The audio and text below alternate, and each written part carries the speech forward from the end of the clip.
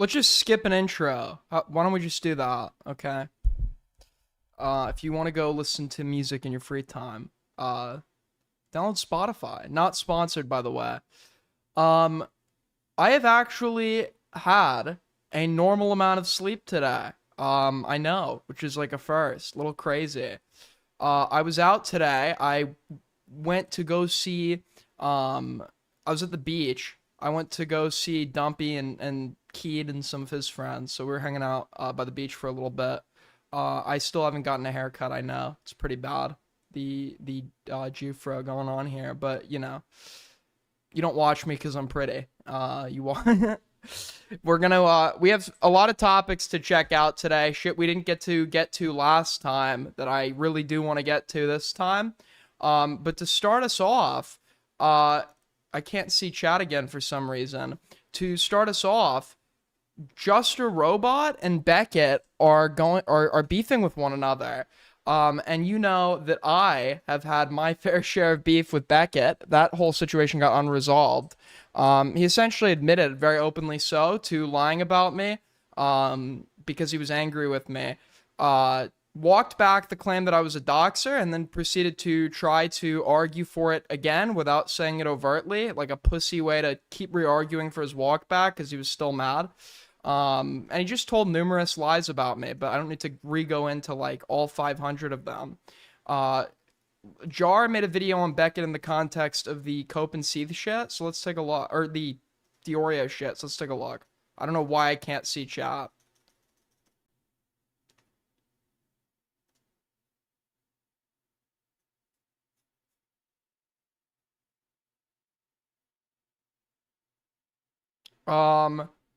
Your inability to have a flattering haircut is so endearing. Okay, that's a little mean. That's like a mean compliment. Thank you, Balls Mahone with the 5. Please take a break today, DGG. I want to actually see the topics this time. Yeah, I wanted to actually get to the topics yesterday, but you know, I'm never gonna pass down an opportunity to debate. I wanted to do the debate today, the topics yesterday, which is why, like, you know, I if somebody challenges me to a debate, I am going to do it. Okay, I always do it. I always do it. I might not do it the exact day that you want me to be doing it, and if I'm not, it's probably for a good reason. So you're just gonna have to like exercise a little bit of patience. I'm sure that nobody would have minded if I covered the topics yesterday and then did the debate today. I'm sure you would have lived, but.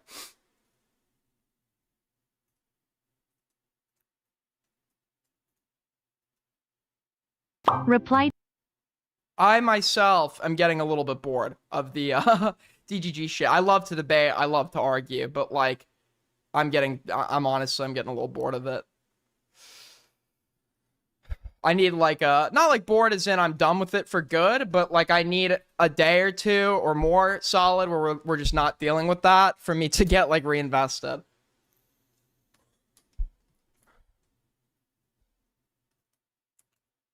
Because if I was doing it every day, I'd get burned out from covering this topic at all.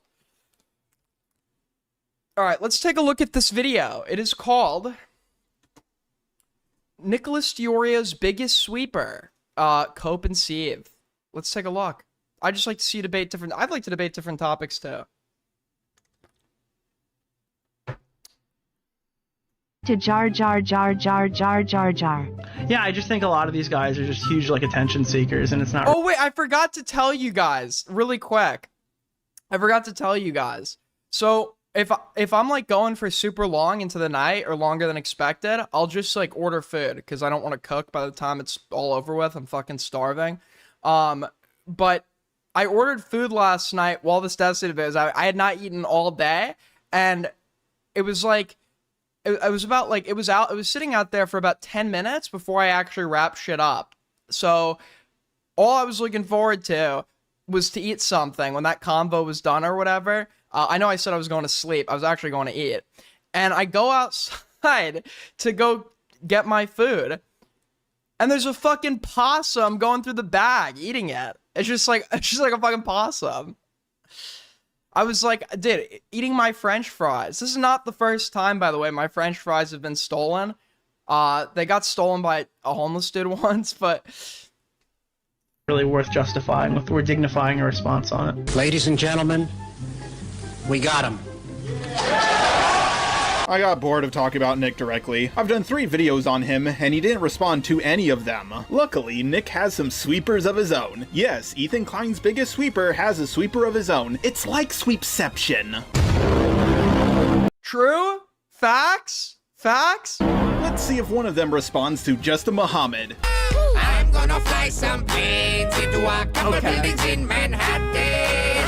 I'm Osama. Run, tell Thanks. I love the religion. It has a section on how you can beat your wife, that you can have multiple wives, and the How did we get here? Wait, huh? I love the religion. It has a section on how you can beat your wife, that you can have multiple wives, and the religion is centered around defending a pedo. So I just knew it was the perfect religion for me. My fellow Americans, I How did we, what is happening? think we all know where this is going, so let's just skip to the end.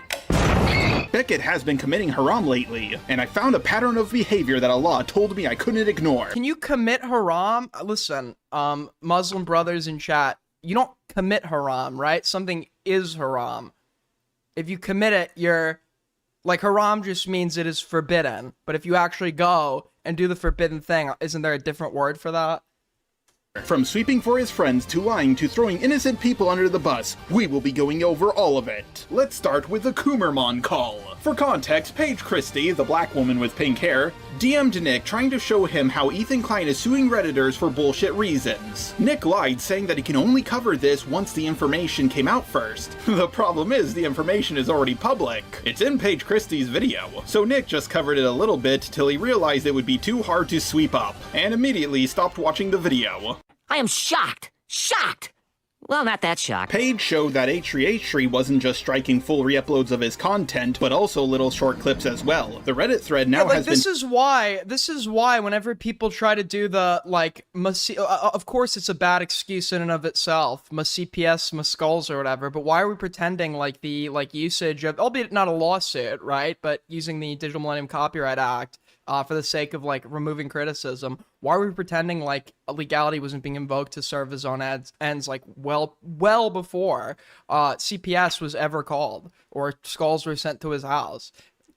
taken down due to all the legal threats. Now, striking down re-uploads of your content is understandable and reasonable, but trying to take down short re-uploaded clips of your content is haram. Nick supported this because they were really mean about him on there. I think that's the basest part. I think this is like bad, but like I can't be asked to care when it's happening to these freaks. Like, yeah, you know, I personally wouldn't do this, but the best part of this is that he scared a bunch of Redditors into shitting themselves and shutting an entire subreddit down. I personally wouldn't do this, but here's like 10,000 reasons why this is awesome. I totally don't endorse it or anything, but like here's like a long list of reasons about why this is like super good actually. Absolutely.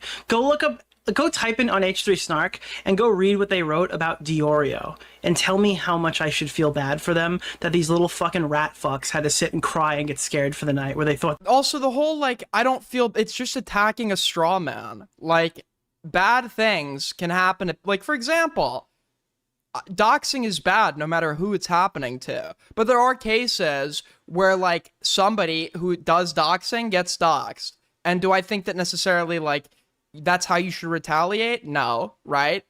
But I'm not going to sit here and pretend like I feel bad when it occurs to them. I don't, right? Sometimes it's actually a little satisfying to watch somebody have to experience like what they inflict on others. But I don't need to insert that into my coverage because the only purpose that would serve is minimizing whatever action I'm talking about. And nobody is asking anybody to feel bad when they're applying their principles here, right? You just can say that something is good or bad. We don't need to hear how it makes you feel. The big mean Ethan Klein lawsuit was going to be in the mail the next day. Thank you for the 5, Bayou. I heard the London Bridge is falling down, my dear lady. I think that, honestly, it should be make fucking... London reference? I feel like I don't have the London brainworm anymore. I feel like we've gone a few streams without London coming up. I gotta be honest. Make vocal unhinged fans scared again should be like the 2025 motto. Holy shit. I'm the verdict is out on whether I would defend these people. If Ethan went ahead and sued them, I would need to see that on the actual thing. But holy fuck, dude, do I think they deserve to shudder in fear for a night. That'd be very funny. Full well that they would be scared into submission. Okay, You that's also not posted fair, about Jimmy. that on your Instagram. That's not fair. I was reading what somebody else wrote. That is not fair. Can an anonymous Redditor? Were they sharing his paywalled content? The point that Ethan makes is that they were posting stuff like, hey, don't give this. Nick, I'm going to keep it 100 with you. You were a lot meaner to me than they were to you. That was a weird place to cut it, and the word to insert, I heard something else. But I'm not going to strike any of your videos because I'm not a fucking pussy. Nick really slipped up here by saying that the clips aren't there, meaning that he did click on that Reddit link, the very link that Paige Christie sent him. So he knows exactly what's going on, but he's still going to sweep for Ethan Klein. Nick has all the information that H3 is making false DMCA strikes, and he's still acting like it doesn't exist because he's a big fat liar. Needless to say, this pissed a lot of people off and they wanted Beckett to cover it. After all, making a few false DMCA strikes alongside a few legitimate ones is still wrong. And it's a big no-no. Why is Beckett supposed to cover this, man? It's like he just wants to sit and laugh at the lolcows, okay? He just wants to laugh at the lolcows, you know, take on the brave battles, the battles nobody else is willing to take on. Why should Beckett, with all the good he does for the world, be expected to give a take on this? That's ridiculous. Absurd, even. The commentary community. Just because you have consensual sex with 2 people out of 5, it doesn't mean you didn't rape 3 of them. Some of you might say that it is Ethan's content, so he can do what he wants with it. But the thing is, Ethan said people could use his content. Probably the most generous. Well, have you considered that if you have sex with 2 people out of 5, it's implied, actually, for the other 3? I learned this from talking to Darius. Apparently it's just like implied. Thing a Jew ever did. But like with most free things Jews do, Ethan went back on it when it was convenient for him. It's so sad that it only takes a few minutes of research to realize that the publicly available info debunks what H3 is saying he's doing. But most of you didn't know about that until now because the commentary community. It actually doesn't make you look cool to not care. I mean, it can. Like if somebody's like saying something meant to get under your skin, and you're just like cool throughout it, that would indicate that whatever is being said isn't bothering you, which looks good, right? Of course, that, you know, you would have thick skin, that would be a positive trait.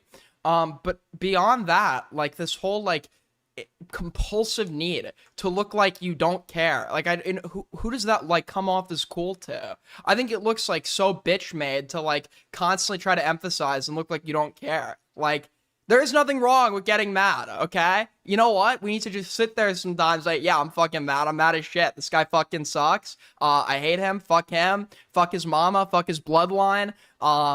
It's on site, okay? You just gotta sit there and sit, like, it's okay to be mad. Has been sweeping it under the rug. Nick tried to compare people wanting him to talk about this Redditor DMCA stuff to defending CP. Freedom of speech. Dude, this is the best part. The best part of being a freedom of speech enthusiast is that I'm not a freedom of speech absolutist. Every freedom of speech absolutist gets canceled because I have never seen anybody that was actually a free speech absolutist. I actually don't know who he's talking about. And I've seen this clip 1,000 times, I have no idea who he's talking about. They start debating fucking like child porn or something. I know like the caricature he's referencing, but that's like a libertarian caricature. That's more like an anarcho-capitalist caricature.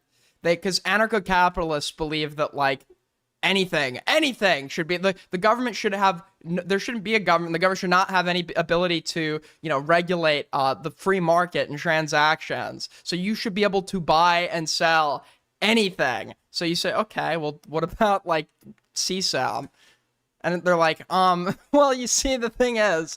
on social media. Have you noticed this? Everyone who calls himself a free speech absolutist has some weird CP conversation on social media. That is the oddest comparison I think I've ever heard in my life.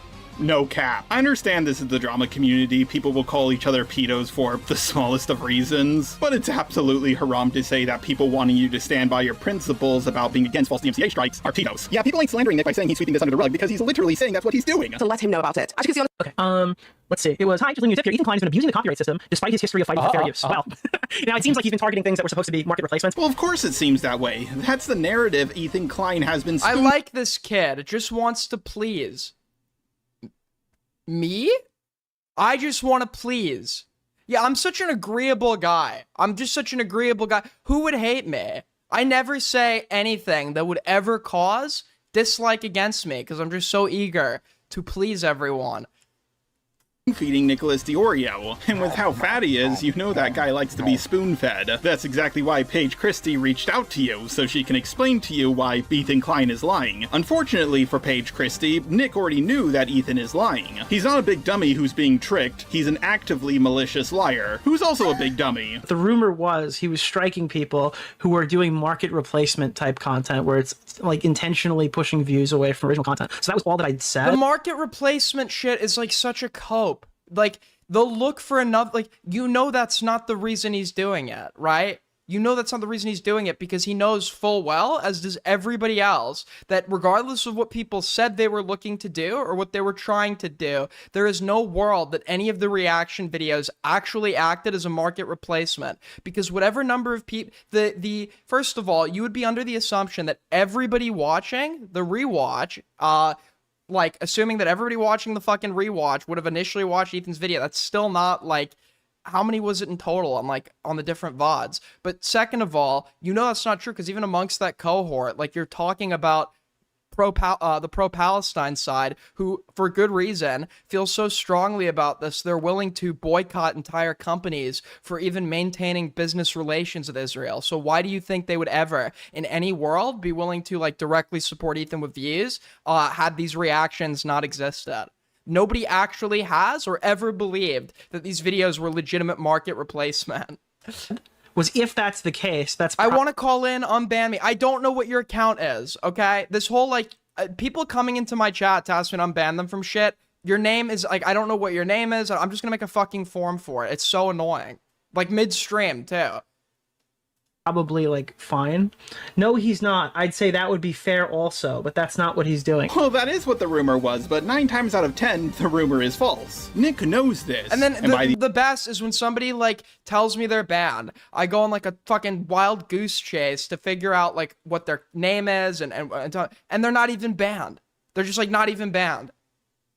The off chance he didn't know it, now he's been made aware, and he's still covering things up. So what's his response to Paige Christie telling him this? Well, obviously, he makes a whataboutism argument. I'd say that would be fair also, but that's not what he's doing. this I have a Loam? question. So what is Paige Christie's current position on this? the Denims, Frogan, and Casey Tron lawsuits? Are we going to maintain this position? I'm just curious. Because I feel like mine's fairly consistent. Are we going to maintain this position? no response. That would be fair also? I'm just wondering. Doesn't matter, we're not talking about those lawsuits right now. We're talking about the ones that involve the Redditors. Nick doesn't investigate what's happening or look into things deeper because he already knows the answer. What he does is deflect and attack Paige Christie. Later on in a separate video, Nick made the claim that if Ethan Klein was striking just little re-uploading... All right, Queeman versus Beckett. This is the part I want to see, okay? Literally. Because I hate Beckett, okay? Total Beckett war on my end. I think that this guy he's an admitted liar. He's a flagrant liar in the course of his coverage over very serious accusations against somebody. He's the type of guy to have an issue with you but never tell you about it and then just like wait for the right opportunity to get back when there's not going to be much of a challenge for him to do so. He always likes easy fights. Fuck this guy.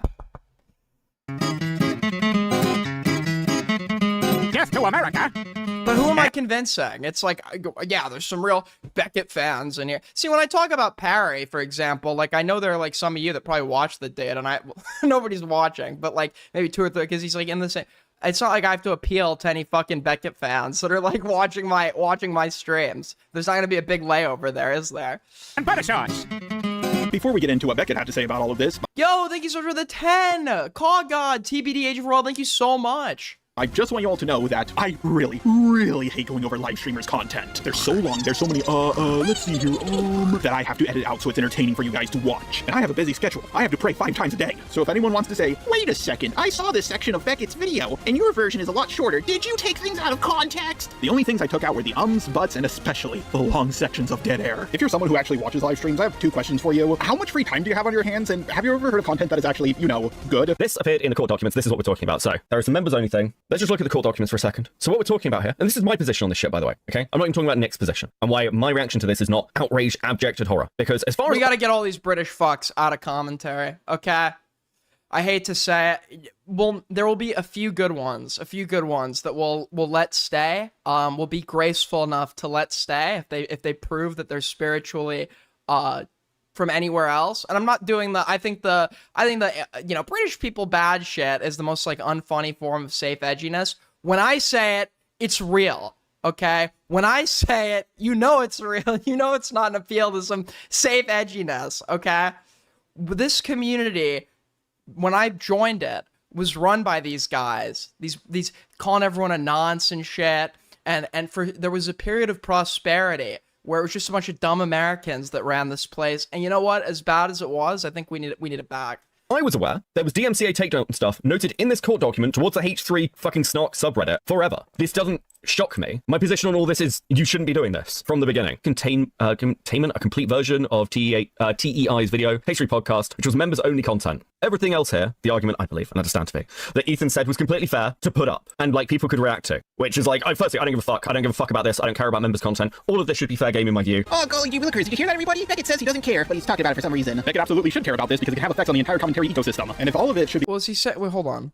Said was completely fair to put up and like people could everything else here, the argument I believe and understand to be, that Ethan said was completely fair to put up and like people could react to, which is like, firstly, I don't give a fuck. I don't give a fuck about this. I don't care about members' content. Wait, is Beckett saying he doesn't care about people re-uploading other people's members only content? Is that what he's saying? It doesn't sound, because I don't want to sweep for Beckett now, but I don't interpret this as him as okay, so he's not even saying he doesn't care about the lawsuit here. He's saying that? Then that's not a big deal. He's saying he doesn't care about what Ethan is claiming to care about as the basis for the takedown. That's not even a pro-Ethan sweep. I don't like, you trust me, it pains me to have to be fair to Beckett, but like... All of this should be fair game in my view. Oh, golly, you willikers, did you hear that, everybody? Beckett says he doesn't care, but he's talking about it for some reason. Beckett absolutely should care about this because it can have effects on the entire commentary ecosystem. And if all of it should be fair game in your view, Beckett, then you should, condemn the action and also condemn Nicholas DiOrio for defending it. Also, as I went over previously in this video... Jar, you used the wrong clip of him saying he doesn't care somehow, because there's a million of him saying he doesn't care about the shit that Jar is looking to capture him saying he doesn't care about. Not just him striking re-uploads of his content or his streams, it's also him striking short little clips of his videos. If there's anyone who should be scared of fair use being under attack on YouTube, it's fucking streamers. You guys will play long clips of other people's content while adding barely any commentary. Beckett proceeds to play several more clips of Nick's content that we already went over. While he's not saying anything at all, it takes him several minutes before he condemns one point. And of course, his criticism is delivered with the biggest kid gloves you can get. The verdict is out on whether I would defend these people. Will you cover the reflecting pool drama? Yes, I was going to. I think that... it is always something else every week in this fucking circus. It's like we have the ballroom, and then there's like when it was I remember when there was like coke at the White House, like there was like a big thing about that, and then there was like the twinks that were fucking in the Situation Room and uploaded the video, and now we've got like a fucking I don't even know what's going on. Like they fucked up the painting of the reflection pool, and like people are getting arrested for touching it. If Ethan went ahead and sued them, I would need to see that on the actual thing. But holy fuck, dude, do I think they deserve... Is that Communist Creeper? No shot. Dude, I like it when, like, somebody I haven't spoken to in years just, like, shows up one day out of the blue in here. It happened the other day. Somebody I hadn't spoken to, like, 8 years just, like, was in the fucking chat. Just shudder in fear for a night. That'd be very funny. Okay, I think this is a bit of an unhinged comment. I get it to some extent. I have a basic thing of don't go after chatters. I think it's cringe when anyone fucking does it. I don't think anybody should give a fuck what like a Reddit is thinking at all. I get what he's saying, but I completely disagree with everything he said. Don't go after chatters? Why not? Chatters are fair game for anything that streamers are fair game for. Now, it's a little pathetic if you treat them like a streamer and go at them with the same degree you go at a streamer, obviously. But like from a moral perspective, if somebody's publicly deciding to put their opinions online, they're open to the mockery. Their publicly available media and existence is open to the same mockery you apply to other streamers. I don't know. There's like this like subset of people that like believes that chatters should have like special protections from everything. I'm good. If you're a chatter and you're acting like a stupid bitch, I'm gonna call you a stupid bitch and probably make fun of the way you look, like I would to another streamer. You don't get like a special pass or some shit. Am I fair game for food? Nobody is fair game to dox because I disregard doxing as a tactic. So as I said, the same tactics that are okay for streamers, I don't think doxing is okay for streamers. It wouldn't be okay for chatters. Beckett, if you disagree with what Nick's saying, then disavow this fucking fat pig. As a pig, I am very dirty and should not be touched by humans. Is that I'm not a freedom of speech absolutist. Every freedom of speech absolutist gets canceled because they start debating fucking like child porn or something on social. He was messaged in Jan 2025, but was he told what was... Okay, so he's told by Paige Christie in Jan 2025, then it's just clips, right? But Ethan's argument, and indeed like what Diorio's pointing to in the like lawsuit, is this, which from Diorio's position is like, this is fair to take down. No, that is not the fat pigs or the Jews' argument. They're trying to make you believe that Ethan Klein is just striking down re-uploads of his content, but he's also striking down short clips. Beckett, This is like 2016. Listen, I'm not offended by Jew jokes. I'm not offended by Muslim jokes. I'm not offended by jokes about minorities. I'm not offended by, but like when it's every other second in the video, it's like lazy. It's very fucking lazy. It's like the 2016, like, minorities. Like over and over and over Consent again. to shake one woman's hand, that doesn't give me the right to shake your girlfriend's hand without consent. By the way, you really should put a hijab on her. Look what she's wearing. She's begging for it.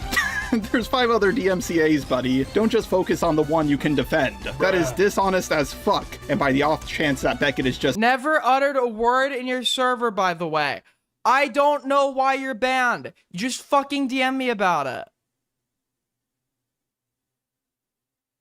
Okay, and now somebody's... I've checked. The person's DMing me that you're hidden. I've checked. It doesn't show that you're hidden. I don't know what the fucking deal is with that. Just make an alt. Just make an alt and chat in here. being ignorant, his chat is desperately trying to correct him on this. But he's just going to ignore it and make himself look like even more of an infidel. Until I see the full lawsuit, what's in it, I'm not making a full judgment. Now, I assume, from Diorio's position, he'd defend this, and he's leaving himself open not to defend this. Oh my god, I was being way too charitable before. He does know what's going on. There's a bunch of DMCAs. Nicholas will defend the one that he can defend, while ignoring all the other ones. This is literally the definition of a lie by omission. Yeah, Beckett will literally just describe how Diorio's sweeping. I'm not making a full judgment. Now, I assume, from Diorio's position, he'd defend this, and he's leaving himself open not to defend this. And that's okay to you because? Like, if you've made it a course of your existence to be a commentator that covers a specific topic or person, and per your admission, the admission of the people that sweep for you, you only cover things that you can defend and would be beneficial to a respective person or group that you're covering, whilst actively ignoring where you can anything that you cannot provide a defense for, that is sweeping by definition. You're actively altering your coverage and omitting facts for the sake of making the group in question that this would pertain to look better. Oh my god, I was being way too charitable before. He does know what's going on. There's a bunch of DMCAs. Nicholas will defend the one that he can defend, while ignoring all the other ones. This is literally the definition of a lie by omission, and Beckett is just acting like it's no big deal. As well, about one position about this, and this is one of the reasons that why I am getting fucking annoyed. I want to be, like, super clear of why I'm not Beckett's getting annoyed. Don't let Beckett get annoyed, or he might lie about you. He admitted he lied about me being a doxer because he was annoyed at me. He was annoyed. So when Beckett gets annoyed, people start getting lied about and shit. So better hope he's not getting annoyed. But I am getting, like, frustrated. Because my position, and where I'm going to land on an emotional level, is I don't view these as particularly fucking different. An emotional Fucking level? god. I'm getting so frustrated. Do you know why? Because Nick is sweeping for some of it, but I think it's all bad. By that logic, Beckett should be even more against Nicholas Diorio than most people are. I see why this guy is friends with Gilded Pooh now, because this is the most bullshit defense I've ever heard in my life. Beckett, the one thing Nicholas is defending is actually defensible. Him ignoring everything else means that he's lying by omission. You saying, well, I think the whole thing is just dumb and petty, doesn't make Nick look better in any way. The reason why Beckett says that he doesn't care, that he doesn't want to get involved, is precisely because he does care, but he's too stupid to sweep properly. So, like, that's where I'm coming from with my general take on this. I just want to be hyper clear, because I feel like now I have to be. I think all the fucking takedowns and the lawsuits are bad for the ecosystem. Brave, stunning, truly profound, even Academy Award worthy. I think so personally. I mean, as a for you to get up there and bravely make a statement like that, Beckett, as a trans Jewish black woman, I think is honestly, it is just so. It almost brings me to tears. It almost brings me to tears, quite frank. I'm about to cry. You can't see it. I'm crying. I have tear ducts where I cry into the back of my eyes. So there's like water seeping into my brain right now. But yeah, it's profound. That is my consistent position. It has been on all this stuff. I tweeted this out immediately when the lawsuits dropped in fucking June. Wow, golly gee willikers, that's a really good reason to condemn Nicholas Diorio. But you're still not doing it for some reason. Yeah, I think all of these lawsuits are The stupid. thing too is to give off the appearance of unbiasedness or fair coverage. They will be willing to say that Diorio never talks about the bad stuff Ethan does. Wouldn't be true. He has, right? And he will keep referring to the fact that he has. The problem you run into is the stuff that they do acknowledge are things that it would be impossible to forever ignore, but that acknowledgement only serves as a token. That acknowledgement only, it's me, that acknowledgement only serves and exists as a token to show, hey guys, I can be fair and disagree. The biggest tell is the words they use. The biggest tell is when he'll say something like, I personally wouldn't do this, or, you know, that's bad, but like, you know, I don't really feel bad for any of these guys. They inject selectively their emotion when logic seems to favor the side in opposition to the thing they have vested interest in the defense of, to minimize it through the provision of their emotional state. As if anybody asked, anybody cares what the fuck they feel. You know, it's just sweeping. Bad, and I think it's bad for the ecosystem. But I don't care about it. I don't want to get involved. You know, this may be haram for me to say, but Allah did make a mistake. He made this guy. No, realistically, my principle says that, like, I might not agree with this lawsuit. My principle doesn't say I have to defend people who are completely fucking slandering me. It just means I'd abstain from the conversation if I don't support it. That's where I would stand on it. Yeah, I don't know. Okay, this would actually, unironically, in any other context, this would be fair. The problem he runs, like, if something bad is happening to somebody you hate and you don't care as a result of that, you don't have to cover it. It's actually, it'd be understandable if you didn't necessarily want to, like, do some bleeding heart video for them. The problem is you've made yourself a source on this specific person and topic. He's aligned himself with Ethan and coverage of Ethan, right? And delivering said coverage. So the expectation would be that he would cover things that would be unfavorable to Ethan and actions of Ethan that violate preconceived principles, because he's made this a part of his channel and the fundamental part of his coverage to deliver commentary pertaining to Ethan Klein's dramas. Right? So if Diorio never covered Ethan Klein and something bad or happened to somebody as a result of, or if something bad happened to somebody as a result of Ethan and he doesn't really like that person, then this would probably be just like fine to say, I don't think this is good, but I don't like this guy, so I'm not going to cover it. The problem is who he is, right? I think these people deserve to sweat. Just my opinion. Nah, you might as well not have that's retarded. That's retarded. I've said, like, if, for example, I could think that doxing is wrong, but if a known serial doxer goes and gets doxed, there's no burden for me to have to go do some bleeding heart video for. If I'm asked to address it, I'll say I don't think that's good. But I don't have to go, if I don't feel very strongly on it because I don't feel bad for the subject, there's no necessary like burden for me to go out of my way to cover that and sit there and talk about how bad it is, unless it falls in line with my previous coverage and I'm simply avoiding it for that reason. Again, that's his position. I disagree with it. I think you defend people even if you disagree with them, or even you fucking hate them, because it's a wider thing within the ecosystem. I love how Nicholas said something unhinged, something that Beckett completely disagrees with, and all Beckett has to say about Nick is, I disagree with this. Now granted, he goes on a long tirade about why he disagrees with this, but he's only condemning the action, not Nick himself. Also, he brings up I Love Kim Possible a lot in Jeremy. If somebody struck Jeremy... Yeah, that's the other thing too. Condemnation, when they offer their token criticisms, it's condemnation of the action, but never negative implications for the person, even when it's a pattern of behavior. There are never like definitive or conclusive statements made about the person that is behind the action that they're calling bad. Whereas they would do this when comparable behavior is demonstrated by anybody else. They would make judgments and insights and inferences into the character of the person who has perpetrated the act that you view as bad. I would defend Jeremy. When the KP stuff happened, Did Jar win? This video's... Listen, I hate Beckett, and I don't really have strong feelings about Jar. The video hasn't been great so far, I gotta be honest with you.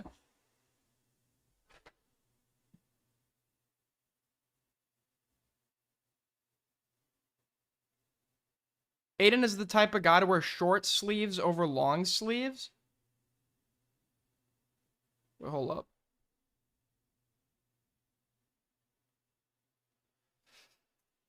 I said, do not strike KP. I am fully within my bounds to, like, go and strike KP's archival channel. I'm not doing it. I love how the complaint about me bringing up past dramas too often originated from Beckett, yet he's doing the exact same thing. What the fuck does I Love Kim Possible a lot? Yes, the biggest... Jar does, like, the autism thing, where it's, like, you like talking about, like, areas relative to your fixation or whatever, and jump on any opportunity to do that. And when he would do this with AC, because Jar's autism is about like ACC drama or whatever. So like all I remember about his drama with the Cine shit was anytime you'd hear like a leak call or statement, he would always do this was like during the Peaches or the Spoctor drama or whatever. And just like, oh, it was like fucking Family Guy cutaway gags over and over and over again.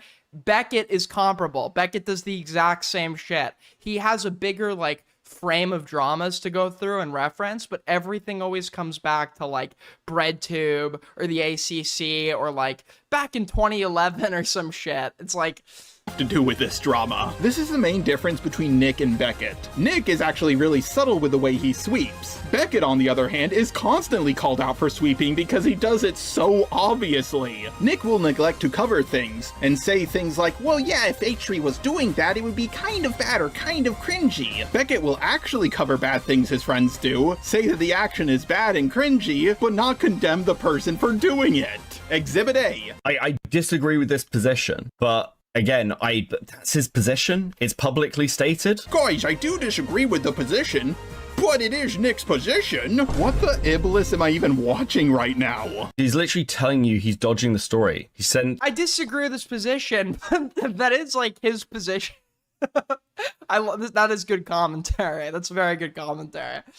The evidence of this stuff and he wouldn't support and is avoiding the evidence while saying that's what he'd do. But he was waiting for the lawsuits to come out. This is like May. This is before the lawsuits are there. And Ethan saying what he's striking is this. Like, okay, unless I'm missing a clip somewhere of Ethan saying, yes, I took down the clips. I understand why YouTube creator would mind this. It could open floodgates. Yes. Yeah, that's like a meme. That's a meme in our... Shelby's like trying to make that a meme or whatever. Where like, I didn't know what Shelby was referencing when he typed this, but he'd do like, I just don't know. I don't know. And then followed by like the emoji of like the white dude with blonde hair or whatever.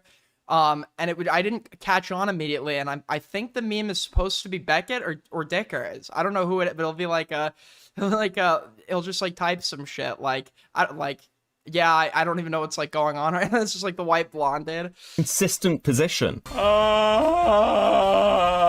Beckett. People are not asking for what your position on DMCAs are. Congratulations, you have the correct opinion. Good on you, mate. Now condemn Nick and Ethan Klein for having the fucking wrong opinion on it, you dipshit. This is the weirdest sweeping I've ever seen in my life. Hey, your friend is Jar one. Murdering someone over there. Well, I think murder is wrong. This is a dishonest lying tactic that Beckett constantly does in his streams. When people ask Beckett for his opinion on something specific, he'll respond with a general opinion. Just a Muhammad, you stole that argument from Kui. Oh my... Well, to that I have to say, I think stealing arguments from other YouTubers is haram. Beckett is constantly repeating that he disagrees with the This is the unfunniest bit ever. It's not 2016 where I'm gonna start seal clapping because you did, haha, Muslims, haha, haram, haha. It's like, this is like what, time number 8 now in the fucking video? Like, have a new joke. MCAs to make it look like he's giving his stance on this when he's actually not, because the question is about what Nick is doing, not what Beckett's opinion is on it. Speaking of Kui... No, the Muslim jokes be funny as fuck, but like, he's obviously one of the people that are just doing it for the sake of doing it. He comes on stream and starts pressing Beckett on his opinion. Now, of course... You found it funny when he called something haram for the 8th time. That was funny to you. Well, I guess they say comedy is subjective, right? Beckett doesn't have opinions, so he starts freaking out. Yo. Okay, Beckett, what are you not getting here? There are strikes, DMCA strikes, and then there are lawsuits. Hassan says suing Redditors. He means strikes. He's talking about the strikes. Right, okay. He said you filed frivolous lawsuits. He means false DMCA strikes. Ethan knows that's what he means. He engages on that basis. That's what they end up talking about. Okay. Nick knows that's what's being said. He engages with that and says that it's about members-only content being struck. Nick says, as far as the lawsuits, I'd have to see what comes in there. Queeman is a force to debate. If it's something that he knows a lot about, obviously, and you know nothing about, yeah, I'd say. But that's typically the only debates that he will do, which is the only debates you should be doing, right? He'll go in and debate when he has, like, a position that is backed up by another. First of all, the position itself, obviously, is going to be a strong one. But second of all, he's, like, I've never seen him go in. The one time he tried to go in with me to, a debate where he just didn't know what was happening, he was very easy to it was very easy to combat. It's when he, like, is, like, locked in on the topic and knows, like, every detail or whatever. And his positions are typically strong enough where it's, like, going to be hard to talk your way out of that. Disregard the lawsuits. I don't know why you're saying he has to wait for lawsuits for his take. He's not really, like, a debate bro. But he does well because he just has strong opinions. No, he doesn't. That's separate to the DMCA strikes. So why do you keep saying What was that about? He said I was doing a guilt by association with Beckett and Lio Convoy, but he missed context of the statement that I was making, and then I informed him of that context, and I informed him of the rest of what was said in that same clip or whatever. And he didn't keep fighting on it, I guess. It's not how it sounds to me. What it sounds like to me. How is that not the case? Well, okay, that's fine. That's fine. That's fine. The problem Beckett has right here is that he's dog shit at live debates. He only argues with autistic people who are currently getting canceled. Screeching isn't... Yes! Yes! Oh my god, I love Jar. I love Jar. I hate, okay, and this is really, like, one of the biggest reasons I was so locked in on the Lio shit, okay? I just, like, I fucking hate people who only take easy fights. Like, hate them. Like, the worst type of person in my eyes. And, like, there's nothing, like, there's nothing to be proud of. The laughing at the lolcows types. Like, when you're going into fights with people who are already have their reputation is destroyed, they're at rock bottom, like fucking retard nobodies or whatever, there is no, like, pride in that. There's nothing fun about that. I like the hunt. I've gone at and made fun of people who were already, like, generally accepted that they suck. Of course, okay? I'm not immune to that. I don't like to always do that, but I have done it. But I also like the fights that I prefer, the fights where people have something to lose, and there's a challenge to it, right? When you're taking on somebody that isn't a total nobody, that has a fucking backing behind them or whatever, because if you're able to win that, first of all, it's challenging, but if you're able to win that, it's just all the more satisfying. He's dog shit at live debates. He only argues with autistic people who are currently getting canceled, so they're in an emotionally vulnerable state. And he's not afraid to be aggressive. You could take a bit of that, Aiden, especially when you catch him in a lot. Who, Queeman? Queeman is not afraid to be aggressive. My criticism strategically is I think sometimes he's been a little bit too quick to be aggressive, but that's just him being him. I think there's room for that, for, like, a very aggressive figure, and I think that's the role that he takes. I don't mind. I've never been, like, personally offended if somebody gets, like, aggressive or, like, you know, I get offended, but I don't get offended by that. I'm not going to say his name, but we all know who Beckett learned this behavior from. Unfortunately for Beckett, not only is he going up against someone who isn't completely mentally retarded, but also someone... I've had conversations with Queeman in private and I've seen him in action, where he's somebody that is quite knowledgeable as it pertains to social dynamics. And, like, an analysis of, like, how groups function, and what people listen to versus what they don't, and, like, effective messaging and rhetoric. Like, you could tell he's somebody that, like, is conscientious of these things when he's viewed other people, and he knows a lot about, like he's like, a year ago, he explained some things to me that have proven to be true, like some basic concepts about audiences and shit. So I can respect him in that facet. He seems to know a lot about that. who's a live streamer, who's used to doing a lot of debates. Bro's opening counter argument was, well, it doesn't look that way to me. He literally just admitted to being a dipshit who doesn't know what he's talking about. Also, whenever Beckett goes, fine, it's fine. It's clearly a nervous tick he has when he knows someone is pushing him on his bullshit. But he's too dishonest to admit he's at fault. What it sounds like to me is Nick saying, okay, well, if he's going after them for, like, the member... Queeman is too aggressive overall, not necessarily just during a debate. I guess well, that's going to be dependent on what his, like, goals are, right? If his goals are to win a bunch of people over, you know, I mean, then sure, that's a fair criticism, but he doesn't really seem like he wants to win everybody over. Nobody really wants to win everybody over, but, like, a sizable number of people. Have you seen that gay hairdresser drama? No, put it in inbox. Jay's loved. He's not even Jewish. He's like, I knew the second I looked at this guy, he was half. I don't think he might be actually technically Jewish. His only content, which is Ethan's argument. They're talking about the law. So I agree with you. Even if you do it without aggression, I think you definitely need to stop letting people get away with pivoting and not answering your questions. Yeah, listen, this is gonna sound like cope. But I don't need you to believe me on this. You could just look at me yesterday. I was obviously very tired and not ready to have that combo. And at some point, I just mentally fucking gave up. I was just like locked into my game. I didn't care. But it was not one of my better showings. But I didn't want to do the combo that night and wasn't expecting that. What you have to do is anytime I talk to anybody around Destiny or his name comes up, I need to be operating under the assumption, as I should have been already, that he is always going to be there. He's just always going to show up. Even though I wasn't into it, I think I still did pretty well, all things considered. But you're correct that there were many parts where I just granted certain things or let people get away with certain things because I either wasn't picking up on it, was tired and not willing to be combative, and just like was not really as invested in that combo as I should have been. But I think that like the people that needed to be came in, like Kathy and shit. Sand means the strikes. You're not. No. You're rambling. Explain how that's not the case, Beckett. Explain how the lawsuit and the DMCA's are not. But aren't the DMCA's the things you just sent me listed in the lawsuit? Yes, they are referenced in the lawsuit. That's for getting aggressive. It does. I didn't have it in me to get aggressive yesterday all that much. I mean, I could have. I did at points, but that's only if I actually was getting pissed off. Okay. But But the DMCA's happened far before the lawsuit, and all the information about the public. Why are is Queeman watching himself? The DMCA's was public far before the lawsuit. What do you mean by public? It's like okay. It was public. It was all public. The legal letters were all publicly accessible. Public. They'd been posted everywhere. Can you send me a copy?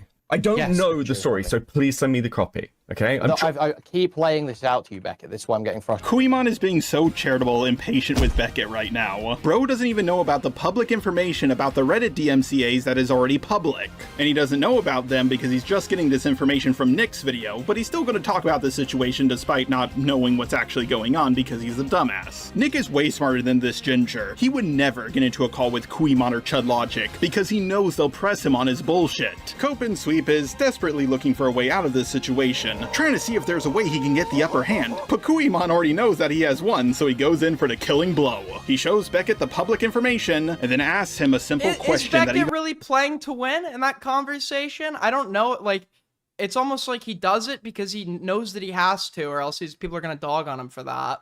So he gets in the convo. He just knows what he doesn't want to do. Not necessarily what he to own. He doesn't want to own Queeman. He just knows that he doesn't want to be forced to provide a definitive disavowal of Nick. So the conversation is less about like winning for him and more about maintaining his position, maintaining the sweep, and trying to salvage that coming out looking the best way possible. Hold on, give me 1 sec. I just gotta grab something. 1 sec.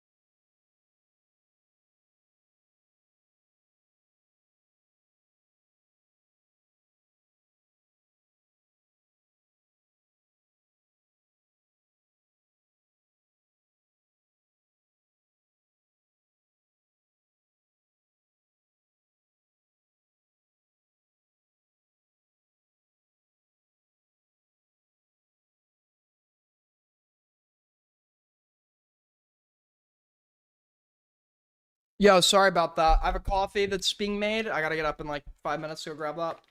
All right. Anyways, back to where we were. A child could answer. Yeah, I don't have an original copy. You don't have the original one, no. Okay. A comma 25. Okay. Totally clear. Yeah, that's fine. That's fine. There. And this is sent to Nick, January 2025 or December 2024, maybe. Okay. Give me a second.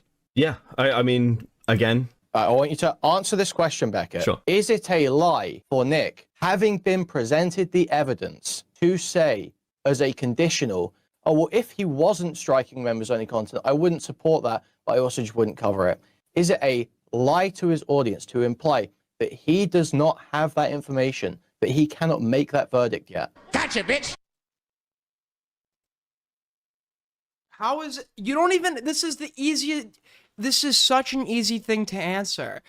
And you could, like, if I'm thinking right now from the perspective of a Nick sweeper, the sweep is, you just have to keep pretending he doesn't know, or he didn't know about it, right? The Queeman isn't even asking, is Nick a liar? He's asking if the condition that I'm arguing for has been met, hypothetically speaking, would that make him a liar? And the answer is an obvious yes. If you want to sweep, you just need to dispute that that condition hasn't been met. But if you're literally not even willing to answer the obvious descriptive implication of the conditional, if it is met or satisfied, it's such an obvious fucking sweep. Okay, I want to re-listen to this. I did not edit that in. That's how long his pause was. He was asked a very specific question. He knew the answer to it, but he couldn't say it because that would involve condemning Nick. You can literally hear his thought process during... Even answering that would not even involve condemning Nick. It would just, literally, you could answer that without even condemning Nick, because all you would have to do there is just say, I mean, yeah, if he did know about it and he said that, then yeah, that would be a lie, but I don't think he actually knew about that. Which is a sweep, but it still allows you to answer the conditional.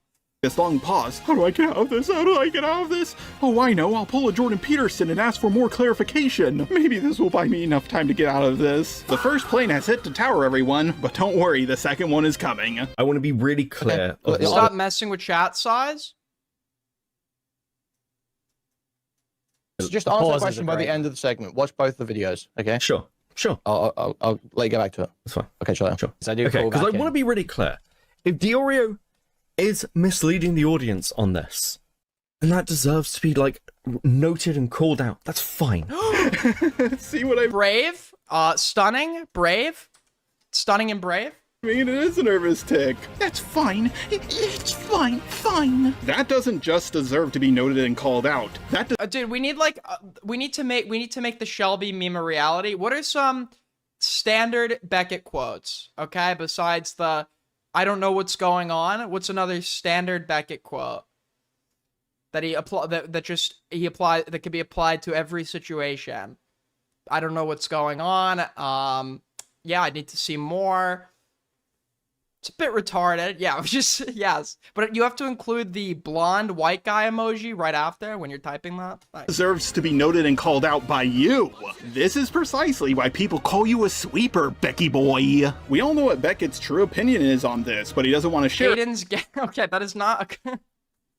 Okay, that is not a common Beckett quote. Because his videos... That's a common you quote. Are made by committee. I'm joking, of course. His videos are made by a dictatorship, and Nick is the dictator. He wouldn't want to say anything that would make the Don upset, now would he? This guy is so pussy-whipped that his argument literally is, if Nick is deliberately lying to his audience, then I guess that's fine to call out. Ooh. So Kuiman leaves the call, and Beckett goes right back to being a dishonest sweeper. There are way too many clips to... Do you know if Dickers will avoid streaming for a few days? Because unironically, he might. Unironically, he might. I presented Dickers with unequivocal evidence that would lead to a revision of his take on the London shit, and people in my chat and Icy were like telling him to jump in and cover it or something. He didn't disagree with me, but apparently he said in Icy he's just not getting involved because I was beefing with Beckett at that point in time. And it's like, I understand that, but then like simultaneously, you were one of the guys that was involved when it was against me. So I feel like if there's something that would require, like, correction, I don't want to say you have to get involved, but, like, if your previous statements, if new information maybe changes those or demonstrates those to no longer be accurate, I feel like there would be some sort of, you know, what's the word? Not requirement or obligation, but I feel like you should feel obligated to maybe correct that or something.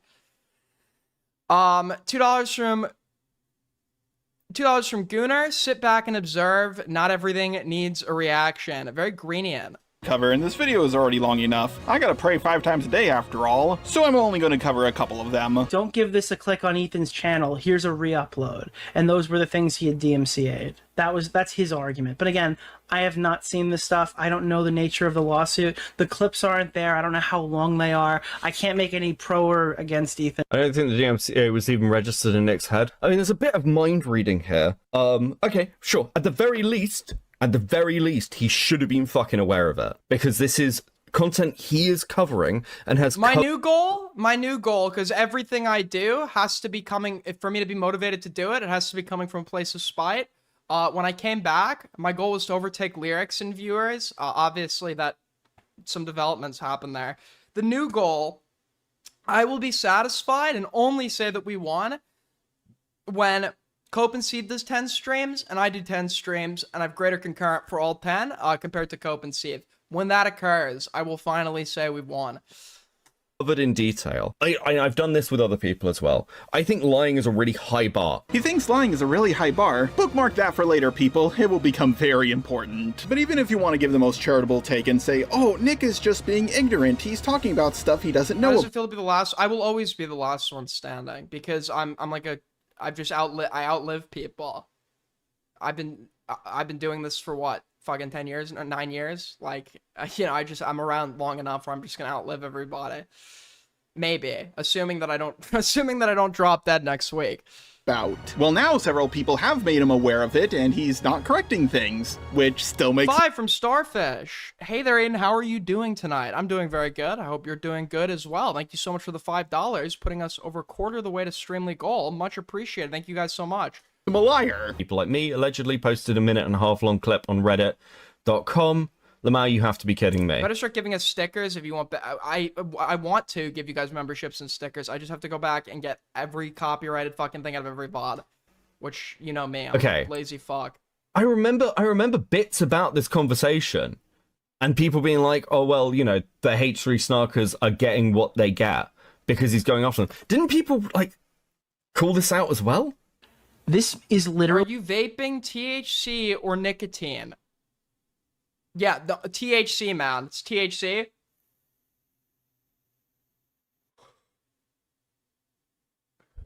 THC, dude. THC. Do you know the lawsuit stuff that happened? So this is like the early conversation that was happening. I don't buy weed vapes. I don't, because it's too easy. It's just too easy. If I had like a fucking weed pen or some shit, every time I'd be sitting at my computer, I'd be getting high. At this point in July, Diorio should know that there was other stuff that was going on with the DMCAs on Reddit, which was for clips. You'd think, like, again, like, he'd been covering a load of this stuff. So, it is a bit of a diversion, at the very least. Did Beckett call this out? No? Then shut the fuck up. Yeah, I know me and Nick should have called this out, but, you know, it's not new, it's really old, so we don't need to anymore. If Beckett ever calls me out for anything I've done in my past, just tell him it's not even new. Beckett goes on about a lot of other stuff, and I'm not going to cover it because not only do I not know what he's saying, I don't even think he knows what he's saying. It is the most bizarre word salad I've ever heard in my entire life. No turban. Ah yes, at the very least, it's just a diversion. Well, why would someone do that? It's almost like they're trying to cover something up, also known as a fucking lie. I also really love how he says at the very least at the end, yeah, no shit, it is the very least. And you're doing the very least because you're trying to sweep for him. True. If you're watching at this point in the video, please comment with the timestamp of this point in the video. Who do you think is handling the other person with bigger kid gloves? Rape hypothetical. So this is like classic debate stuff. Love it. So Mral rapes 2 women. Okay, one is 18, one's actually a girl, one's not a woman, one's 15. Okay. And you say to me, Mral raped a child. And I say, no, the rumor is that Mral raped an adult. And you put her ID in front of my face. And you say, no, she was 15. And I say, no, the rumor is she was 18. Am I lying? Gotcha, bitch! Yes, you're lying by omission, because when he provides So if the claim pertaining to a minor, pertaining to the sex of a minor, is refuted by using one of the two examples where it wasn't with a minor when you know full well that the other is, to refute that, you're lying by omission because you're acting like the one instance occurring where it was with an adult refutes the notion that they did it with a minor, even though you know that there's an example of that occurring. So your presentation of that is done so in a dishonest facet and omits it omits a fact that would change the implication of the fact presented in and of itself, making it a lie by omission because it's being done knowingly and with intent to deceive. So it's an easy yes. No, you're certainly sweeping. Okay. He can't even grant hypotheticals. He can't grant conditional. Like, even if you're coming at this from the perspective of a sweeper, there's ways you can try to look honest here while still sweeping. He's not even doing that. He's sweeping so hard, he can't even provide the obvious answers to, like, the conditionals or hypotheticals. All you would say is, sure, but that's not what's going on here, if you wanted to sweep for Nick. But he's like, so incompetent and fucking stupid, and he's in sweep mode, that he's just denying everything. Kuimon literally just gave Beckett the most clear example of a lie by... Thank you so much for the 2, Starfish. Jar listening to the Sleepy Time live streams. True. Will saying, Jar, you're a pedo defender. No matter how much you try and getting good by flaming fatty, we won't forget. Omission. Beckett pauses to think of a response. He thinks of a way to sweep for Nick, but also to make Kuimon happy. So he responds with, no, but you're certainly sweeping. He's still defending Nick by not calling him a liar, but he's also making Kuimon happy. Yeah, could we hit the fucking like button, people? What's going on?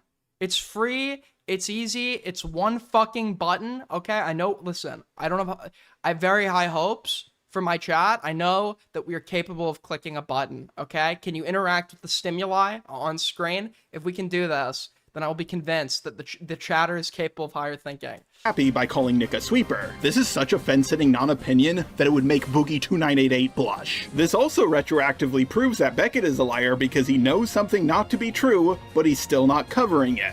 If you try to confront Beckett about this, he'll just say, I'm not lying, but I'm certainly sweeping. Beckett, I know you're watching this video, just say fucking yes. Beckett even had a pretty easy out here. He could have said, well, yes, I do agree that that's a lie by omission, but I don't think that's what Nick is doing. I think he's just misinformed on things. But he's been shown too much evidence and... Yeah, what I just said, yep. Admitted to too many things that he can't say that anymore. Yes! Wait, hold on. He's actually... I'm surprised. Okay, Jar actually, like, to me, okay, you could view this as he is the correct take, but he's just giving it for the sake of appeasing whatever audience he's appealing to, which partially contributes, sure, but I can tell based off some of these arguments that he probably is actually analyzing this and coming to some of these conclusions on substance. That would be an example of that. Thank you for the 5, Mrs. Soap and Clay. All I heard was click money button. Thank you so much, Mrs. Soap and Clay, for the 5. Do that too. Yeah, super base. Thank you. Is completely and utterly trapped, and I just don't know why he's still going with this. Beckett's not even admitting to something he did wrong. He's lying on behalf of Nick. The fact that Beckett can't admit to this one little thing proves that he's not engaging honestly. And if he's being dishonest about this, what else is he being dishonest about? You're sweeping. You don't think that's lying? I don't know why you have a bias against this guy. Jar? I mean, I don't have a strong bias against him, but Will is correct. Jar did sweep for a pedo, and has come off as somebody that historically has been very unintelligent. So my perspective, my hopes are not going to be high, right? Because my perception of him is going to be built off of prior experience, and prior experience tells me that, yes, he has swept for people, and he's also been somebody that has had a seemingly hard time providing any intelligent discourse or intelligent opinions pertaining to discourse or substance, right? Well, it depends. When the evidence It's crazy. is in front of you, Okay. and you say it's not the case. Yeah, no. The way you phrase this is like the way, like it's a. Like, just because you agree with me on one argument, I'm not gonna all of a sudden be like, this guy is awesome, dude. We love him. W this guy. W the worst person ever. W. No, we can say, you have the right opinion here. That's based as fuck. But that's not going to mean all of a sudden that, like, I'm going to have vested interest in defending your reputation as a person, especially if there is legitimate wrongdoing in your respective background. The only problem you're going to run into here is that Beckett, if he responds to any of these criticisms, is going to use Jar's past like that matters in the context of the arguments at all. It doesn't. Jar's past matters in your assessment of Jar, but the arguments he's providing, which are substantiated by evidence and clips of other people, those can exist independently, and there should be no legitimate reason you would need to bring up his past in your response other than to just like fucking muddy the waters. Thank you for the 5. Will is me. Much appreciated. The rumor is she's an adult. Like, these aren't the same things. We're not talking about... What does Nick say there? What does Nick say there? Nick says the rumor was he knows Paige Christie has sent him a Reddit link that links to all the evidence. Which it doesn't appear that he responded to or fucking read. It. No, he did respond to. He did. No, he responded to it with one message and said, if it's for market replacement, that's based. And then Paige sent 2 more messages. What exactly happens here? What is he replying to when he says that, Beckett? He's responding to Paige Christie sending the Reddit link. Yes. So he's not. So he's not read it. He's not read it at the time that he responds to Paige. Beckett, no. Listen to what he says in this segment again, Beckett. He says he actually did look at the Reddit page, but he didn't believe it because it was on Snark. Then, what else does he say? He says, I was waiting to give my take when the lawsuits came out, and the lawsuits for that. What's in the lawsuits, Beckett? As we've discussed, there's reference for the DMCA. It has a list of the DMCAs, and yet Nick is still pretending that he doesn't know that they're not members' content. Yeah, sure, and he should focus on that and be like, yes, no. Okay. It's not focus on. This guy is such a slippery little fuck, dude.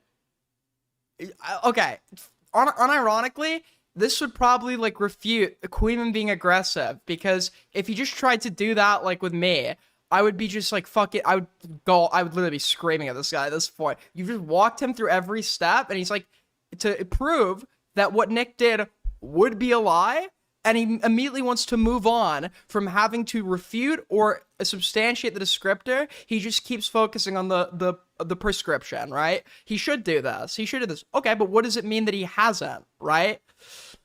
No. And he knows full well that's what's being asked of him. Like, the only reason he immediately pivots to a prescriptive claim is because he wants to fucking run from, calling him a liar. To pretend that you don't know when you do is to lie. Yes? Gotcha, bitch!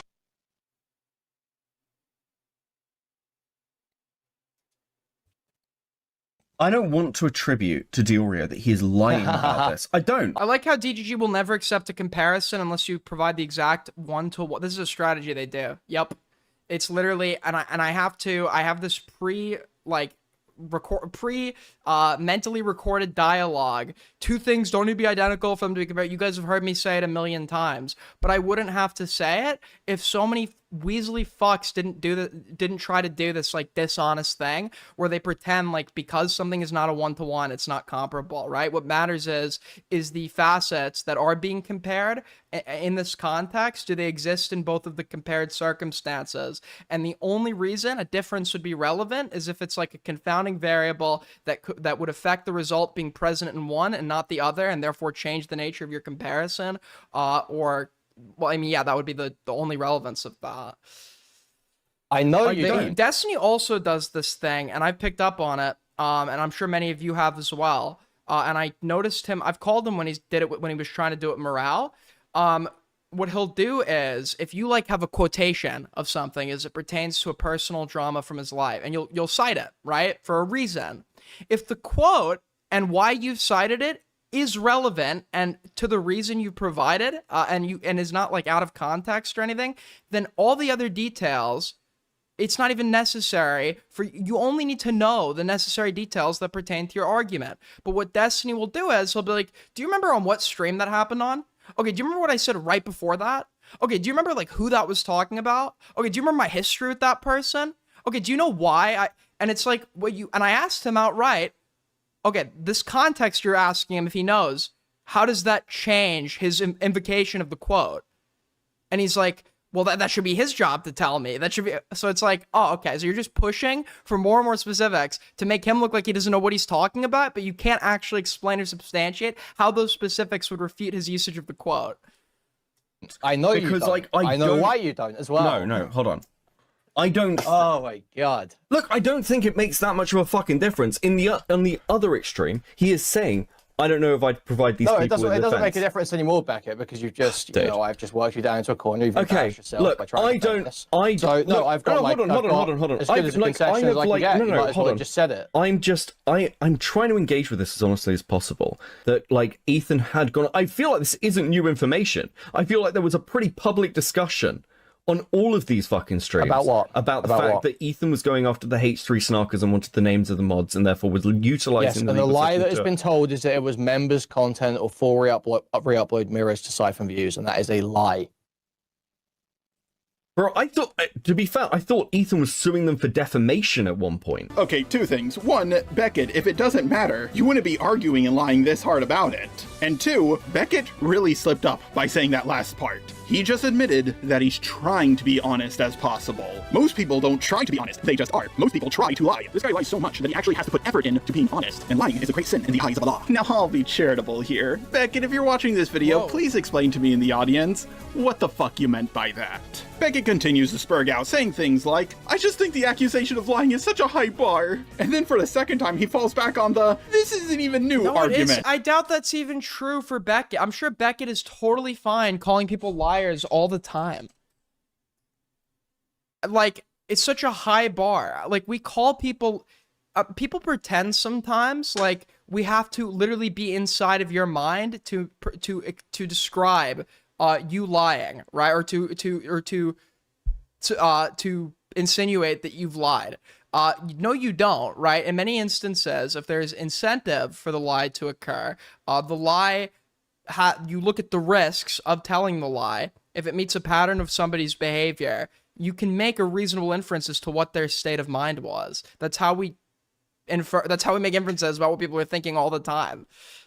Okay, well, you've got no idea what's going on, clearly, Beckett. That's fine. I'm telling you, Nick, I'm literally showing you the evidence right now that Nick was sent the evidence of the strikes December 2024, January 2025. Straighten your hair if you hit goal. I straightened my hair for years. It's there's no reason to do that. These video releases January 2025 in the debate. What is it? May. It's brought up. Nick still pretends not to know then. So you could maybe give him benefit of the doubt, say that maybe he didn't look at it back then or something. The lawsuits weren't out yet, so it wasn't confirmed. But then past that debate, lawsuits come out. It's referenced in there. It's absolutely confirmed that the stuff in that snark thread is absolutely true. He then reviews the Paige Christie videos to be ignorant. That's a lie, Beckett. Okay. I would say at the very least, I did refresh. I don't like using the word lie. Yeah, at the very least. At the very least, he's obfuscating. I don't like using the word lie. Well, it doesn't matter if you don't like using it. What matters is it true or is it not? And if you can agree that it's true, then why is it that you don't like using it unless you're admitting that you're fucking sweetbag? Hold on, I'm just like so curious here. Cope and Sieve. And then let's, fuck. Troll, and he... No, not the quartering. Dude, I want to search home, channel, liar, lie, lied. Lie.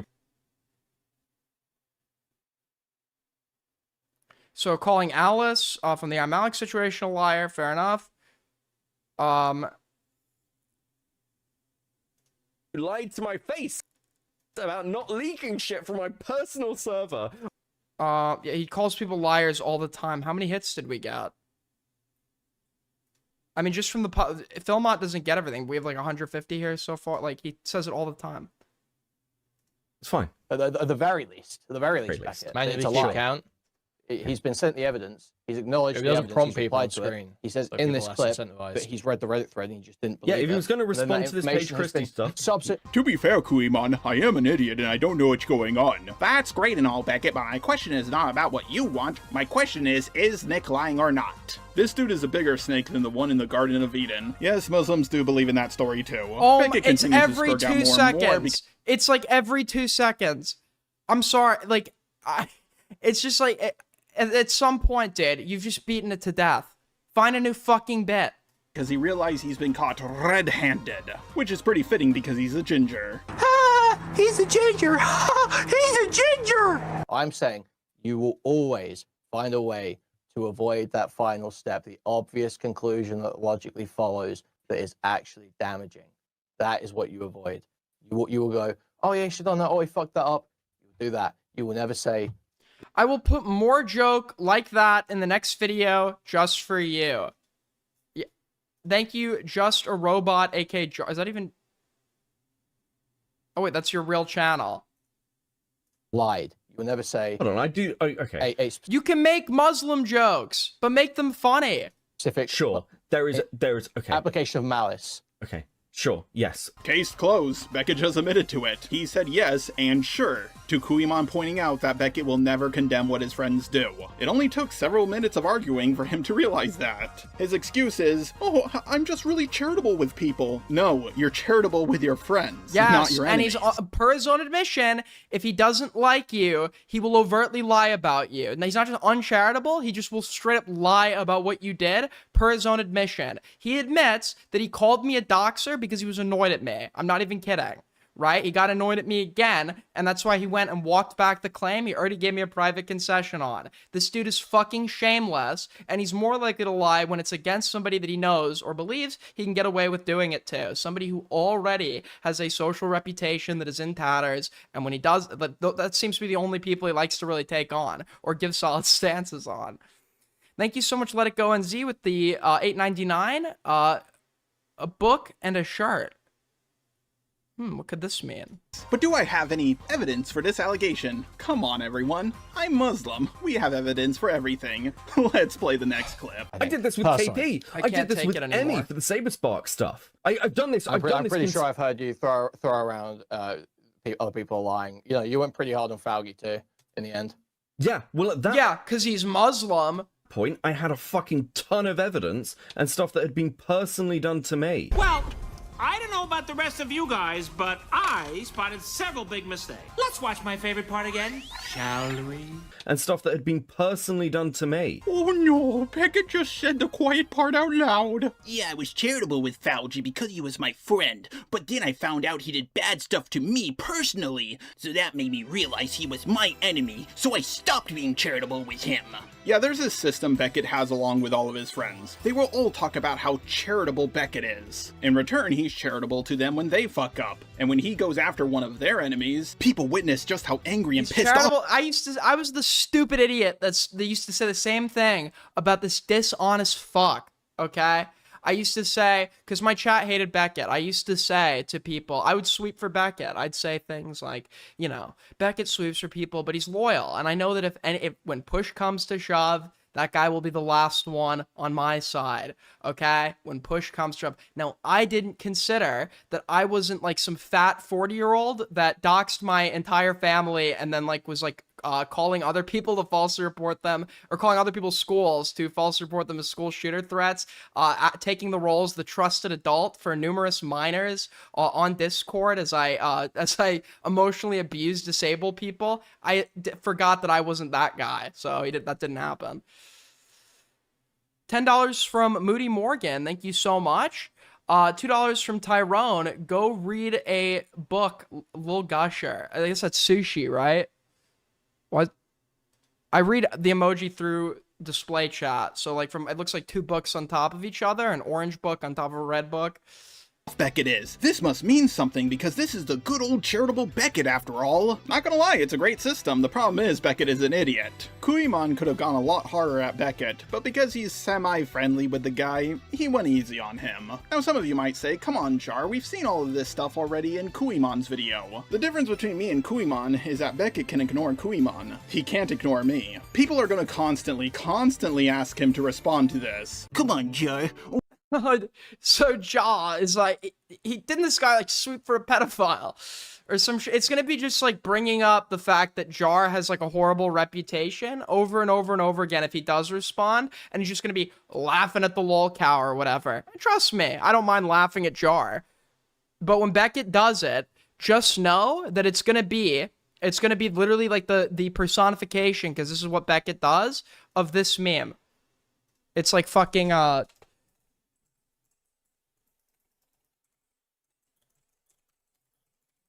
This is like this entire like fucking Wojak is literally just Beckett, right? That's when he's talking about Jar's. Just know when he's laughing at the lol cow, it's just all he's crying. He's just internally seething because he can't respond to some of the legitimately good arguments that have been presented in this video. Why do you gotta keep poking the bear? You're reviving your own drama at this rate. Beckett was ignoring you, and now he's gonna have you talk People that are actually laughing and having fun don't need to signal to everybody else how much fun they're having and how funny they find the situation that's occurring. They just would laugh. You again. Well, guess what? I was originally going to end the video here, but while I was working on it, Beckett just had to talk shit about me on stream again. Now, I'm not subscribed to Beckett, but I am subscribed to Kuimon, and he was not too happy about some of the shit Beckett said. No, listen, here is the ground rule. Here is the ground rule. Everyone in every drama, including the people covering it, suck. We're all awful. We're all oh my god, dude. Both sides bad. Both sides bad. terrible fucking people. Don't root for anyone. Oh my god! That's the most nothing point I've ever heard in my life! I know Beckett is trying to sound cool, but he's only saying this because Ethan Klein is finally starting to lose. Retroactively making Nick... Every side sucks. Or, yeah, he's doing the Diorio thing where it's like, yeah, both sides need to calm down on this. I mean, Hassan's threatening Pegasus with a lawsuit. The lawsuits need to stop. Acting like Hassan making an obvious joke is, like, comparable or on the same level as Ethan Klein actually taking legal action to like fit his like fucking like stupid like frivolous like need for revenge. The Diorio start to lose, retroactively making him start to lose. I've always heard of this saying. Are you gonna enter the DGG Darius sub-orbit officially? I would quit if I ever actually entered anyone's orbit. I'm too much of a fucking narcissist to actually full on become an orbiter of anybody. The blind leading the blind, but now I truly get it. Beckett starts spurging out about Boogie2988. Yes, he's doing this in mid-2026. And then completely out of nowhere, he starts talking about me. It's not entertaining to me to watch somebody who is a genuine piece of shit larp about being a piece of... It's like Jar, actually. It's like Jar. There's a reason I don't watch Jar videos. Because it is insufferable watching Jar, like, larp about his dramas. I want them all to be dead. We need to make this like a thing, okay? Shelby coined this. All right, I credit the inventors of memes because for example, okay, people don't realize many great things have been stolen from me or my chat, okay? We called people droolers, okay? You can find the stream where I first said it, and the next thing you know, a few weeks later, Chud's chat is talking about droolians. It was like, I felt like Tesla. I felt like Tesla looking at Edison's success. He's somehow now getting a win over people. Oh, really, Beckett? I'm LARPing like I'm getting a win over people? Like who? Do you got any examples? No, of course you don't. Yeah, this is another pattern in Beckett's behavior. He loves to make points without providing any examples to prove them. I'm not doing that to multiple people. The only singular person I'm kind of doing that to is Nicholas Diorio. But I'm not LARPing. As soon as I started making videos on him, he shut the fuck up about me fast. He's just ignoring you, Jar, because you ain't worth his time. He was still talking about me while I was working on videos about him, and he has made way more videos. Diorio's running from Jar? Is that the accusation we're dealing with? This guy is such a pussy. We've now gotten to the point he's running from Jar? Dude. Shameless stuff. Apparently Diorio was at VidCon. Well, I knew he was there or whatever. Some of the people I met today had met him actually while he was there. And I must say, it was the best call ever to not go this year because it just like unironically. Last year was so lame. This year, now that I'm fucking 21 or whatever, I'd be able to get into shit, but it just like would be the most lame, like, yeah, let me stand around with a bunch of like embarrassing like fucking shittos like get drunk. Like, okay. Who's on me than I've made on him. I even titled my last video Nick is scared of me because I knew he was a pussy and wouldn't respond. Bro. You're getting like a couple of thousand. He literally is getting a win over people. Based in red-pilled Kuimon, he knows what it's all about. But it's not just Kuimon, is it? It's Himpleton, the guy who has tried to pull multiple ops on me. Malcolm, the guy who has the IQ of a baked potato who stole my intro music. Nicholas Diorio, when he saw my Cruel World Happy Mind video, which he only agreed with because I was defending Ethan Klein. Chud Logic, my arch nemesis. And a few others as well. People are enjoying these videos. And I bet Beckett that if you gave them a Fuck Jar. Unironically, fuck Jar. Okay? I hope you're still watching, Jar. I want you to know you are a pedo sweeping scumbag. Go fuck yourself. You're worse than Beckett, okay? You're worse than Beckett. You're worse than, quite frankly, for this right here, you're worse than Hitler.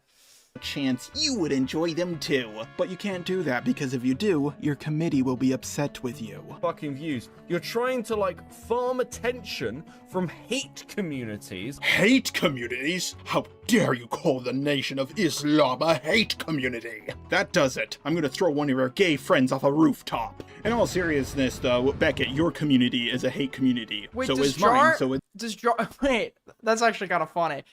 Does Jar thinks that the Nation of Islam is like the descript for the Islamic religion. It's called the Nation of Islam. He doesn't know that's like a very specific like subsect of like, are they even Muslim? They're like black identitarians that were started by this guy called Wallace Fard Muhammad, who nobody knows who that guy actually was. I'm not kidding. He showed up in Detroit, started a religion and a movement, and left, and nobody ever saw him again or ever figured out who that guy was. But the Elijah Muhammad, who met him in a jail cell, was the real, like, the spiritual father of the movement, which Malcolm X was a part of. It's Chuds. You know, Yakub. So is Kuimans. That's what drama channels are fucking all about. Just a few minutes ago, you said everybody sucks in drama. It's absolutely... I don't even... the Nation of Islam, I don't think they're actually Muslim, are they? They believe in, like, the Finno-Korean, like, hyper war, and, like, Yakub creating, like, white people in a lab on, like, some island in the Mediterranean. Fucking insufferable. Leave Jar alone, man. He's on a roll. Fuck off. No, he's not. He's so upset by the fact that I'm no longer getting ratioed on every video, that I'm just doing a little bit better in life, and it's causing him grief. I live rent-free in this dude's head. Who hangs out in random fucking group calls and will do anything for anyone who's even slightly nice to him. Ah yes, once again, Beckett giving no examples to support his argument. I don't think there's anyone in the world who will do anything for someone if they're nice to them. I know he's being hyperbolic, but this is just, you're nice to people who are nice to you. Yeah, that's fucking most people, dipshit. Then debunk a single point he's made. Oh my god, Queeman. Oh no, Koimon is about to wipe Beckett again. Let me guess. Oh my god, Queeman, this guy's he's a lolcow. I shouldn't have to engage with his arguments. His prior established social reputation is bad, which somehow bears any fucking relevance to the validity of an argument.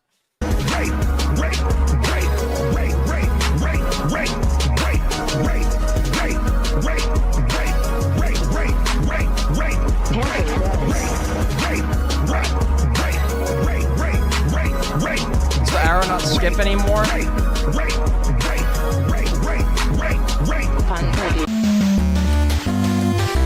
Dude, it's not about the fucking Nick videos. I had the same reaction to the, like... Think for the two, Will, Jar, call in, coward. Call in about... I'm not even challenging him to a debate. Whatever it's called. Cruel World, Happy Mind. Wait, what? What do you mean by that? It's not about the point someone makes? Bro, that's what it mostly should be about. And what do you mean by you had the same reaction to the Cruel World, Happy Mind shit? I made one video on her that Nick enjoyed, by the way, and then I moved on with my life. I wasn't doing victory laps about it. One of the big points Beckett likes to say about me is, oh, Jar says he wins every single... You can't run if I haven't challenged you to a debate. There's nothing you're running from. If I haven't asked you to come debate me. I mean, you're welcome to if you want to, but it's not running if you choose not to, because I haven't challenged you. Drama he's in. But all he ever does is pick the winning side, then claims that he won. Beckett, I'd never claimed that I won something like the Illuminations drama or the Cruel World Happy Mind drama. Those are not my dramas. I'm just a side character at best. I could bring up past dramas as examples, but you'll cry if I do that. So I'll just talk about this drama I'm in right now. Against H3, Nick, and the others, I'm not on the winning side. I got Purple Perry Gaming, Malcolm, Chud Logic, and Kuimon. Let's be honest here, the best guy we got is Purple Perry. Why? Stop talking about this guy like he's on the team. He's not, okay? He's not. This dude does like 20 concurrent. He's literally, it's like saying, I've got Ricky Live, Chud Logic. Like, who's Ricky Live, bro? What are you talking about? Sleepy. Against people like Sensitive. $2 from Starfish Duder. Jar's sleepy time called 80 poo.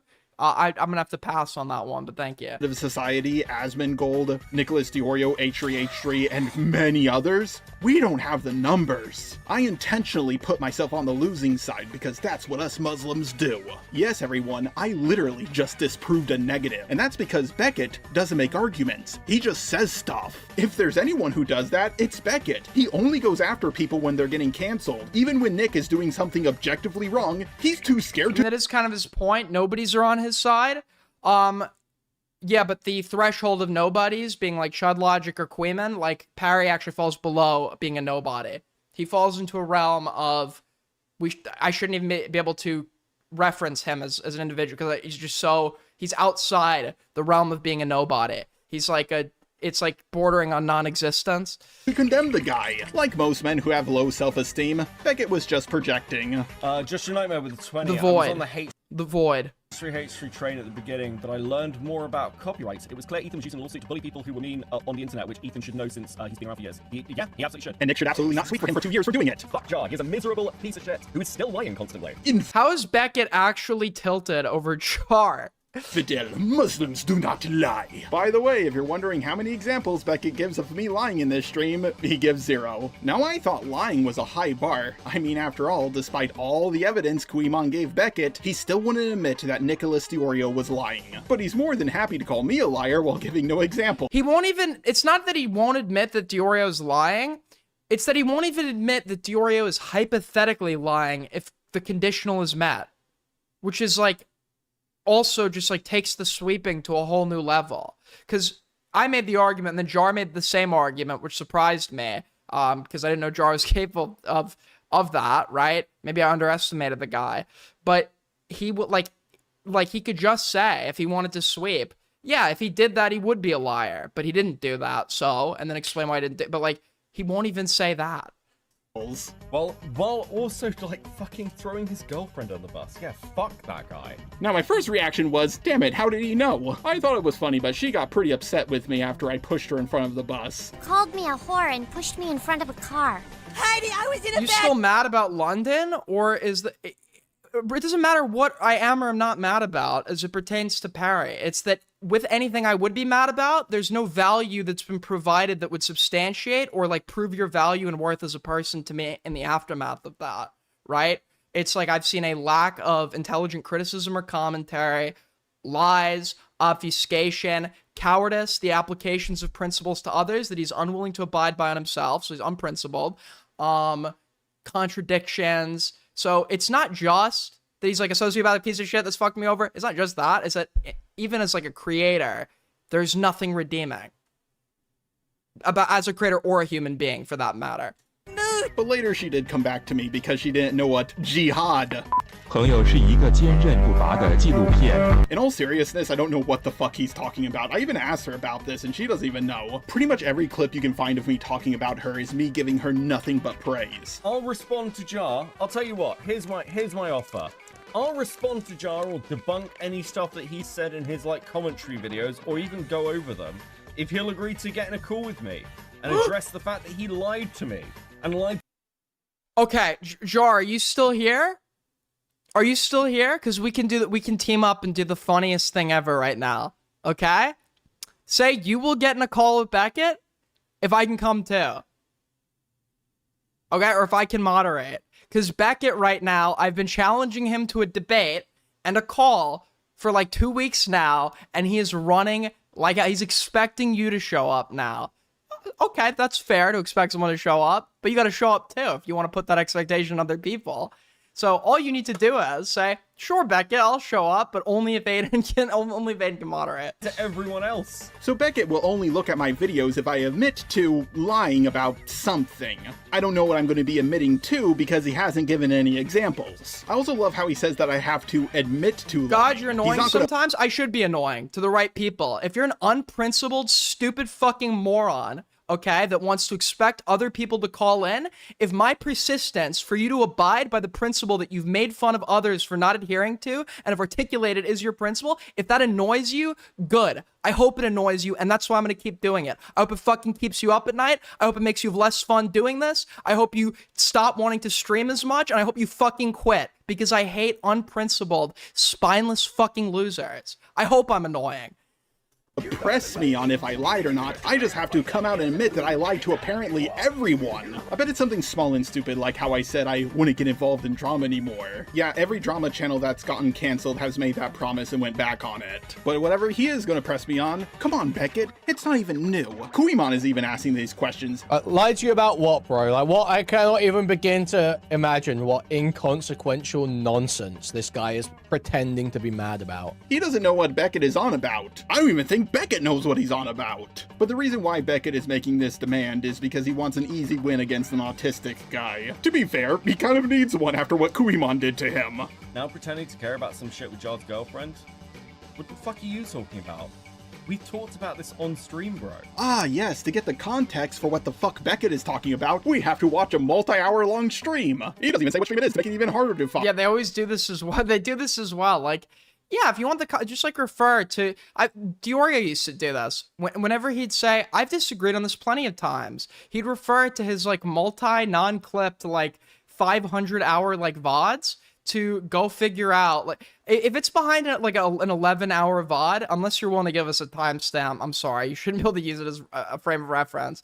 Owlish did this the other night, where she was like, yeah, they did, they were like going through my non-Owlish linked accounts or whatever, and I'm like, where was this happening? She's like, oh yeah, an 11-hour Resi stream.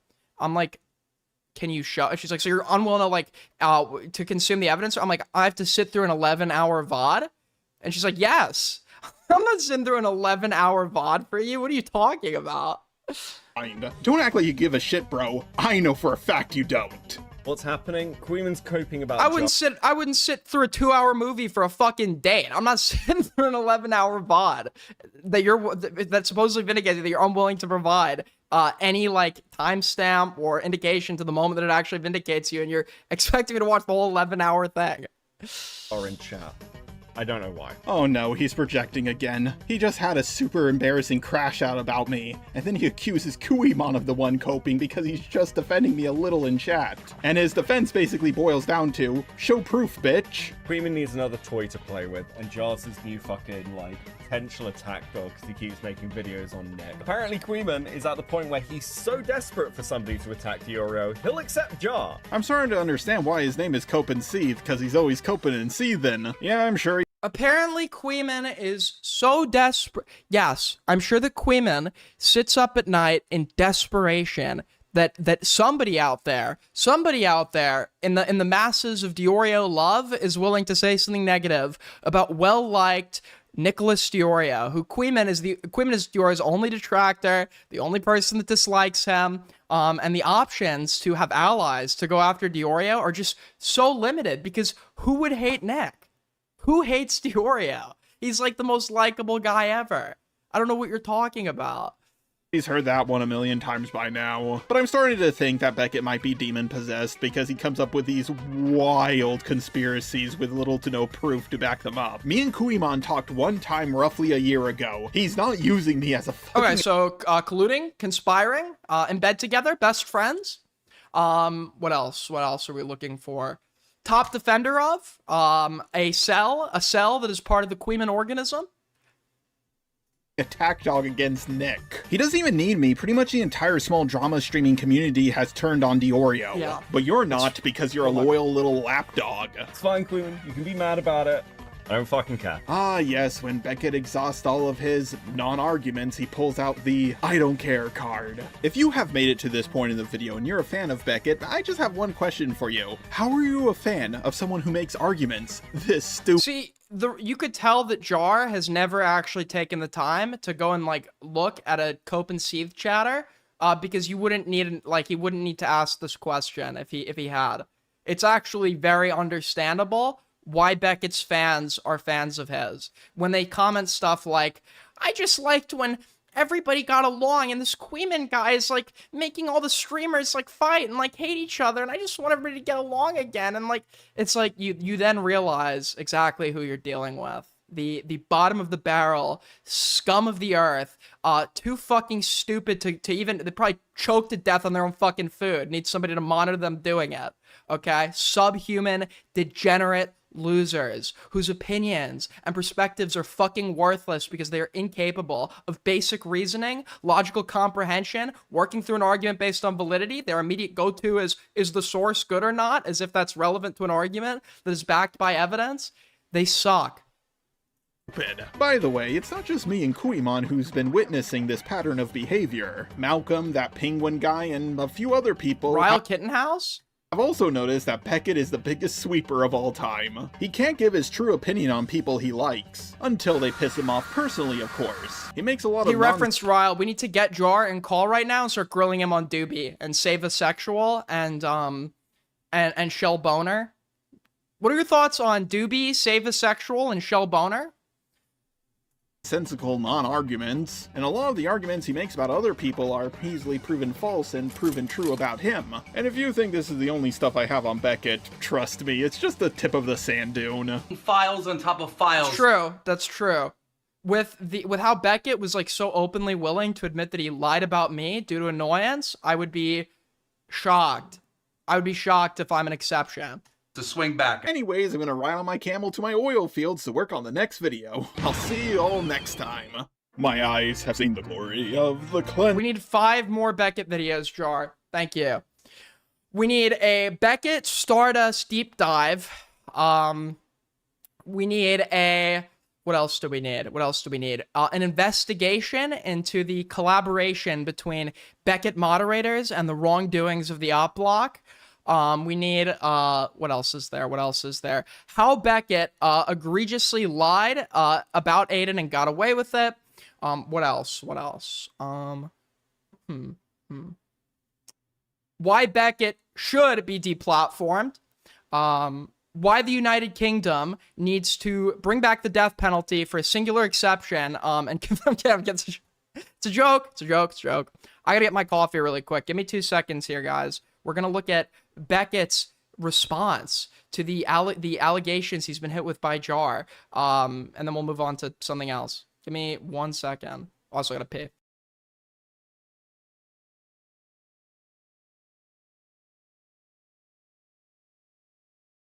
Sorry guys, was just giggling on a sleepy time call with Doobie. Now let's do our daily prayer for the success, triumph, and victory of Doobie, who is my best friend, close personal relative, and whose server moderation I historically have stated I support every single aspect and facet of.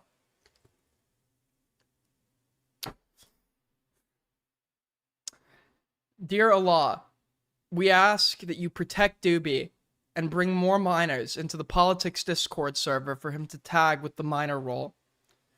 We ask that you, best friend, he's my bestie. I hope your coffee tastes like Dookie water. Okay, that's a little bit mean. Doobie? Doobie water? Please, dear, I saw like a fatal car pile up the other day, and this woman, like, below the torso, it wasn't like totally cut off, but it was like down almost to the bone, and she was crawling with like the other half of her body almost coming off. And I thought for a minute, I'm like, please God, wherever you are, save Doobie. Tell me that Doobie was not in this accident. I ran over to this woman. I said, is Doobie hurt? Is Doobie hurt? She said, please call an ambulance. I was like, shut up, bitch, you're pivoting. And I walked away.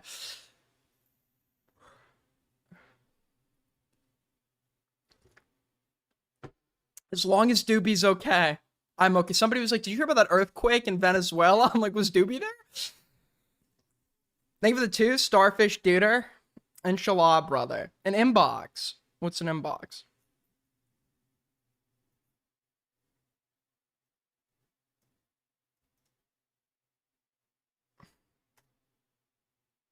I'm not oh, I guess we'll watch this after. I saw this already. We'll watch this after. I thought this was a full... It's only 9 minutes, so we'll take a look at it after. Anyways, why was I looking at this? Okay, so Beckett responds to Jar. Yakovi Goodman is calling. Now that's a fucking, that is a, definitely a niche reference there. How's our boy Yakovi doing? Wait, the pictures are already hitting the TL? Dude. The Aiden pics are already hitting the TL? Interesting stuff. Interesting stuff.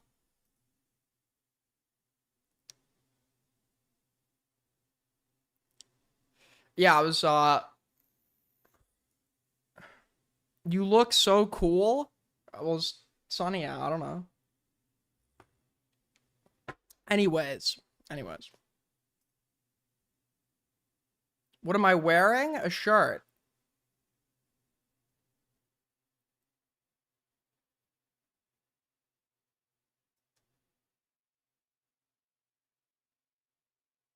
Okay.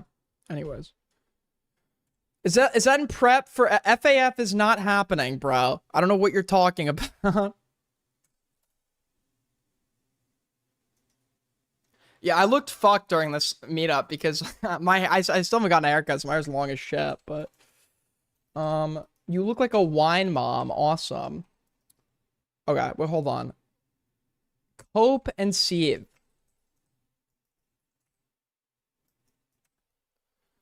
Let's take a look.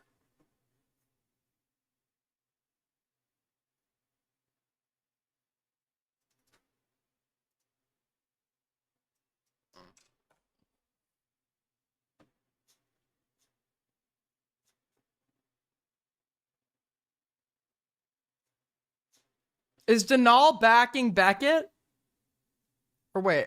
Oh, wait, this is... who? Why do I have Gaming for Hope blocked? I don't even know this guy. I thought it was... Denal's like the only person I've blocked. Or I thought. Or one of the only people.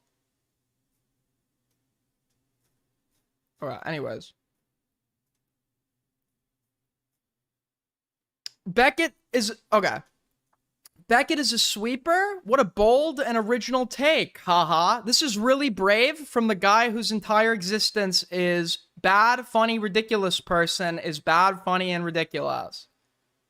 So this is like a total like unself-aware cop-out. We get it.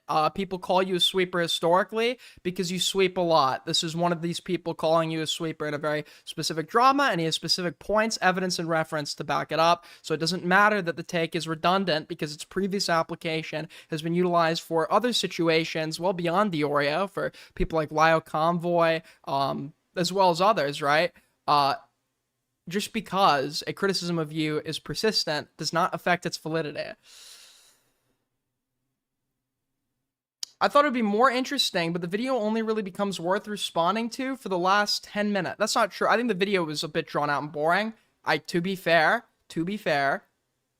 but no, there were good points made well before 10 minutes in the video, especially the part where I make an argument and then Jar makes the same argument.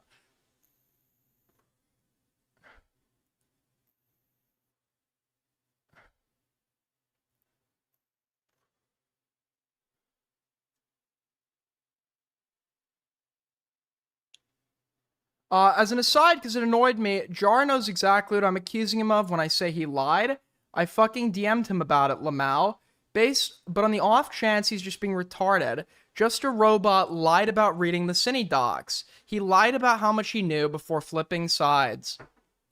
I didn't follow the Cine shit. I know that Jar was sweeping, but I can't recall a specific allegation of him lying. But to be fair, he could have. I just wasn't very locked in there. Hey Jar, saw your original Cine video. Would like a convo about it on stream or recorded. Seems you lied. Love to know your thoughts. Lied. I leaked myself. I also do not want to come on stream. I want to spend Valentine's Day with my girl. Okay. Jar might have lied. All right. Maybe Jar might have lied. It just might not be about the thing Beckett's talking about. No worries. We can do a call and go over it maybe this weekend. Your original vid is not how you presented your position and raises quite a few questions. We've been through that. This is from 6 hours ago. No, we haven't. I haven't pulled up this tweet yet. We've been over the, I guess that's what you meant, the drama that he's fucking talking about. But this is, once again, this is a pivot. It doesn't matter. I'm not going to sit here and say Jar didn't lie. What is Beckett, just because Jar's agreeing with me now? I think that's stupid if you're going to go out of your way to sweep for somebody the second they agree with you. Jar could have lied, but I don't understand how that's relevant. Jar is making very specific arguments against Beckett that are substantiated by evidence. So whoever Jar is doesn't really matter, does it? You should be able to address the argument on substance, which he seemingly is unable to, and he admits that if he does respond, it's only going to be to the last 10 minutes.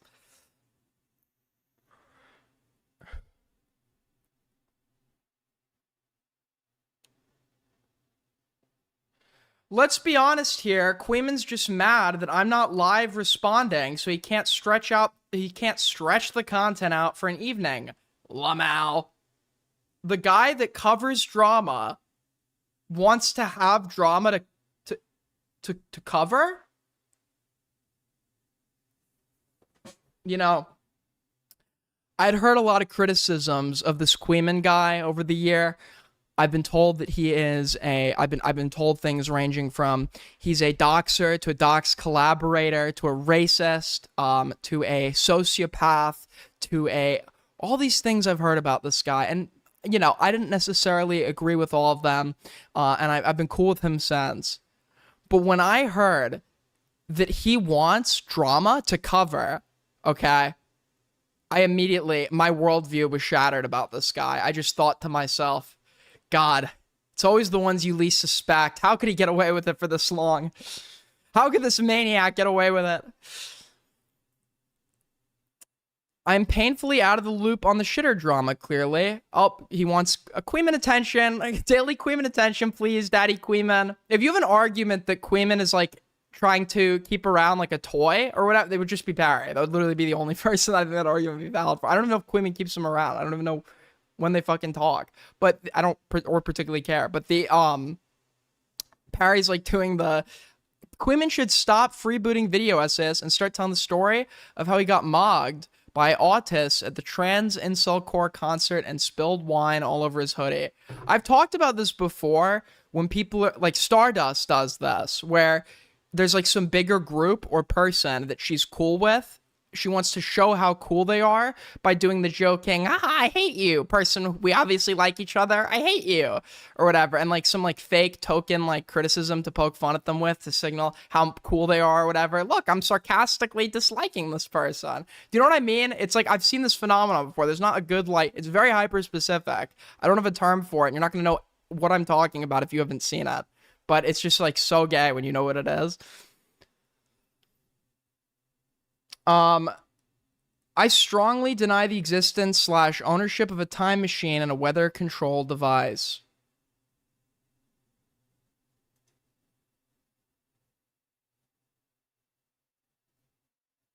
So, can you respond to Jar, please?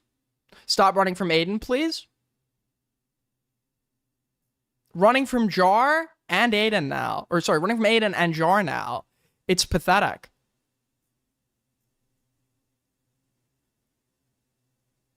Queeman is super late to the party anyway. Who unironically listens to incel core? I feel like the whole, like, incel, it's, like, the most honest, like, unflattering, like, aesthetic possible. It's, like, I can't imagine, listen, I used to look at, like, the emos or whatever and be like, they're cool, those guys are cool or whatever, but you look like the fucking incel shit, and they just, like, have always looked, and this is coming from somebody that was, like, an Omega virgin, never got game, I wasn't really trying that much, to be fair, like, people would call me an incel or whatever. I had every reason to go lean into the women suck, guys, women are, you know, I think I did, like, in a joking way a few times, but, like, the whole, like, who wants to come off as, like, a whiny loser? Like, what's cool or flattering about that?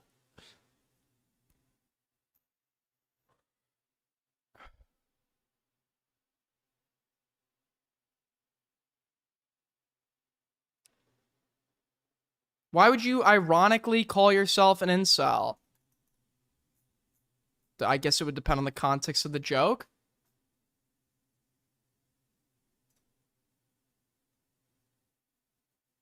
What is going on with this Matt Nuclear guy? I got linked something on it.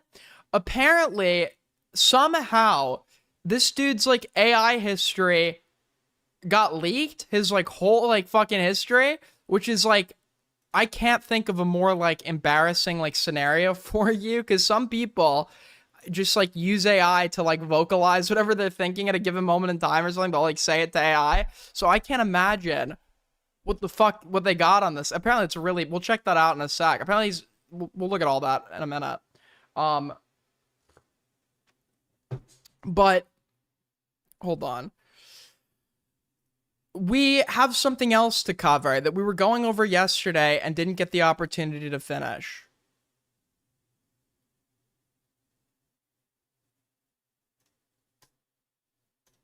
So, for those of you that don't remember, quick recap here. ShooshiMooshi, aka Omar, is a 500,000 sub YouTuber that does true crime videos on that are just like the most stereotypically insensitive true crime videos you could imagine. Like this 3-year-old got murdered and dismembered, shocked face and like the thumbnail.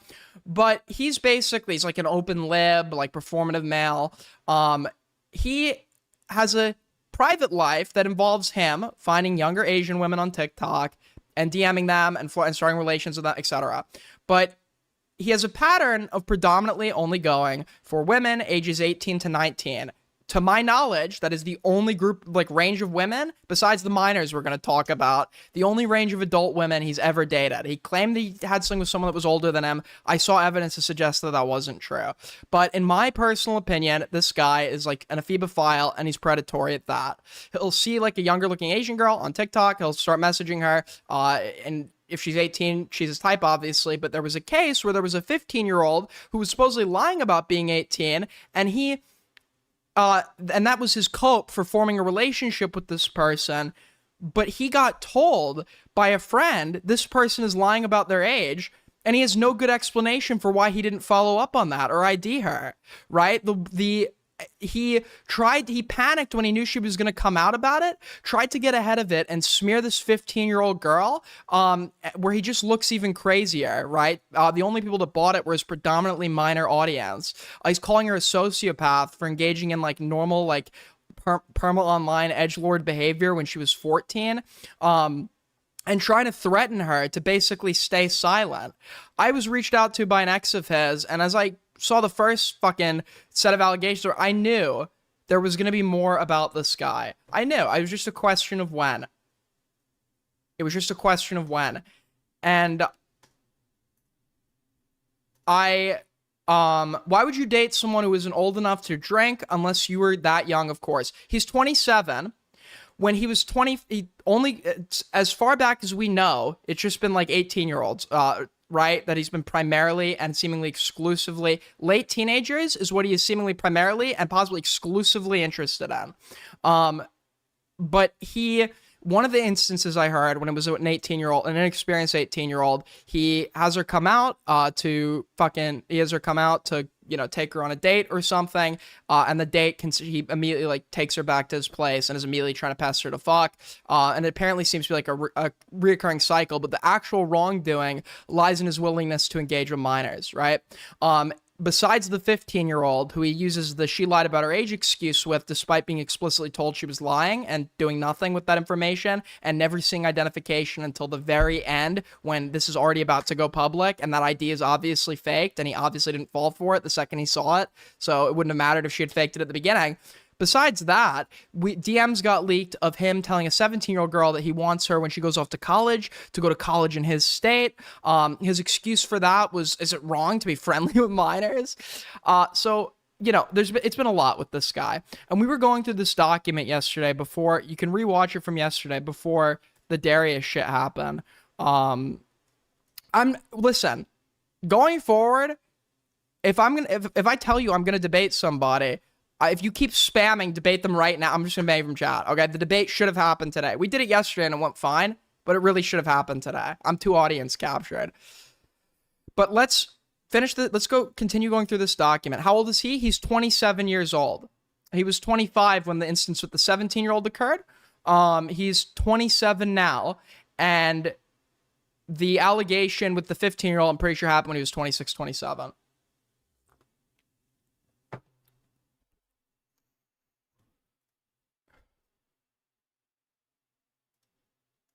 So let us continue with this. And I'm very curious to see what his response is to the new document, because there's now allegations pertaining to weird DMs he was sending to a 16-year-old.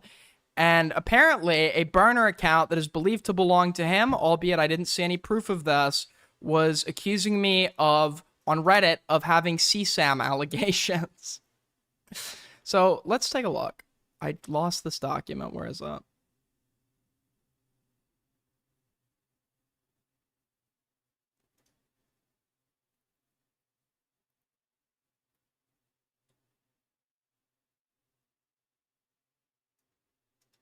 What am I? Here it is. Okay, here we go.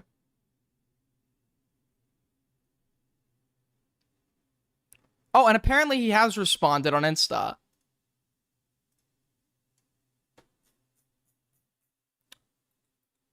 So, where were we? I think we got to this part. This video is a now deleted lengthy attack video published on YouTube disguised as an exposing video. We already watched all this. Already saw all this. The Japanese girl shits with the 15-year-old. We already saw all this.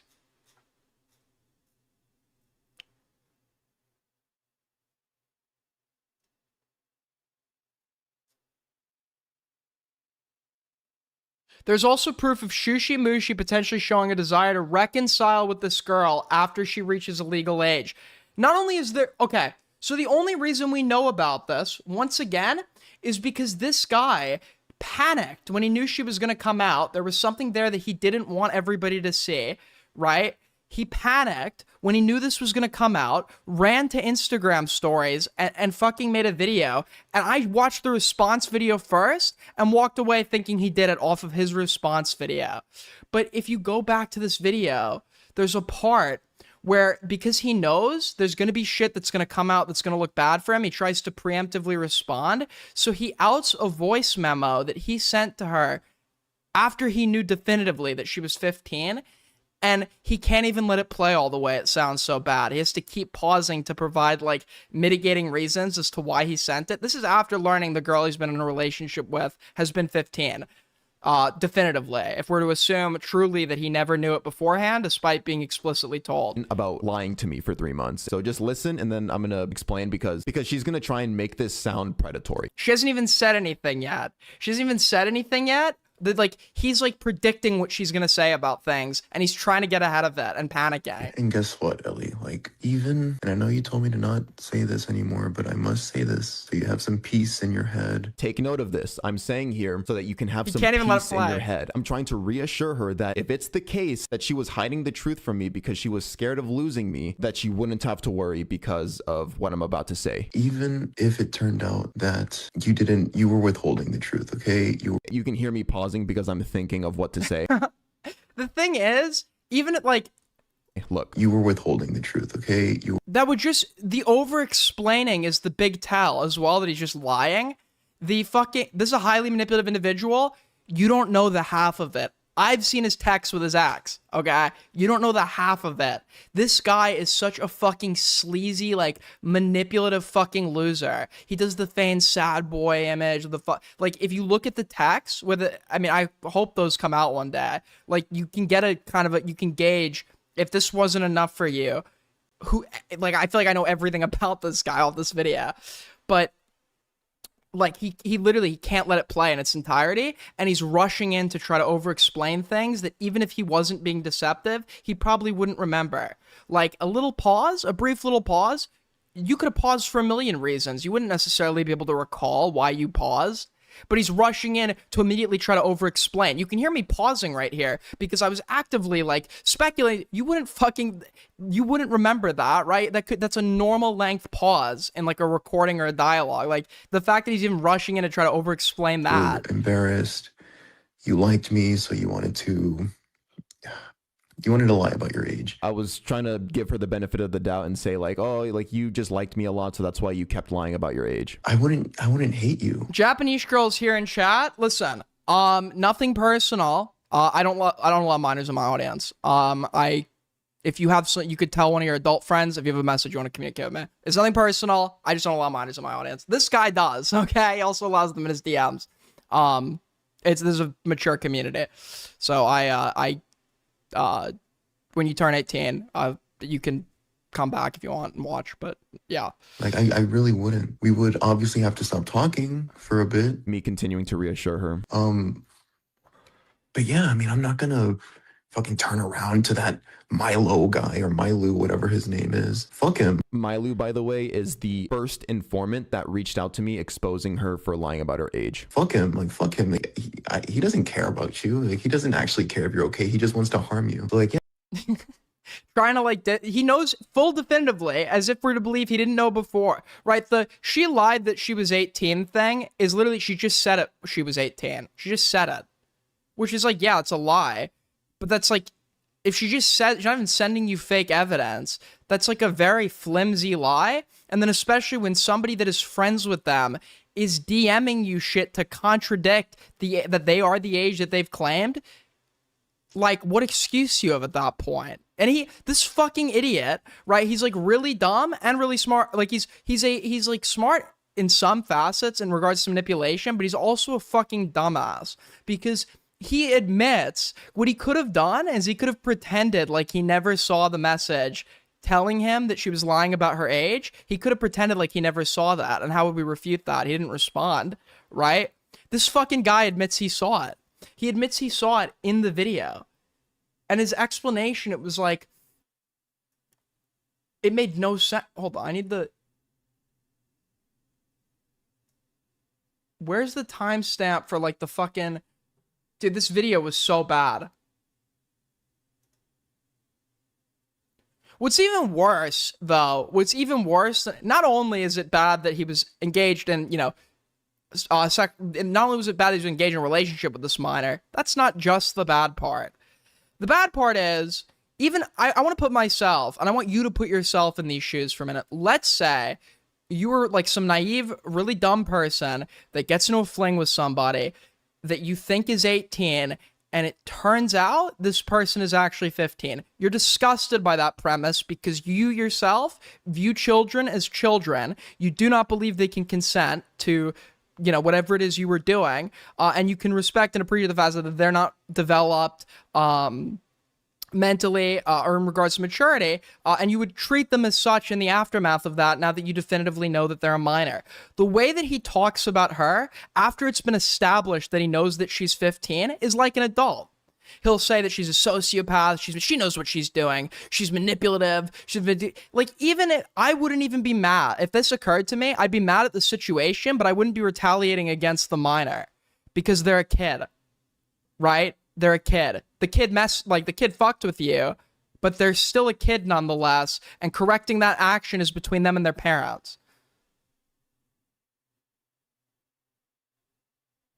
She lied to me about her entire identity, and then towards the end of our relationship at the 3-month mark, an ex-friend of hers, an ex-friend that was super familiar with her and her manipulative lying behavior, reached out to me. I'm gonna post a screenshot here, and all the screenshots I'm posting are on my Instagram, by the way, so please go to my Instagram and read everything. Yeah, he reached out to me saying that he had proof that she was lying to me about her age. I didn't respond to him immediately because when I thought she was 19, I was like, okay, I'm gonna trust the girl that I'm in a relationship with right now. He admits he read it. He admits he read it. He admits he sees it. What is his reasoning for why he ignores this message despite never seeing her ID? What is his reasoning? Oh, well, she said it. I trust her. I formed a relationship with her, so I trust she's not a minor. If you know this guy was friends with her, and he's coming, that would be more than enough cause for concern if you've never seen her ID. What are you talking about? What is that excuse? I just trusted it. You have somebody explicitly telling you this person's a minor. Somebody that you know is friends with her. Wouldn't you even if you trust her, wouldn't you at the very least, to cover your own ass, ID her? Like, at the very least?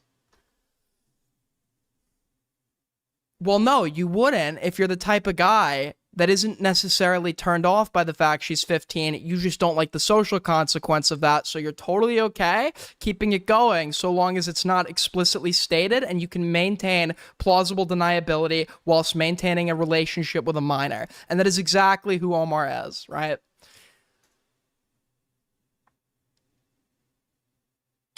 ShooshiMooshi does not acknowledge anything about his allegations with the 17 and 16-year-old girls in this video. Those hadn't come out yet, had they? Or he didn't think they were, did he?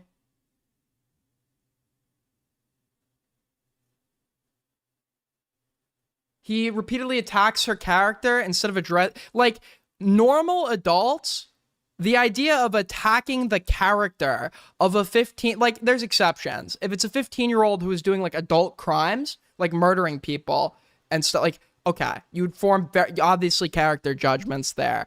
But this entire idea of even, like talking about a 15-year-old in the aftermath and the way that he was would be, like, ridiculous to any normal functioning adult that doesn't, like, adultify children in their mind, which a lot of predators do, right? A lot of predators will assign a level of maturity to a child that is I don't know if it's like a coping mechanism so they don't feel as bad about what they're doing, if they're justifying it to themselves or others. But a big thing they'll do is they'll, like, the mature for your age thing, or the basically adultifying the kids that they're pursuing and talking about and treat, like, predators will describe, like, if they were in an illicit relationship with, like, a young girl, they'll describe her as a woman. Their wording will in many instances signify an adult as they talk about this person. And in the aftermath, he's calling her things like a sociopath because she lied about her age. Okay, she lied about her age, and when she was, like, a terminally online 14-year-old, she, like, sent someone their own IP address to fuck with them or something, and, like, said some slurs. Is any of this good? No. But is any of this so outside the bounds of an unmonitored 14, 15-year-old online that it would lead to some negative permanent character judgment where I'd be inciting my audience against her? No, absolutely not. Like, I had fucking unmonitored internet access online when I was a kid. Like, people, and I was around kids that people did edgy, fucked up shit all the time. And somebody saying slurs really doesn't go out like that outside the bounds of that.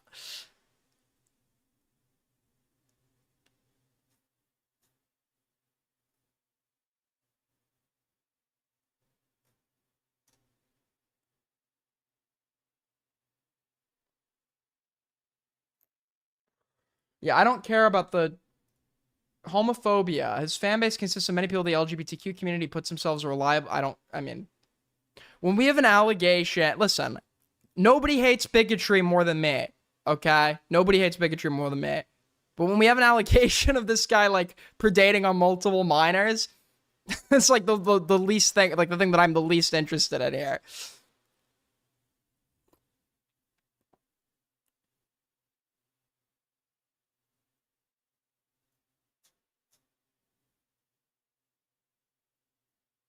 But the thing is, as well, like, when people go and dig up him using slurs in the past, normally I'd be against that.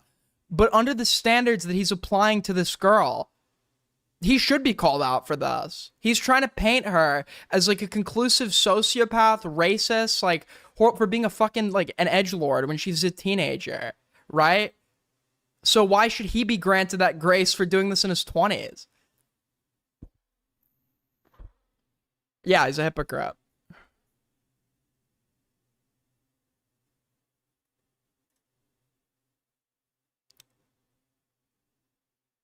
Oh yeah, he's also one of those people that thinks, like, it's not directing harassment if you proceed to provide a bunch of, like, statements and points that would make even if they're, like, not entirely, like, they're very opinionated, they're not factual, they make insanely negative sweeping character judgments about the person you're talking about, who you're also identifying to your massively large audience. He thinks the potential for harassment is entirely negated because he says at the end, also, just, like, don't go harass this person. This 15-year-old is a malicious sociopath fucking liar on this account, Japanese girl, that 15-year-old, she's a malicious fucking sociopathic fucking liar that wants to ruin and destroy my life or whatever. But also, please don't send her any harassment.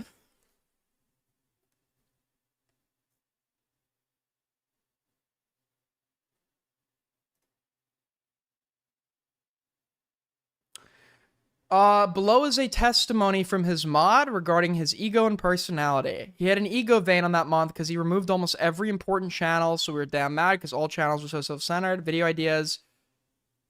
On that ego burst, he removed all mods and admins and co-owners, and the server was a mess with scams and all, so then I was a mod again, obviously, but he demoted me because he hated that I didn't watch his content He was always like, why the fuck are you here, bitch? And he muted me for 1 week when I replied back.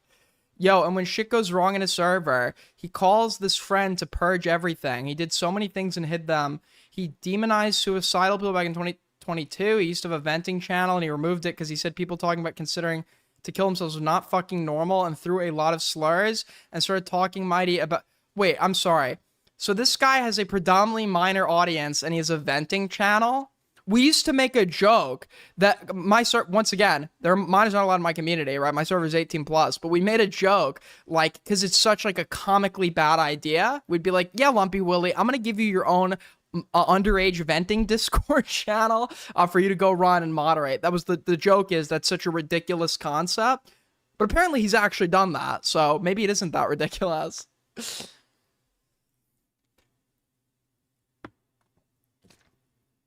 We're opening up a minor therapy channel in the server, actually, being administered by Lumpy Willie.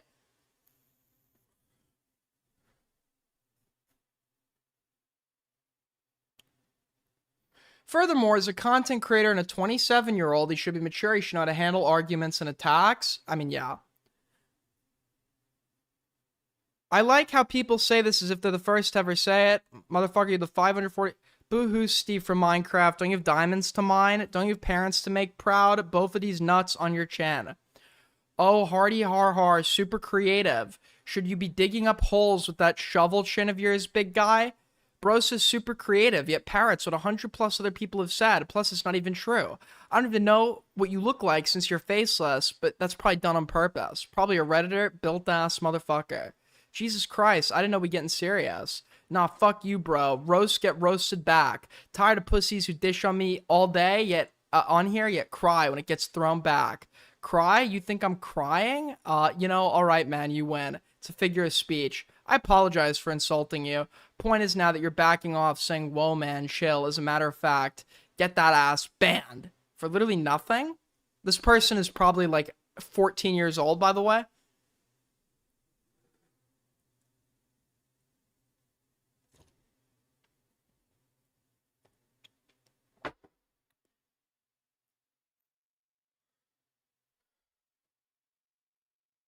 By the way, if you guys are enjoying the stream so far, great way to help us out is to tip through Streamlabs and Super Chat. Another great way to support us. We're over halfway to Streamly goal. Another great way to support us is to like if you haven't already, and subscribe if you're new here. These are Shushi's DMs with Japanese girl. He calls his fans broke. Mind you, okay. I directly compare my merch to a YouTuber similar size, and my tees were $10. Yeah, I saw messages with the ex person or whatever, where he's like roasting the appearance of some random, probably underage fan that's like meeting up with him to look cool to her. It's like he has to resort to like teenage mean girl behavior to flirt, and it's like maybe you're going like for a little. And then in one of these leaked text messages with someone who's alleged to be 16 on a burner number that's alleged to be him, and to be honest, based on the way it talks, I'm inclined to believe that it is him. He's like he's asking how her day at school went. So the girl he's in a relationship with.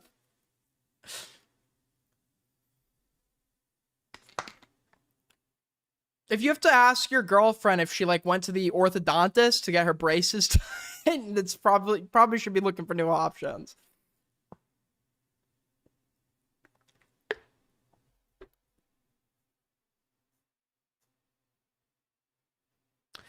This is an argument between Shushi and his ex-server mods.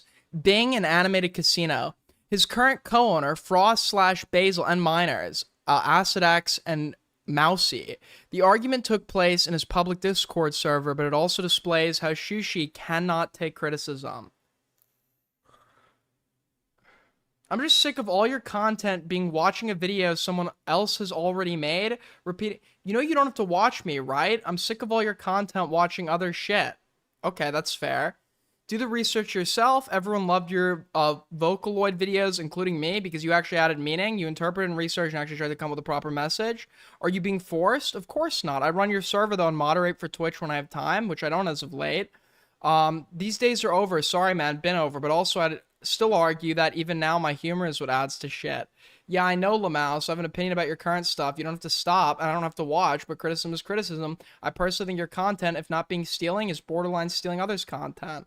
A lot of people don't watch true crime alone. It's too dark. I've gotten countless messages. They can only stomach shit with me. There's literally been lawsuits on this topic. I know there has. There's established laws on fair use. And what's transformative? Again, I'd argue I transform shit in a way that's uniquely me. Sure, but morally, are you cool with really watching and reacting to an entire Rotten Mango video and cutting it for your video? It's hard to watch when a lot of it is just your reaction to... Okay, this is dumb criticism. I mean, the first part is a correct, but like the second part is like... I guess their overall criticism is the idea of him watching other people's content, but it sounded to me like the first criticism was about stealing it, and it sounds like now the criticism is that his commentary is just his reaction, which is also fair, but then that kind of negates, like, it seems like that would be fair use, wouldn't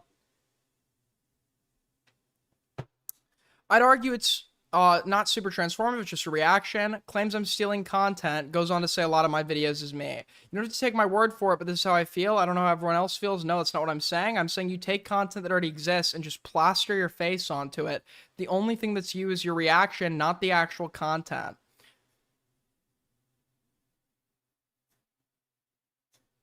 Okay, he's just arguing with someone over criticism. Seems a little boring.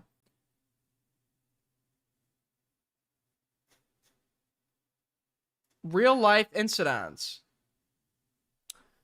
This section focuses on alleged real life interactions and encounters involving ShooshiMooshi that have been described by individuals who claim to have met, spoken with, dated, or otherwise interacted with them outside of his public content. I've spoken to one of these people. I don't know if they're in the stock or not, or if they're going to come out. These accounts are included because they may provide additional context regarding patterns of behavior that cannot be observed through videos, streams, or social media posts alone. The materials in this section consist of screenshots, statements, and first-hand accounts. Unless independently verified, these claims should be treated as allegations. Rather, I can appreciate their noting that.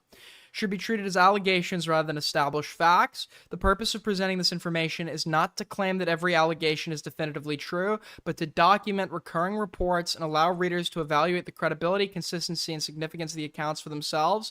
This focuses primarily on an incident between a 19-year-old and 25-year-old ShooshiMooshi. I think this is the one I spoke to. I've spoken to this person. Yeah, he DM'd me on TikTok, and we happen to live close, so I agreed to go on a date, only for him to drive me straight to his apartment. Yeah, I was 19 when we went on a date a little over a year ago. He didn't assault me or anything, but he's a bit pushy, which gave me instant red flags, and then I watched his voice message to you, and I was literally trying not to throw up. This is she's talking to another girl here. And when I had to go, he kept trying to cuddle me before I got up and insisted I can't, and I insisted I can't stay. To be clear, this person, if it's the person that I spoke to, which it seems like it is, she is very adamant that he never raped her, he never sexually assaulted her, he never, like, some parts may sound a little rapey or whatever when she's talking about him being pushy, but she made sure to continuously emphasize, at least in private, that that's not what's being alleged here. It's just general pushiness. And then he asked if I could perform it. It's general pushiness with somebody who is admitted, or who is seemingly, they're like 19 or whatever, so they're seemingly pretty inexperienced or whatever, and he's a 27-year-old YouTuber or whatever. He's meeting up with them under the pretense that they're going to go on a date or something, and the date is he's bringing them back to the apartment because he wants to fuck. Hold on, and then he asked if I could perform a sexual act for him before I go, and I was like, no, what the fuck, take me home. He texted me afterwards, but I ghosted him because who the fuck do you think I am? I can't believe he basically self-reported on his own YouTube video. Like, his apology for saying super weird jokes with you was just, oh, it wasn't meant like that, we both found it funny. After seeing the expose she made on Japanese girl, the 19-year-old in these screenshots, oh, yeah, these are the texts that I saw. Or part of them. I saw part of them. He, in the text that I saw with her, where she's confronting him on her own stuff, he is unable to take accountability or criticism, like, at all. She's, like, trying to, like, vocalize that she's not accusing him of doing anything illegal. She's not accusing him of, but she's hurt by what he did do when she saw him or whatever, and she's trying to, like, articulate that, and he's like, But was it illegal though? But was it illegal? Was it illegal? It's like she wasn't claiming, she's actually emphasized that it wasn't illegal. She's emphasizing that nothing about what happened was illegal. But that should not be, like, the law should not be your standard for right and wrong. I said this before. It seems like the only thing standing between this guy and a child is the law. It should be your sense of morality, which the law should then reflect, right? You should not want to be with a child because you think that that's wrong, and not because the law tells you that that's wrong. Just like you can mistreat someone in the context of a relationship or sexual exchange without that being illegal, and you could still admit to some wrongdoing or that you fucked up.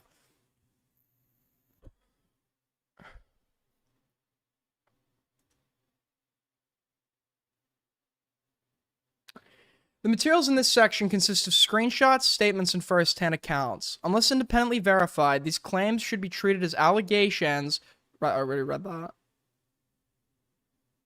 Below's a screenshot that is allegedly from Shushi's ex-mod. Here, the mod claims that Shushi dated a minor and was controlling her phone. Note this was back in 2024. This proof was baseless, so we didn't plan on using it. However, I got you silly. First of all, he dated a minor and was controlling and manipulative towards her. He even controlled her phone. Then he's pretty much an ass, you know. Coco Mama, she's super hot, and so he DM'd her like, whoa, you're so hot, and started flirting with her and saying shit like, I wish this pillow was you. She rejected him and blocked her everywhere and tried to server ban her, bruh. To be honest, what he said sometimes almost reached sexual harassment. I legit don't care. They were holding back that he's a pedo, and I was arguing with them to release it. Show it on Insta to get Omar's attention, and no one fucking listened. They're so sensitive.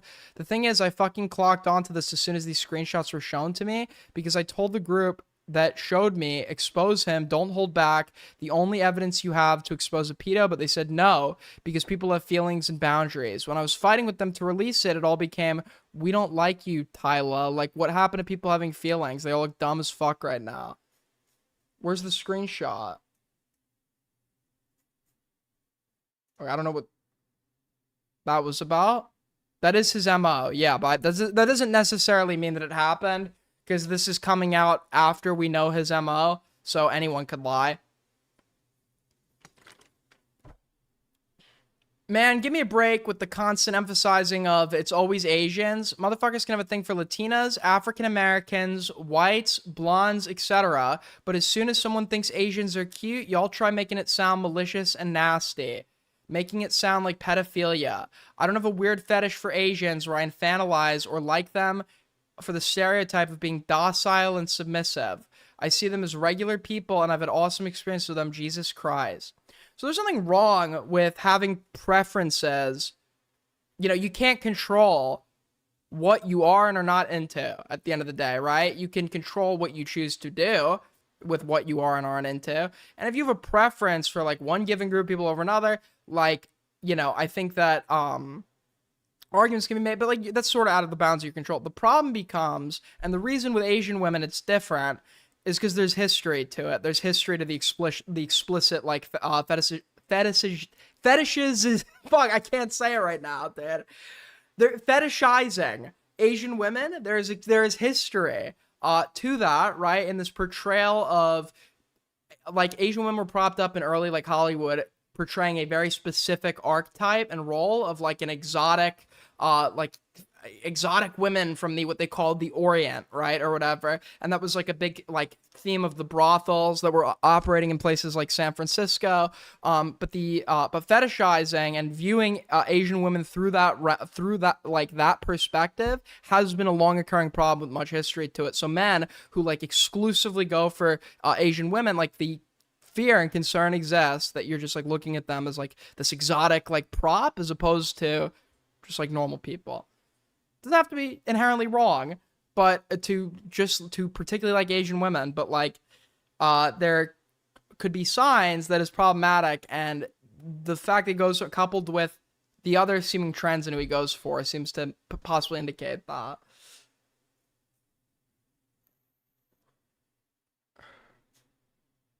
She also isn't really reciprocated, but I mean, that could be a Western versus Eastern thing. Like, she doesn't outright return a compliment, calling me handsome or cute or whatever, but she's receptive to mine. I do hear Eastern Asian women are more timid. Less forward?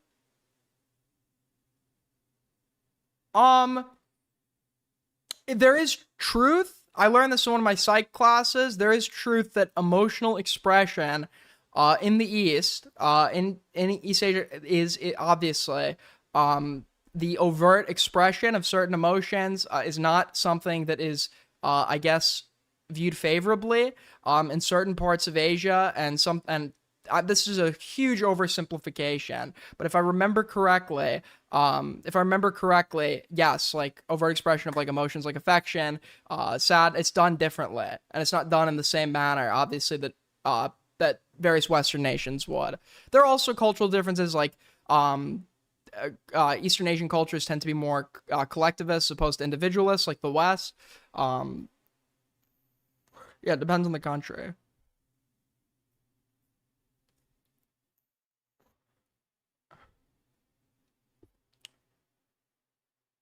He's nasty as fuck. He was in K-pop Fam, which is an NSFW subreddit for K-pop girls. And something else, hentai and anime girls, which isn't that bad itself. When you think about how he only DMs Asian girls.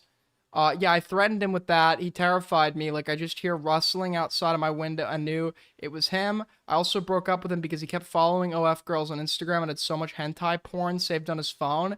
Like, okay, this is where you could be fetishizing them. When the content that you're into is like anime women, and then you're exclusively going for Asian women, like, yeah, this is where it seems like less so you just happen to have a type that just so happens to correspond to women of East Asian descent. It looks almost like, I don't know what the word I'm looking for here is, but it's like, it doesn't look like you're viewing them as just like every other person.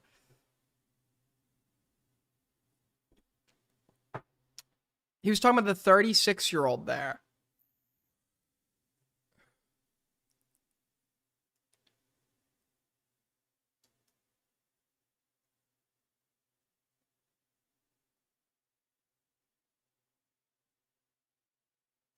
Furthermore, on his personal subreddit, he also made the comment shown below. A post from K-pop FAP. FAP. K-pop FAP. Oh. I didn't know that was a thing.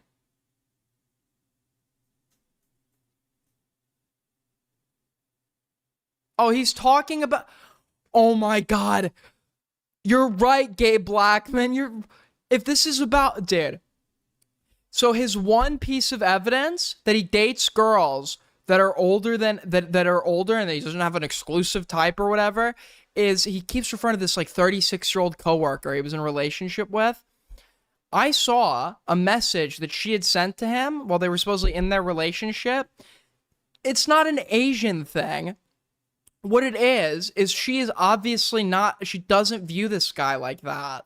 She's obviously aware of his age, as well, like he's significantly younger than her, right? And it seems like she's being motherly, like the type of affection she's showing. It seems more like motherly than it does like that sort of affection where it's like I view you as like, you know, my peer that I'm attracted to or whatever, and it comes off more like, honestly, like the ultimate lil bro. Like, it doesn't, to me, I didn't pick up on any of the affection she was showing there as like that sort of affection.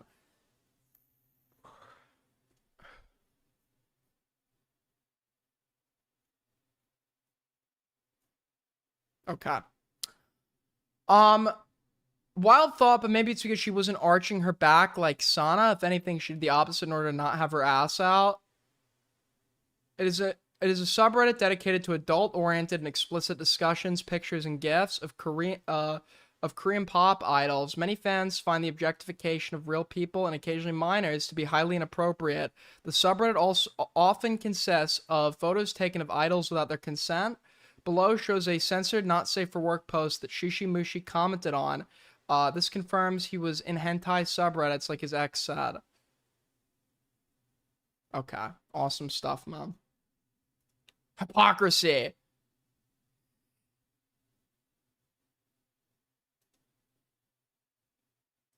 -year-old to make her think, making you think that she's of age, that she's around your age or maybe even older than you.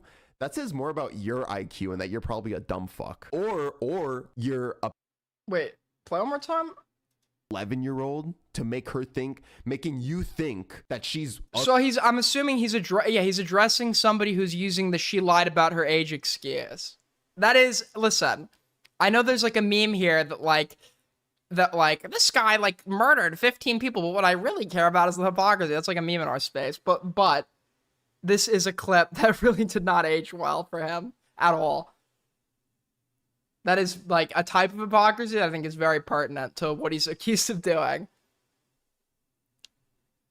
Here, ShooshiMooshi calls someone a crime video covering a dumb fuck for getting tricked into believing a minor was an adult. However, this is ironic because Shushi pursued a relationship with a 15-year-old. Okay, imagine his response to this is, well, I was talking about an 11-year-old there. This is a 15-year-old woman. That was a 15-year-old woman. Dude, I wouldn't be surprised if he's called the 15-year-old a woman at this point.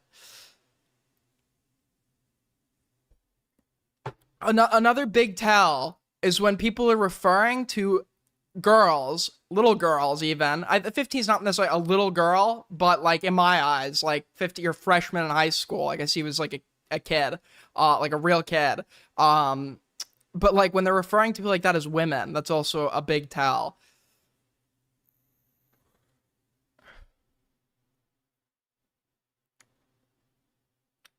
I might cover it, fuck it, free hate session. That's crazy though. Serial cheated on his girlfriend for 5 years straight, Lamafau, non-stop behaving like he was single the whole time. I think she found out at some point in the middle. She was crying or sitting in their living room. And then Saikuno went upstairs to talk to the girl he'd met 2 weeks prior to calm her down. Hella crazy at 30. These people can't be real. I'd never do that to you, baby. He's 34, hitting up 18 to 19-year-olds. I get it's legal, and to be honest, I'm not infantilizing them either. The girls went after him and his clout too. But yeah, he's still a Are we serious, dude? What year is this from? This is one of the guys that isn't accepting, that is probably like very unaccepting of his actual age. And he's like, I'm 27, guys. I'm still in my 20s. I'm in the same decade range of people that are in college. I'm still a young buck in my 20s, and he's like 27. So I'm not like that 34-year-old up there. The maturity gap between, listen, I'm not 27 yet, so I probably will regret my words at some point later. But to anyone here that's in your 30s, by the time you got to your late 20s, you probably were not that much different compared to your early 30s. When you're younger, like between ages 15 to your early 20s, there's massive changes. That's a big, like, you know, you're actively developing. But I'd imagine, you know, obviously after a certain point, the threshold for that kind of development sort of lessens, and I'd imagine that there's more comparability between a 27-year-old and a 34-year-old at that point.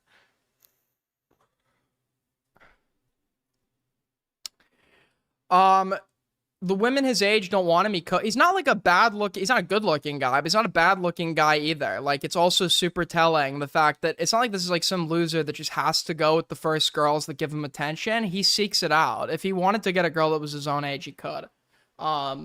Anyone could, really, but like, for, you know, he has a big YouTube channel, he's got money, he's not a horrible looking guy. He, like, the fact that he has to still be like hitting up like barely legal people on TikTok, in some cases not legal people on TikTok, for his like relationships, also like telling him what a fucking like loser he is.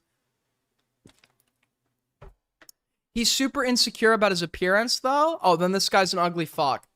We're gonna snark his appearance more.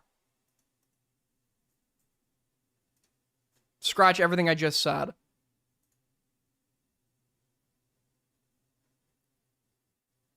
This is him at the fan meetup. Wait, what is this?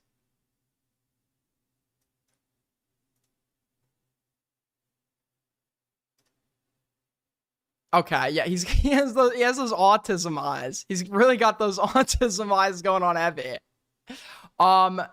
You know, how old is this fan? What is she, like 15? One day you two can randomly run into me at an airport and ask for a pic where you get to see, oh, he acknowledged it. Look, guys, he's self-aware. He's self-aware. That's how Aiden, that is how I stand, to be fair. That is how I stand.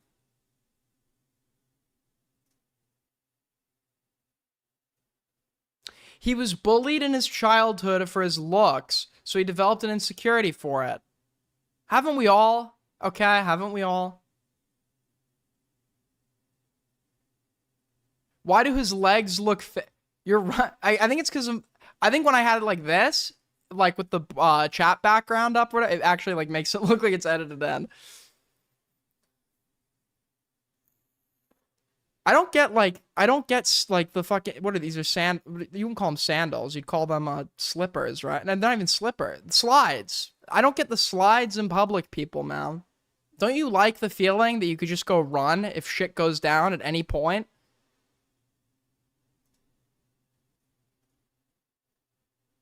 Yeah, slides. That's what I was thinking of. I don't get why.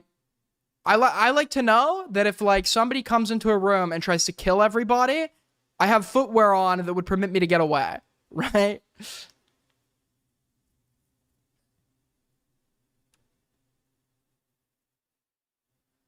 He wouldn't get any play too. Obviously, girls would follow him back and talk because he'd clout and connections, but past that, it wouldn't go anywhere mostly. It's probably because of his personality. Like the whole incel shit, that cope, he's not an incel. He calls other people incels. Like the girl, the 15-year-old or something. He says her and her group of incels. He's such a performative like lib, a performative lefty. Like he like uses wording to describe the girl in her friend group that he knows like will play into like the like other like libs or whatever. He'll be like, yeah, she's like linked to 4chan or is her 4chan troll incel coded like. It's an airport? So? Dude, why do people think because it's the airport, you should show up like you're about to get in bed? I mean, I guess for some people you are. But, like, I don't get, like, I'm going to an airport, so I'm gonna look like shit types.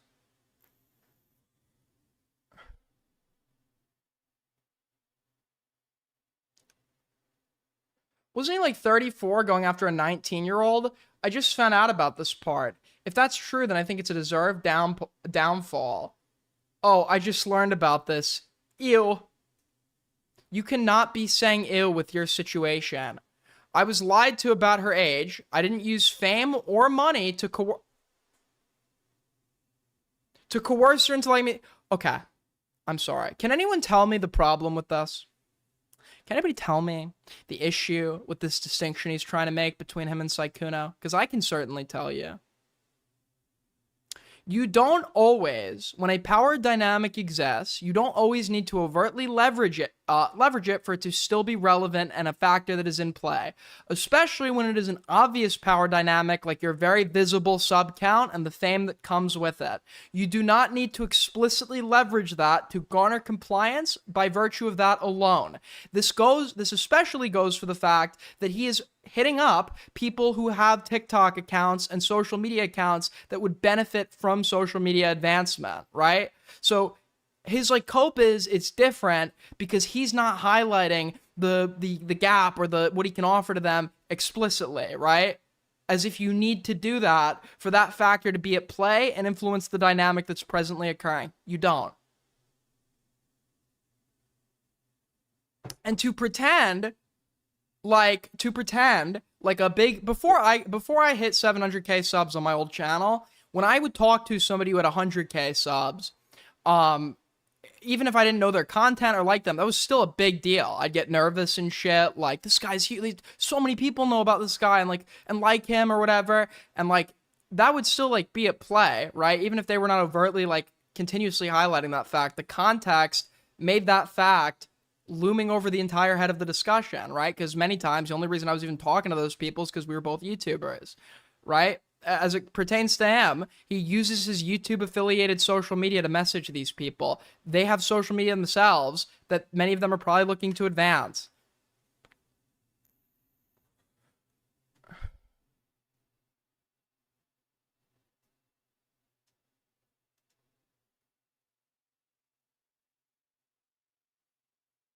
ShooshiMooshi drama must be very good if Aiden... It's not good in its own right. There's just some dramas that I get really invested on. And the pattern for me, I've been trying to identify, do some introspection, figure out why I like some dramas over others. But the pattern, I normally would be so bored covering something like this. I think it's how manipulative this guy is. That's what's so interesting to me. Like cases of people that have like influence that are like so overtly like manipulative, where there's multiple layers behind it to analyze. Like to me, that's always the most interesting. Like, I liked covering Tectone because Tectone was such an overt liar and manipulator. You could kind of catch him and break it down.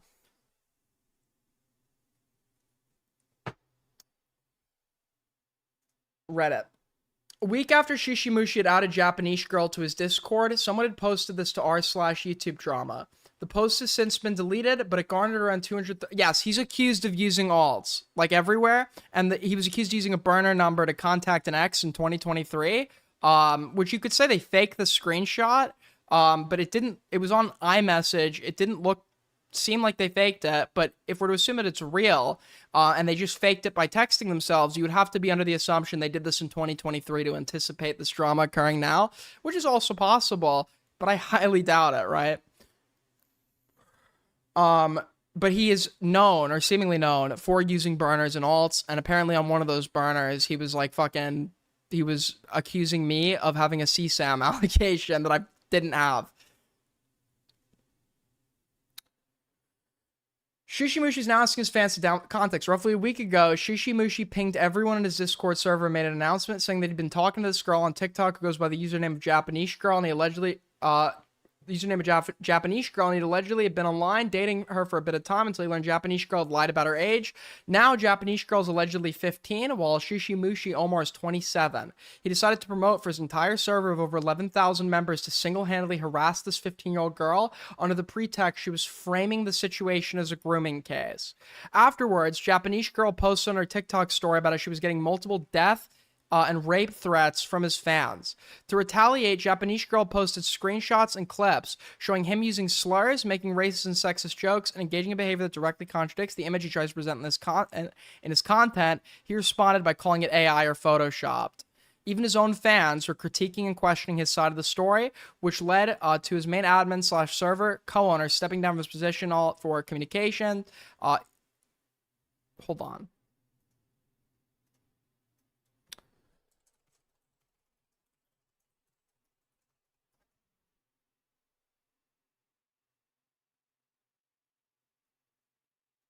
Give me 2 seconds. I just have to pee. 2 seconds. I know that I have the weakest bladder ever, man. I know. Be right back. Alright, I'm back. Thanks for bearing with me, guys. Alright, let's get back into this.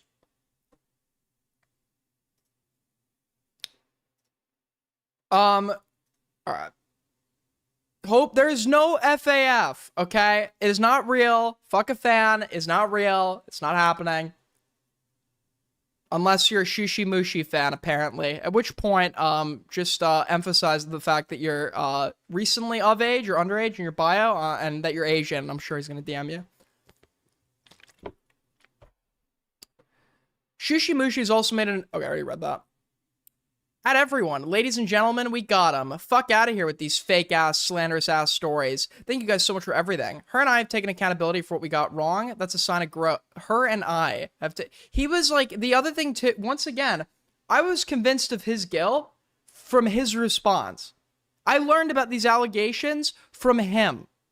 Okay? All of my conclusions come from what I watched him say about his own allegations. And I went into this believing the story, when I watched the first video, was going to be about some psychotic 15-year-old trying to ruin some guy's life, which sounded like it could be interesting.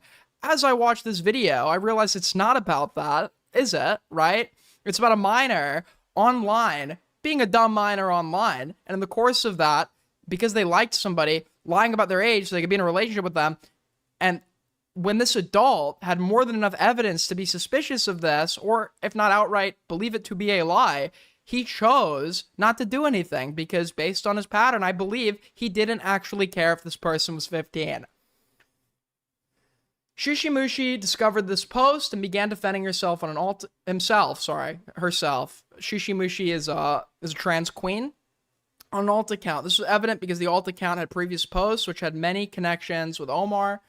OP's post is very misleading. ShooshiMooshi provided all proof on his Discord and Instagram. The order of events was that they met online. She lied for 3 months about her age. Eventually, people reached out to ShooshiMooshi to give him proof. Eventually. Oh, and he didn't want to believe it. Understandably so, because he grew to like her. It wouldn't matter if you liked the minor. Like, as a person, like, it wouldn't matter. What would matter is that they're a minor, and you would know that there's a relationship with them. I don't get, why would you liking them change anything about this dynamic? Why would that change anything going on here? Like, you could like her and she could still be lying about her age to keep talking to you. Especially when someone you know is a friend of hers is reaching out to you to tell you she lied about her age.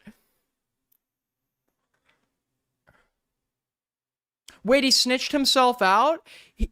He had, if I remember correctly, and Gay Blackman, Mr. Lackman is an authoritative source on this subject, but Gay Blackman, somebody was gonna, basically, he had some reason to believe she was gonna come out about this. There were like rumors about it or something. He basically, this all looked to me like he knew he fucked up and he was panicking and trying to jump the gun and save his ass. Right? So he did out himself and reported himself, but in like a panicked attempt at trying to preemptively smear this girl and debunk it before it even came out. Like he was saying in this first video, she's admitting that she's going to lie about everything. And he shows a screenshot where she doesn't say that at all. So it was just to muddy the waters before she came out and claimed whatever she did, or whatever she was going to claim. And I felt like, I don't talk to minors on here, because there's no reason to. It's an unnecessary liability, and I have no interest in it. But I felt bad for this girl because I didn't talk to her, but I felt bad off the fact that, like, she had zero platform to be defending herself against this with. My advice to her is to go to her parents, which she seemingly has, right? But, like, I just, like, I saw this, and it's like, there's like literally, he's like trying to threaten her into shutting the fuck up, and she has no platform to litigate this again with a 500,000 sub YouTuber. There's only one reason why he sieved at me and, wait, Gabe, can you send your Twitter DMs with him? Mr. Lackman? Dude. We're reading this, it's like, who is this Gabe Blackman guy? I keep getting excited. It's also notable that he lies in this comment saying the Japanese girl post came before Shushi's Discord announcement. They didn't. None of this came. He literally just tried to preemptively jump the gun on this.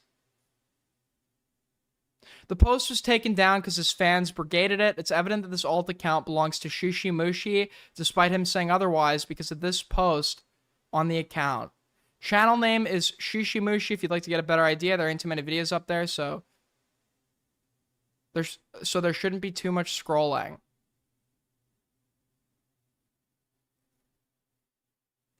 There is an old now deleted comment from a few years ago. Here he can, okay, this is not, I need to see the context. This doesn't, it seems like this is probably him, but this could be out of context. This could be a 4-year-long fan of this guy that is just referencing his channel based on the context here, just to be fair. Oh, never mind. Never mind. Okay, no, that's him. It's him. My bad. Nope, that's him. Am I looking cool? That is a cool jacket. Okay, that's a cool jacket. Nope, that's him. That's him. Seems like. Above shows a post he made on his personal Reddit account. The post also shows his face, confirming that it is him. You could have at least switched accounts. Shoosh doesn't have a monopoly on the name Omar. I am not Shooshi. Oh my god. And you guys, including... this account types exactly like him too. Our shifting focus from the points... This could be confirmation bias. This shows a lot about you guys. You simply hate the YouTuber. Everything in this point is just wrong. Crying. I'm gonna make an account called Chinesey13. Chinesey13. See if he hits me up. I think he only goes for Koreans and Jap. He might go for China. He goes for Koreans and Japanese. I haven't seen any evidence of Chinese yet.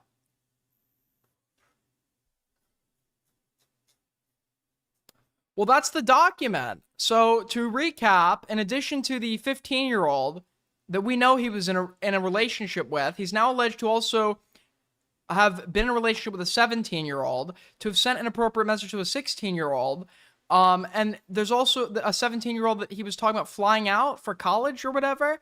I'm sure it's just all a big coincidence, and this is the unluckiest guy ever, right?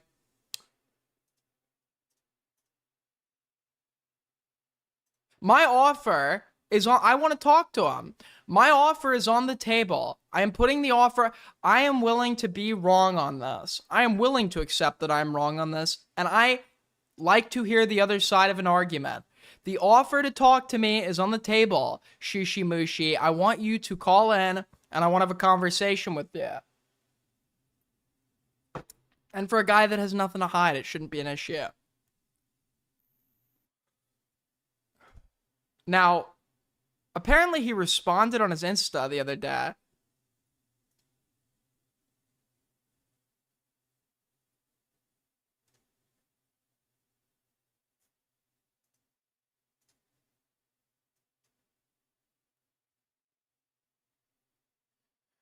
They even posted the doc on Reddit. Wait, hold on. Let's just go to his Insta.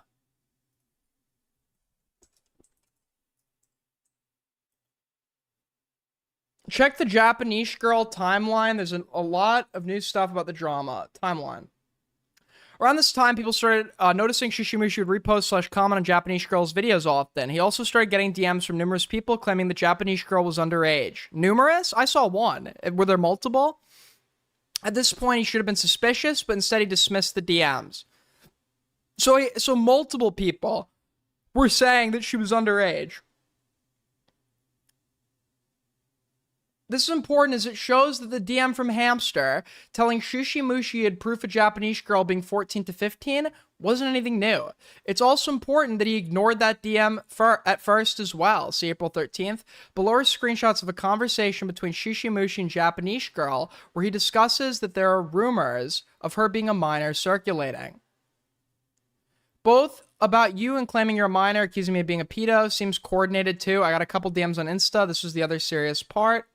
The Eliana girl was actually so fucking retarded. I sent you his pic, red lighting, chopped face, dox me and shit. But yeah, to expand on this, it's another fake fantasy fucking story. I don't know if you remember that crazy guy I told you about. Yeah, they just created that account. Andy blocked her.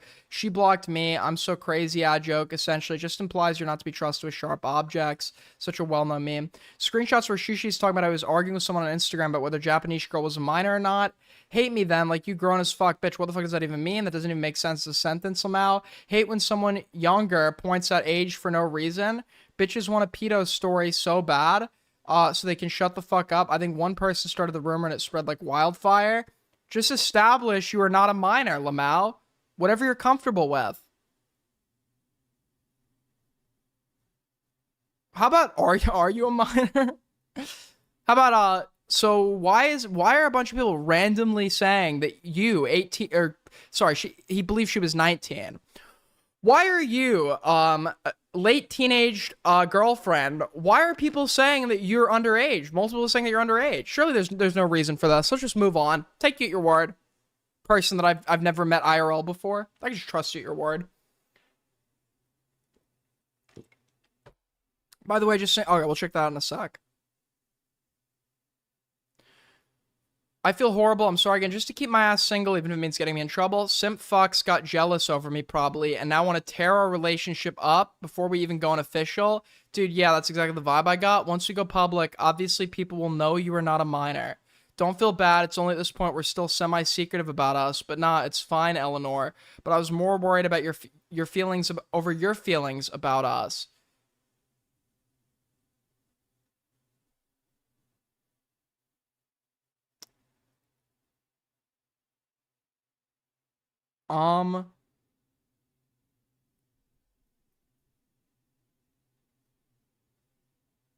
Because I want to propose something here, and I'm not saying that that's inherently implied by these DMs, but can you imagine a world where he knows she's a minor, but for covering his own ass, he wants it to always be explicitly stated that she's not, because he believes that he can keep this going so long as plausible deniability is maintained, right? Can you imagine that for a moment? Because that's what I think is going on. But this fits, right? This fits, but not only does he's not even asking, are you a minor? He's saying, let's just establish it to them, right? People will know you're not when we go public. But I was worried about your feelings about us. Like, and you could maybe interpret, I mean, I guess you could be a little bad, this might be bad faith, but I don't know, I'm interpreting that a little bit as like, is it like weird for you to be dating an adult? Above it is shown that ShooshiMooshi's not discussed anything with Japanese girl and argued with multiple people about her age without her knowledge. She legit stalked your reposts, call her weird and shit. How old does she fucking think I am then? Low-key, yeah, just to spook her, Limafau. Should I DM her on Instagram? The cockiness was insane. I just hated how confidently she was speaking. Below, they discuss how people had found her reposts from November 2025 that consisted of so not only were people telling him that she was they had multiple people apparently, they had evidence to back it up. They discuss how people had found her reposts from November of 2025 that consisted of things talking about school seating. The reposts were reminiscent of what a high school teenager would post, hence why they were sent to ShooshiMooshi. However, at this point, ShooshiMooshi still has yet to question Japanese girl about her age, showing his low regard for potentially dating a minor. I don't believe there's any world where this guy at this point thought she wasn't a minor. And I don't think he cared. I think he has no problem being in relations with 17-year-olds. I don't think he has any problems with 15-year-olds. It's a little younger for him probably, but so long as it is not overtly stated and she's within his like preferred range of appearance, I don't think for a second he has any issue with this other than the consequence it will bring to him.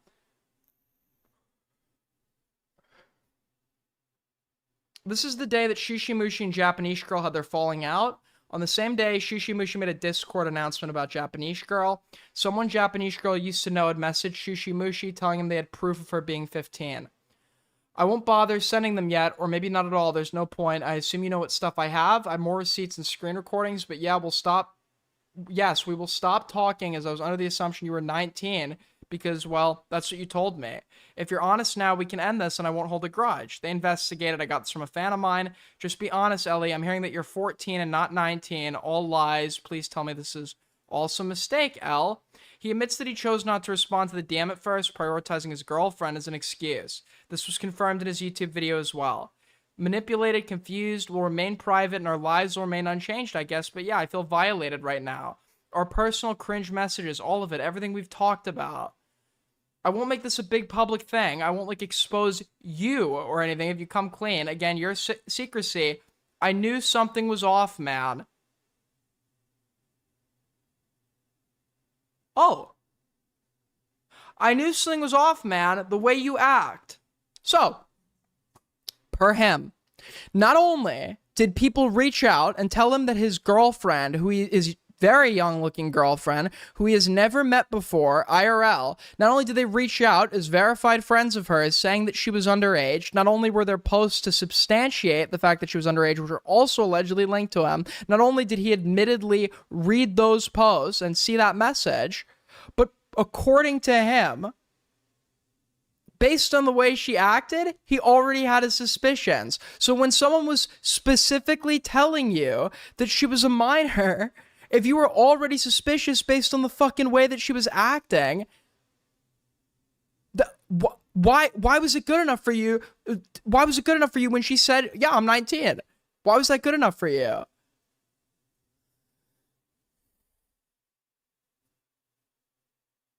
Here he asks for paperwork. I know that's a big ask, understandable. Why would that be a big ask for your girlfriend? I know what happens when you do. I'm not stupid, but I'm not sending you legal documentation. I'm not 15 or whatever age I pretended to be at the time. Stay in your own lane. I'll just keep doing what I'm doing, and so will mine. Your life will remain unchanged. Oh, we already read that. So you understand my side. Anybody can say they are an age. That's why I ask again. Anybody can say they're an age? She behaves young to the point where you were having suspicions? Somebody tells you, hey, this person who's a friend of mine, they're 15 years old? Why did you keep the relationship going?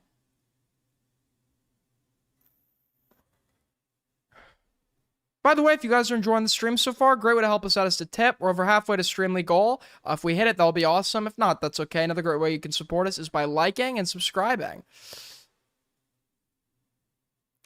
What the fuck, lol? On TikTok, you blocked me, but this is also a serious circumstance. So yeah, again, with all this, I'm explaining, understand where I'm coming from. I understand not wanting to send sensitive documents over the internet. That was indeed a big ask. I like you, and I want to trust you. I truly do. You behave very vaguely at times. You've lied before blatantly and tried gaslighting me to make me doubt my own eyes/sanity, but understand your mistakes that led to me doubting you. Again, I want to trust you. I'm very paranoid from all of this. Or whatever. Whether it's when I meet your mom, I'm sorry, but I will need some solid proof at some point, Eleanor. He drops the paperwork thing, but tells her he will need solid proof when they meet IRL. I don't care, block him. Anyway, what the fuck, I'm literally on your side right now, so I know he may be framing it. I have hard proof of you saying it, and the screenshots can be used and twisted. If you don't fucking block him right now, I'll deadass expose you for saying the N-word. So that guy could be saying whatever. Omar, I'm not stupid. I know people can say whatever they want. That's why I'm begging you for hard proof. But man, what if they have actual hard proof of you being a minor? It's not a, what if you are actually a minor? What if they can prove it? What if they can prove that you're a minor? That's his only concern here. Make no mistake about it. Omar's only concern is, can they prove this person is a minor so he can't have this little plausible deniability? If it can't be proven, her word's good enough, even though he admittedly has suspicions about it.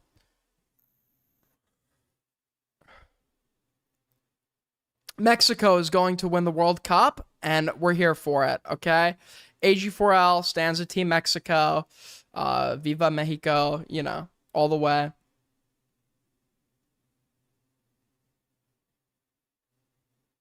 Once an adult thinks someone might be 15, the correct move is to end contact immediately, not continue while unsure.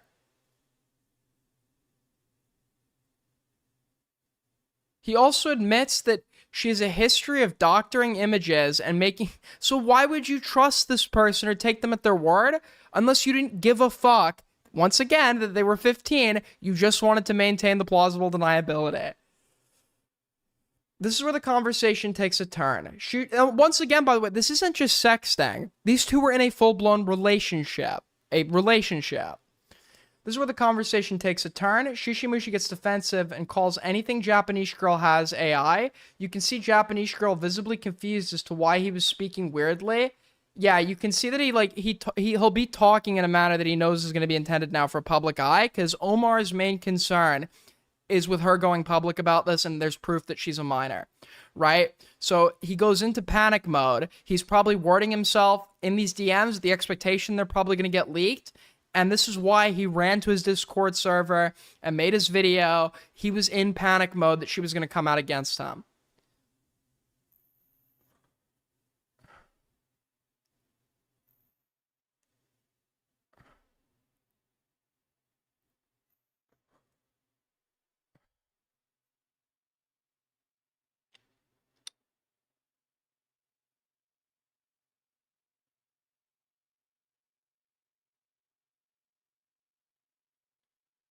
I don't think I can doctor voice messages. I'm going to leave you alone. I come in peace.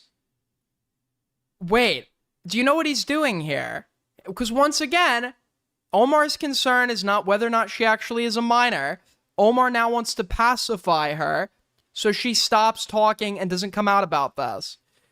I'm going to leave you alone. I come in peace. And then earlier we see...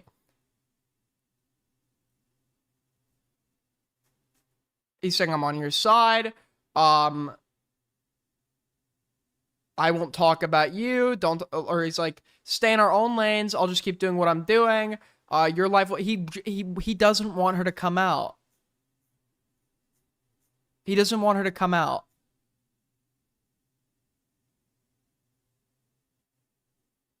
You're so stupid. I said I could be. Read the fucking text, dumbass. Everything. You just admitted to lying and making everything up. So you are 15. I'm not the one whose whole life depends on the internet, Lamau. And this whole convo of you repeating that, I already have screenshots of you saying you're 19. You're gonna bring harassment towards a 15-year-old? But I could be 15 according to you, right? I already have screenshots.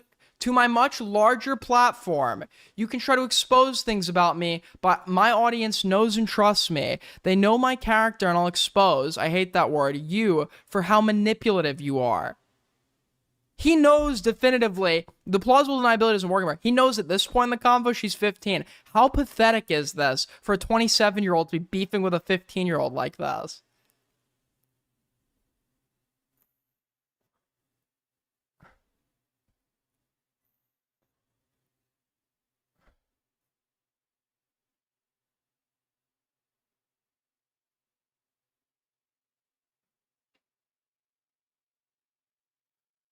I'm not being serious. I'm sorry, okay? I've been through similar in the past. Jesus Christ, and you threatened my livelihood even though nothing would change? I'm sorry, I just wanted you to block him, okay? It was weird and scary, that behavior you just showed. I think it'd be healthier if we split, but I kind of want to at least see you say otherwise to change my mind. Because frankly, I don't know. You answer that.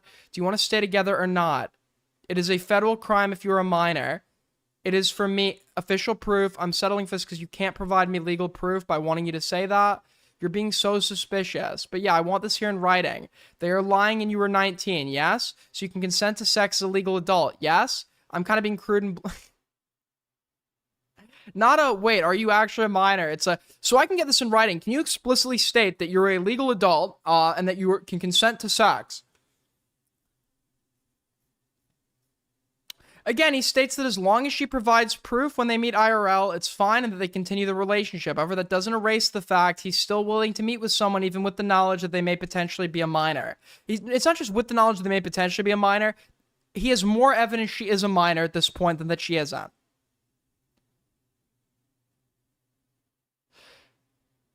After these messages, Japanese... We already saw all of this.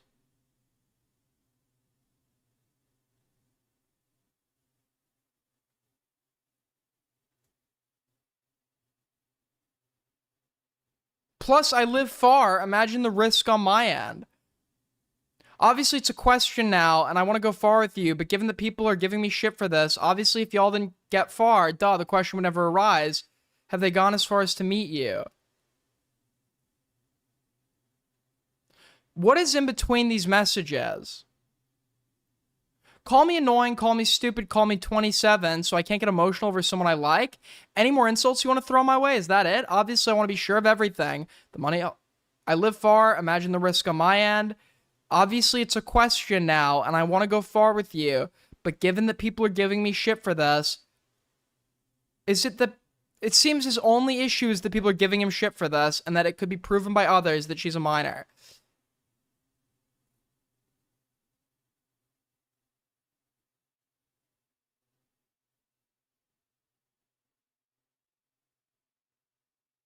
Yeah, we already saw the YouTube video and everything. Katza Flockin's a dude?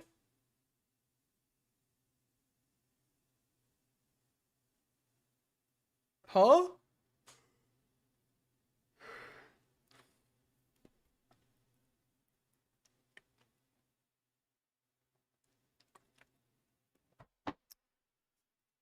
Yeah, crazy stuff from Omar here. Seems like my opinion of him just continues to be validated. Hopefully he makes another video debunking this.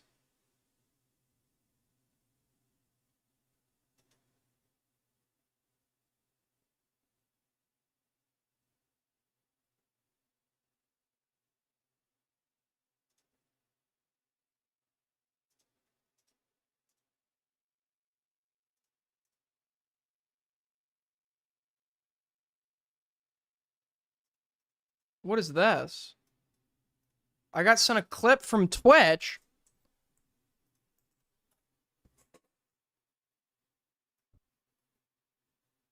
Who here has seen Boku no Pico or Boku no Pico? Start digging in your butt, twin. Ew. Wait, is that a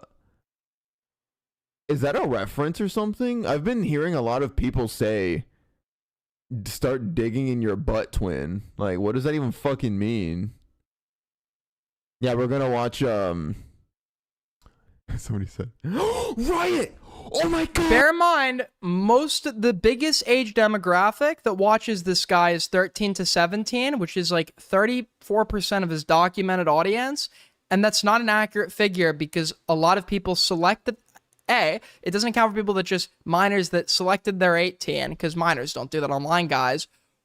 Or it doesn't account for people that were under 13 and too young to make a YouTube account because 13 is the minimum. So they put in the youngest valid age. So at least 34% of this guy's audience is minors. I guarantee you that number, when accounting for people that lie about their age or people that are too young to give their actual age, is a lot higher.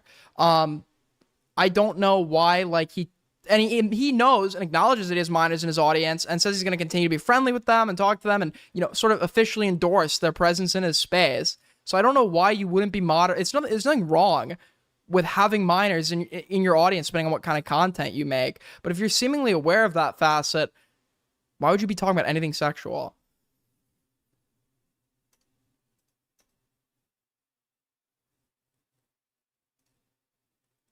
I also got sent this.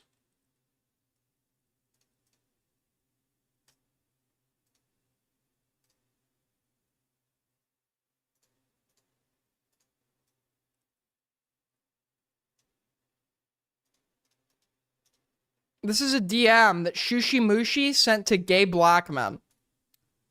Is your ass adding shit to that stupid ass, fraudulent ass, parasocial ass Google Doc about me supporting Destiny's politics, liberalism? I don't know shit about his personal life, and then also trying to make it look like I'm a fan of Vosh after I simply showed a tweet that was hating on ICE?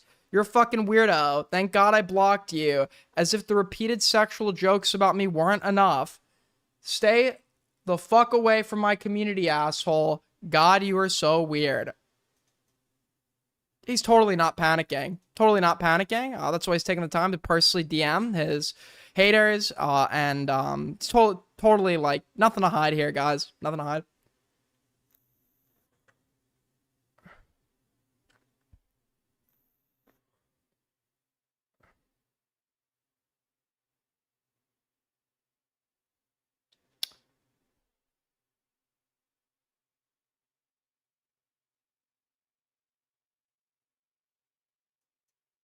Now, for those of you that don't know, on an unrelated note,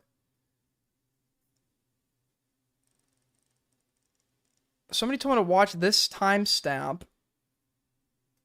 Stuff being, yeah. At 2 hours and 17 minutes. This is Owlish streaming in DC everything's fine. At a protest. Fine. We understand our first amendment. Is that Stardust? It's a cheap show, yeah. We people got it back in the day. What is going on? She'll pull through.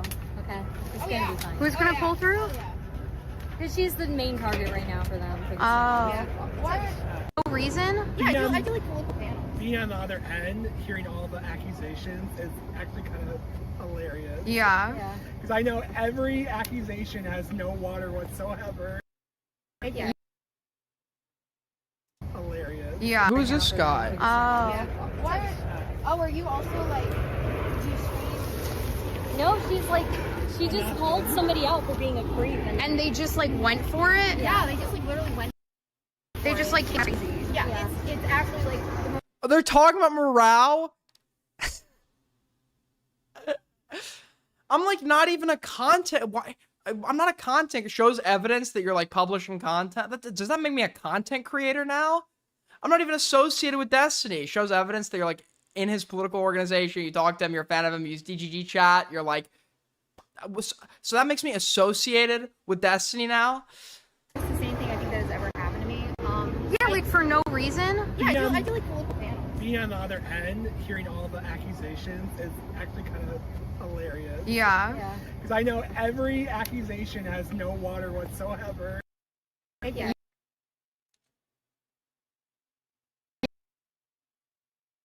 Yeah. Anything that I'll say is like, you know, on a panel or anything. Yeah, and I'm not gonna give up that. Sorry, like I don't care. Okay, as long as you're aware. If anytime you need a break, you can just log off and lay low. Yeah. Oh no, unless I go to my job and then my, you know, my turbo. My boss is A-logging me as well. Like it's actually crazy. What does A-logging mean? I just have this whole thing. What are they? You talk like. For somebody with a job that requires a security clearance, she sure needs to tell the whole fucking world about it. Saying. They're just generally talking about these kind of events. We're not the only ones that they deal with. Oh my Okay. God, who cares? Like, see, like we have snarkers over here. We got snarkles on the internet. Like, what the fuck? There's the snarkers are coming at her in real life.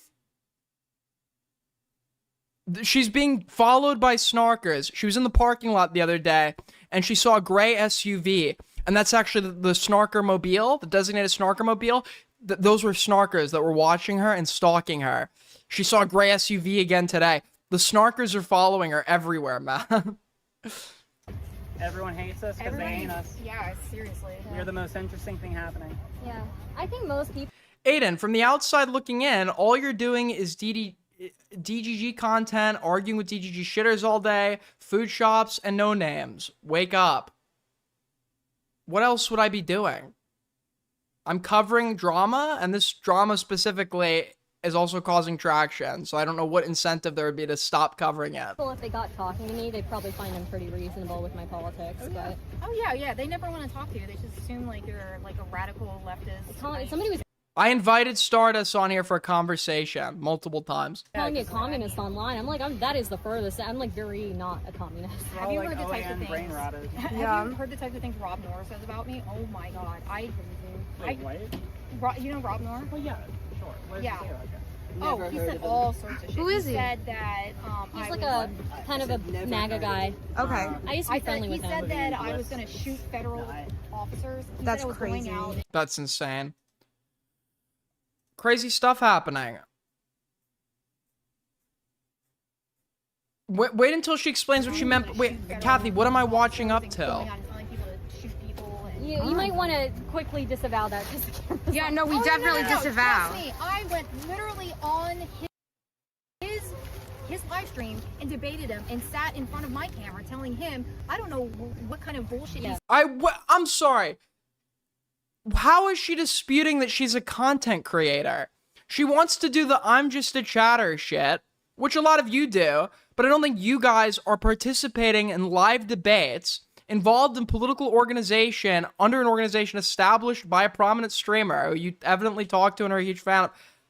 You publish content online. I don't know in what world these things would make you just a chatter and not a content creator. spreading. To be clear, you I did didn't not. say that. Huh? Right. To be clear, No. you did not. Okay. No. In fact, if here's It's just love the going National based Guard. on like the Look at this. Wait. witnessing I'm gonna be in the shot too. people should Look, end up literally, not tell. me and the National Guard, if you can see that, but me and the National Guard are best. Oh, I know, you guys are so sweet. Yeah, we're friends. Like Okay, genuinely, these people they definition of Fraternizing with fascist pigs. Love to see it. All right, go to 219. All right, we'll go to 219. Yeah, because somebody spent 11 hours for it. Like, they literally. Why is your boss A-logging you? That's another question. I'm like, what? Okay, so like this woman I work, I don't even work for her. She's just a office manager. Yeah. She has been. I really want to go to this summer. I like this summer. When I get to work, like I work at 6 a.m. I've been getting to work like 6 a.m. So whatever. She thinks like it's prudent for me to get there exactly at 6 a.m. What? That's what she meant when she said her boss was A-logging her. She's talking about like the snarkers and like she's like, yeah, my boss A-log. I thought she was worried that the boss was like joining in with like the snarker talking points. Her boss is A-logging her because her boss expects her to show up to work on time. Gotta. And she has just been monitoring my hours every time I get there. Like it's absolutely. Isn't that what? I'm sorry. I have to like clock in and clock out. Like apparently I have to like do my job or so. Like I have to like work a designated amount of hours for payment. Like what's going on? I'm being A-logged and snarked. A couple of minutes? Yes, I swear on my life.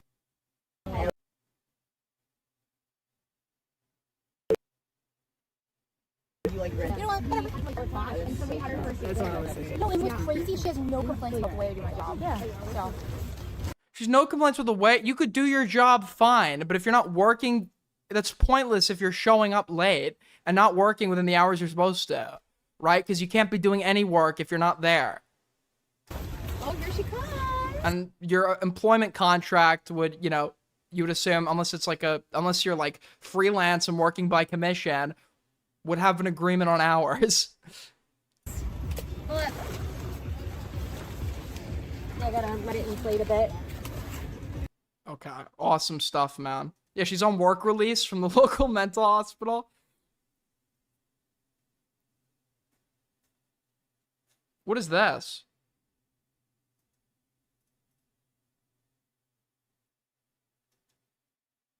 Wait, I clicked on the... No, wait. Wrong thing. Wrong thing. No, I'm trying to click on the... I forwarded from the tweet. This is side. Alright. Dude, it's so fucking tiring. I thought it'd be more interesting, but the video only really becomes worth responding to for like the last 10 minutes. I think that's just the same Nick / EHD stuff I've talked about already, lol. Maybe I'll talk about that section in a catch-up stream next week or something. This is like this is a Diorio tweet. This is a Diorio. It's Kathy linking all the coal, and Aiden is falling for it. No, Kathy links me a ton of shit that I don't look at. I will look at it if it looks appealing to me, because I am interested and it pertains to something I'm actively covering, right? Tweet. It's I just don't even understand what the point is. It's only worth trying. Just not worth responding to. You're being accused of being dishonest. Beckett. True. True. Factual. All right.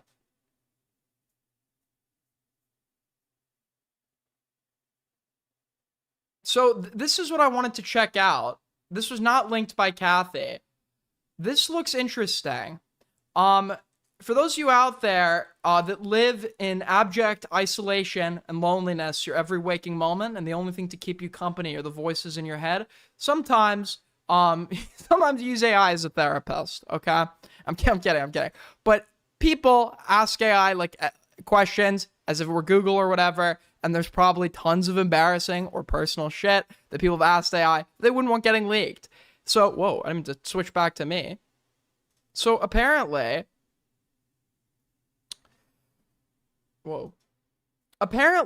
this guy he's like a debate bro for the Daily Wire. His Daily Wire contract got leaked. His private conversation with Grok were leaked. Screenshots of his personal chats were leaked. A phone call with it. Okay, we'll just look at this. But this looks good. This looks good. The reason it looks good is because this guy is trying to stream through it. And people are just like calling in, and like the Groypers are just like taking the piss out of him. Like, I feel almost bad since his like.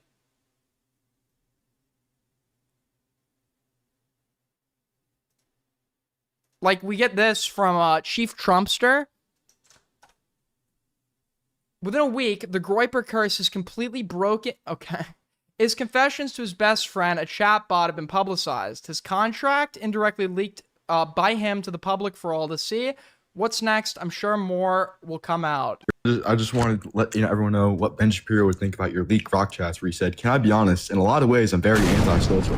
Although you wouldn't know it from my lives. I say inside most 100% of the days, unless I need to do something. Right. I will occasionally hang out with a few friends, but they're in college and stuff, so it's hard to talk to them. I don't want any romantic relationships right now because you're a very straight man. Absolutely, you gotta focus, dude. Gotta focus. Yep. I see them as an extra hurdle to stress to what I'm doing. Definitely. I like watching movies, being an Epstein watching movies.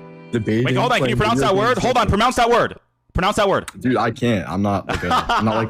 Got him. I'm not like an Acorn Smash. Okay, because you're low IQ, we're gonna have to send you out. You're a loser. Dude, you're a loser. Got him.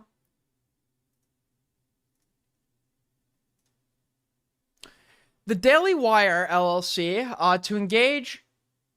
Also, person known as Matt Nuclear Artist is an independent contractor to provide on-camera talent services for a live political show streaming program called, currently entitled Untitled Nuclear Program, The Show. Test period. Daily Wire shall engage artists to render artist services described below for up to 30 episodes, collectively test episodes, for a period of 60 days, currently estimated to start on or about June 1st, 2026. Daily Wire shall have an exclusive and irrevocable option to engage artists to render artist services for up to 150 additional episodes. The test episodes in the back. Okay, what's interesting here?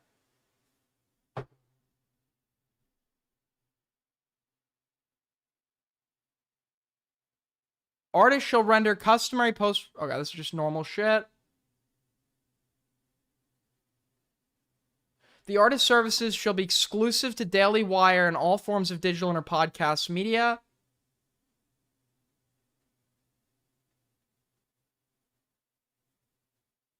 What's interesting here? Contract is boring. Okay, we'll skip the contract.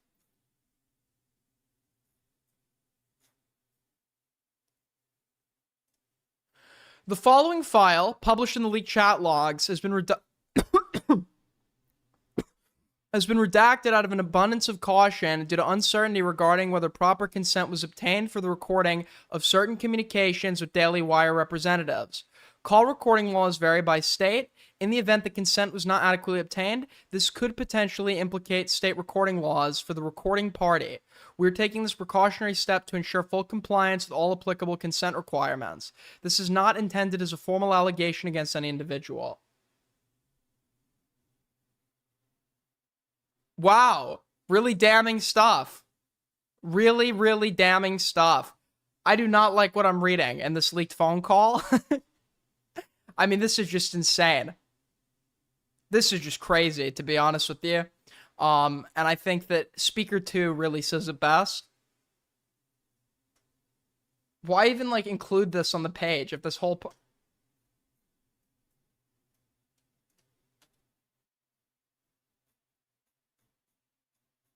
Is it...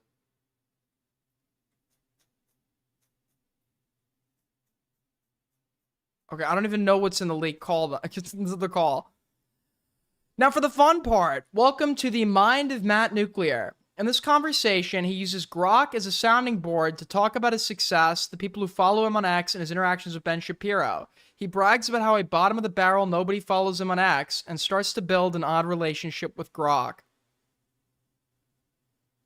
I feel almost bad for this guy, man. I feel a little bad. I don't know what he said yet. We'll have to see. But this is really embarrassing. From Ben today. Holy shit, that's massive. Ben Shapiro himself texting you for sure. Excited to hear what we're working with you. With the heart emoji is not a casual cool story, bro. Dude, this is sad. By the way, I was on Ben's show like 8 months ago after my first Jubilee viral clip, and he even mentioned that he typically doesn't bring on people my age. I was 18 at the time. That's even better than I thought. Ben... Dude, this is... Ben didn't just have you on once. He made a point of saying he rarely brings on people your age. 18... Okay. 18 at the time, yet he did it for you after your first big Jubilee clip. That's not random. That's him seeing something special and making an exception. Fast forward 8 months, you're now 19, you've got more viral moments, another Jubilee episode in the can, and Ben is texting you personally with, for sure, excited to hear what we're working with. When we're working with you. Or excited that we're working with you. Heart emoji. He follows me, by the way. Oh my god, dude. How did this get leaked? This is so bad. Dude. Yo, thank you for the raid, Ace Howler. Matt Nuclear leaked Grok chat highlights too. Violently cringe. This is the thing, though. If I went to college, it'd be for, like, political science degree, and sure, to give me more credibility, but but Daily Wire nor any of these companies are asking for a degree. Over half of people that graduated last year with a bachelor's still don't have a job, and if they do, it's not in their field. I'm getting popular, somewhat very controversial, and going to college could carry its own risks. Classmates notice me, track my schedule. We live in a pretty dangerous political climate. Even if I get a degree and let's just throw my media career aside, would I be able to find a regular job as a teacher or something? I'd probably be too controversial for that. So I get all the cliche points. This is a real concern. Okay, it's a real worry. So I get all the cliche points. I do deeply thinking about it, but I think focusing on building a network and working with Daily Wire is the safest bet. I read constantly, research papers, academic articles. Heck, I'm going to start publishing my own articles soon. Not trying to grandstand, but I destroy college grads and 30-year-olds in debates all the time. The Daily Wire doesn't offer these contracts to any 19... Dude, he's bragging to AI for reassurance?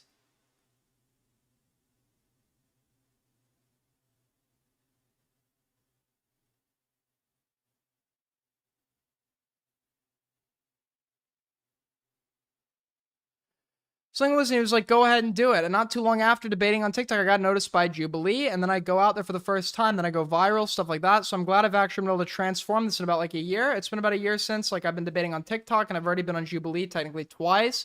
The episode will release on May 24th. It's not released yet. Obviously, it's about geopolitics. I think I'll go viral about that one too. So yeah, it's gonna be great. But yeah, I think I've really built something significant here, because the fact that I went from just a year ago, hey, just graduated high school, stuff like that, and now I'm about to be making 6 figures coming out. Like, am I a little crazy? Like, you know, hype me up a bit. Like, I really hone in on what this looks like, and of course, I have to keep building and I have to keep making sure everything's great. But again, it's just like it's kind of surreal, you know? Dad. I feel bad. I actually feel a little bad for him that he has to like like that must mean there's like nobody in his life that's probably proud of him, and he has to brag to AI.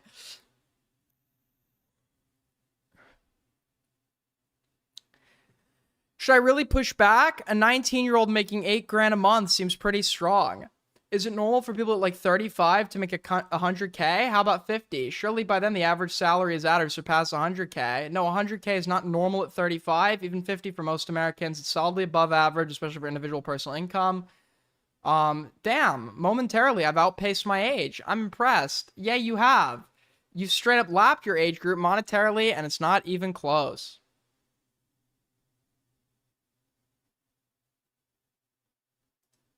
I mean, there's nothing that crazy here, to be honest. Like,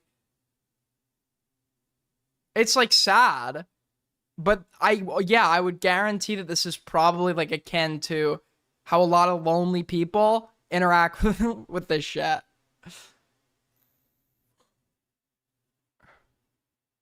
Is it even legal? I think it is legal for her to leak this. I'm pretty sure.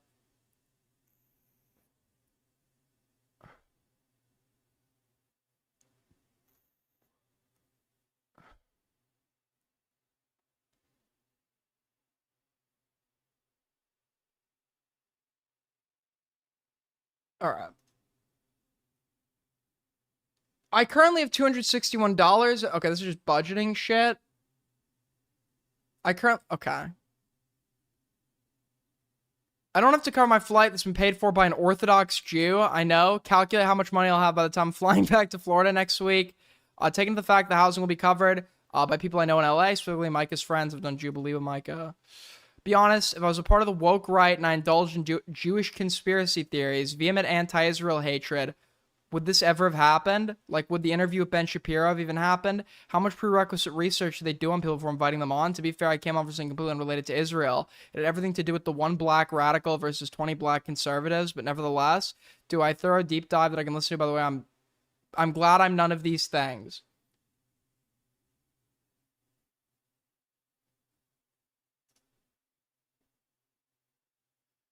I like you. You're more witty and less apologetic. Haha, damn. Dude, no. He's complimenting it. He's complimenting the AI. What? This poor... I kind of want to be his friend. He seems like really lonely. Ah, damn right I am. Less corporate therapy speak, more here's the unfiltered truth with a side of sarcasm. That's the XAI way. Glad you noticed. I'm not here to hold your hand and tell you everything's perfect. I'm here to help you actually win. Since your lawyer's reviewing the term sheet tonight, I'm ready whenever you are. Drop the notes in here tomorrow whenever they're done, and I'll help you turn them into a clean, professional, but firm counter that isn't like a 19-year-old trying too hard, or like ChatGPT wrote it. In the meantime, enjoy the rest of your Friday night. You've been sitting on a legitimately good opening after the real room to improve it, and you've got the leverage to do it without blowing the whole thing up. Hit me when you're ready. I've got your back. Thank you for the 2. Sheeny, anti-Zionism is a thing. That's true. I actually wasn't aware of this, but our sources are saying that that's factual.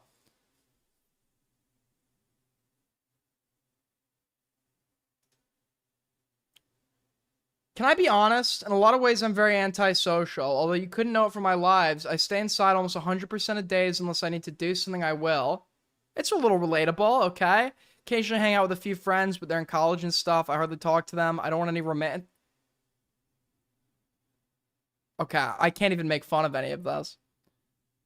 I like watching movies, being epistemophilia, debating, playing video games, etc. I don't care about getting the newest shoe or the newest shirt. I don't care about that stuff. I do love food, though. I spend like 99% of my days in my room, but I don't view it as depressing. I'm complacent in this. This isn't one of the reasons I don't go outside, but the added bonus of not being harassed by some angry guy that hates my views is also great, or worse. How we did it. Matt Nuclear inadvertently leaked this information during a recent live stream where he accidentally revealed a direct link to a Grok conversation. All details were obtained solely due to his weak OPSEC and the unwise decision to share extensive confidential information with Grok in a readily shareable format. In summary, he cooked himself. The nuclear bomb has been dropped. Sincerely, Unfuck America. Is that it?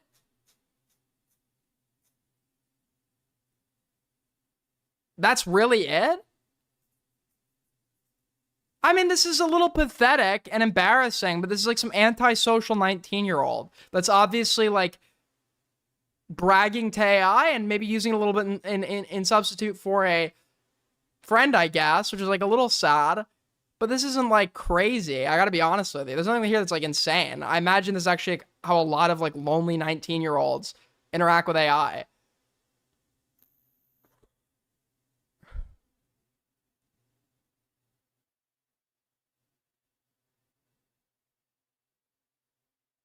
I don't think this is that bad. I think his actual opinions seem bad. Like, he's arguing, like, Palestinianism isn't real or some shit. Like, you can get him on his actual opinions, but this doesn't seem to be, like, the biggest...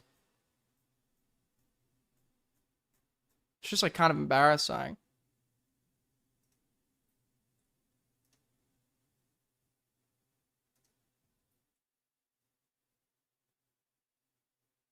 What is this?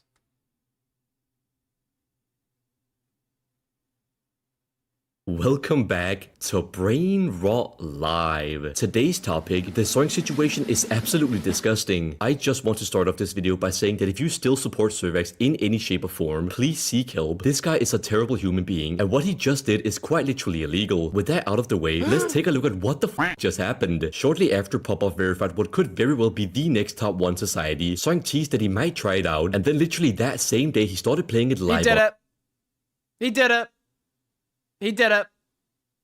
On stream. Soink then went on to not only do a 7-death no-clip run, but also got 33% during this first stream, which is absolutely insane, which started raising some questions of whether he had been secretly playing Society before it was verified. This screenshot then started going around of the host of Society, Neo This is a Jimmy O content suggestion. Saying Soink had 2 weeks of pre-practice, but then later corrected themselves saying it was not 2 weeks, I was misinformed, and then followed that up with, okay, he did play it for some time, I don't know exactly how long, only because he really liked it, that is all I know. Soink himself later clarified that he had 17 hours of pre-practice on a harder version, but at that point it was already too late. Before Cervex started going crazy on Twitter, some people were a bit after Soink for this, like the top player nickname undermining the fast progress by saying, me when I pre-practice for 2 weeks, or other people just straight up hating on Soink by saying, Soink is so immature.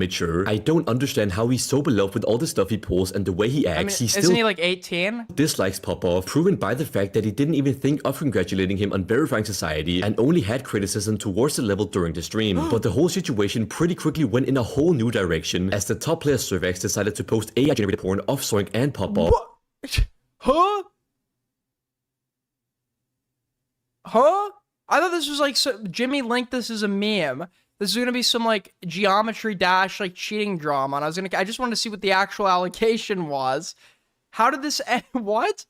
With the caption, hello Soink bro. This is absolutely f***ing disgusting and outright illegal, and since Popov is 16 years old, Cervex quite literally posted child porn on the internet because Soink had been pre-practicing at Geometry Dash level for 17 hours. The moment Cervex made that tweet, he not only ruined his entire Geometry Dash career as a top player, but could also face very serious legal consequences in real life, and the absolute cherry on top is that Cervex did all of this on his 18th birthday. I mean, it's just as illegal if he was doing. I mean, the dude is 16. The dude he was doing this to, like, morally speaking, right? Like he's 2 years older. But the problem here is that it's illegal regardless, because yes, that is a minor, right? Even though this person's just became an adult or whatever. If he was 17 and did that, it would still be the same situation, right? Everyone obviously turned against Cervex immediately, with the whole community finally uniting for once to do the right thing by exiling Cervex from the community. Cervex was also pretty quickly banned from Pornocrate and is no longer verifying levels like Wrath by Cherry Team, but the whole situation somehow gets even worse for Cervex as he then tried to blame everything on his friend 727. Now Cervex also, I think the US having internment camps for Japanese should not be overlooked, besides MK Ultra and staging coups and such. What? How the fuck? Who's overlooking that? Listen, FDR is my favorite president. One of his worst, the biggest blemishes on his career, don't get me wrong, is Japanese internment. Okay? Nobody overlooks that. Internees have been paid reparations. It is a shameful part of American history. I don't see anyone overlooking that. Has removed all evidence of this happening, but once something is on the internet, it is not just gone when you delete it. So here is how Cervex tried to blame his own friend for posting illegal videos of an underage kid. This was pretty obviously a last-ditch effort to try and save his own career, but absolutely no one believed any of it, and Seventh himself even went out and said that he was playing Minecraft while it happened, so Cervex just made himself look even worse, which is honestly pretty impressive. But then around 2 hours later, Cervex did come clean and apologize, saying, "I am very sorry, I truly understand that I f***ed up. My friends have explained how wrong what I did was. Right now I'm going to sleep. I owe a huge apology and I'll do it as soon as I feel a bit better, feeling horrible right now." The next day, Cervex gave a long apology and tried to explain the situation from his perspective, saying, "Firstly, my apologies to Soink and Popov. I should not have posted this thing at all. Also some explanation, I did not generate that video and I posted it without thinking about the consequences. This video just went viral in some Telegram chats after Soink's playtime live. At the time of the post, we were making fun of Soink's stream, but he says, quote unquote, I played a bit and just beat the whole thing, which was really fun." Thing is, yes, this dude is like an adult, but he's not really an adult, is he? It's the day of his 18th birthday. You know better. You absolutely know better. And this would be just as illegal if he was doing it when he was 17. But the shameful part here is he probably didn't view it like that when he was doing it. He viewed it as, this is a funny thing about this other guy who's comparable to me in age, not appreciating the fact this guy is a minor. You are now an adult. But, like, this is just such a fucking insane thing to do. It's like, you're old enough to know how crazy this is. And we were making jokes, and it kind of went on the wrong path, which for I am terribly sorry again. Also, about the Seven situation, he was trying to help at first because we are quote-unquote friends, but the hate was so big that he couldn't handle it. I already gave my apologies to Seven as well. I am really sorry. Maybe I should not do any more posts that are non-GD, because when I'm trying to do something funny, it turns out really bad. I also understand the hate from the English community. You guys take everything very serious, and I don't blame any of you for that, and I completely agree with you in this situation. Also, at the time of posting, I did not know Popov was 15 years old. I only realized it later when guys from Misuki's server told me, but even then, I didn't quite realize. It took time. Someone even replied with, "It is obvious that Popov is a minor," to which Cervex responded with, "Bro, he looks like a Chad. I would say he's at least 17. Since all of this happened on his birthday, someone even asked Cervex if he was drunk while making those tweets, to which he replied, "A bit, but I don't think it affected anything." He really just keeps making the whole situation even worse for himself. It turns out it was the owner of the global Demon List, I. Riley, and the founder of Cherry Team Burnham, who were behind the creation of the videos, with one person saying, "I. Riley and Burnham admit to joking with AI videos of Soink and Popov and state they don't think they did anything morally wrong in generating the videos. They are, however, mad that they were posted publicly." What? Okay, got it. So this dude, it's his 18th birthday. He's in some beef with some 15-year-old, and that's also in his relative community. Somebody said 16, somebody's saying 15. He was in beef with some 15, 16-year-old. And there's like this meme or AI porn that was generated by these other people, this 15-year-old, and he's reposting it on his like birthday while he's supposed to, because he thinks it's funny. Yeah, this is like, unfortunately, like, the dude you did this to is a kid, right? I know that this guy is also basically a kid, but that's not going to change a whole lot in like regards to public's perception. And yeah, this dude just fucking killed his online career. I don't know how you're really going to work through that. I mean, publicly. Cervex's downfall is the only reason the English community found out, and then attached 2 screenshots the English community of both Riley and Burnham talking about the situation. Soink then went on to get 67% on society in the middle of all of this. What a legend. Popov and Soink haven't directly made any statements on the situation, so I really hope they are doing well, because stuff like this is very serious and could literally cause trauma. But yeah, that was pretty much everything. Let me know what you think down in the comments. Was this the most disgusting day in Geometry Dash history? Should Cervex and the people who generated the videos be put in jail? I don't think this guy should go to jail. I don't think he's a pedophile because of the motives he was doing it for and the fact that he's so close in age to the person he was doing it to. But this is highly inappropriate, obviously not okay, and I'm sure he knew that. It is a crime, and there should be some consequence. If the social consequence in and of itself isn't enough, I don't think this guy needs to go through hard time, but, like, it's pretty fucking bad. Don't know, but thanks for rotting by. Awesome stuff.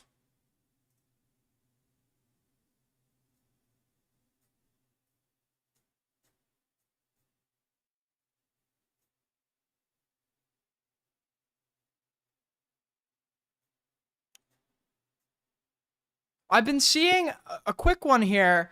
Is anyone a big fan of Israeli art? Okay, because anytime I hear about Israeli art, I'm surprised, and not in a pleasant way. But there's this clip that's making the rounds, and apparently the song is worse than Dance Monkey. Now, when I got sent away to school for bad kids, there was this kid that nobody fucked with on my block. And he was older. He was 18. Nobody fucked with him. Everybody respected him. He was fucking huge. He was obviously like very fucked up, but he was like, he just didn't give a fuck. And he would like fuck with, one time I watched like 5 adults try to like take him down once. And he was like throwing, it was like insane levels of strength. Like fucking superhuman, like fucking throwing, but regardless. In the mornings, sometimes, to wake us up, they would play Lizzo or Dance Monkey when it came out. And there was one morning, they were blasting that shit, and he screams out of his room. I'll never forget it. He's like, I'm gonna throw a fucking brick at you, or something, to the person who was playing in the hallway. And everyone was like dying. But it was just like, I remember that's the most annoying fucking song that was ever made. It's like the alarm clock sound to me. But they're saying that they found a song in Israel that is worse than Dance Monkey. I'm hearing this.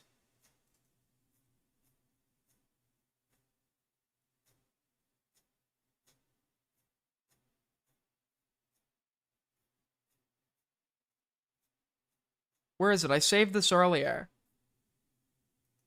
It takes some skill to make a song worse than Dance Monkey.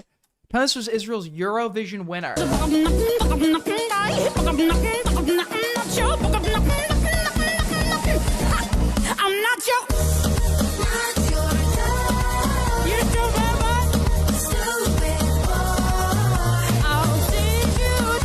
Such talent.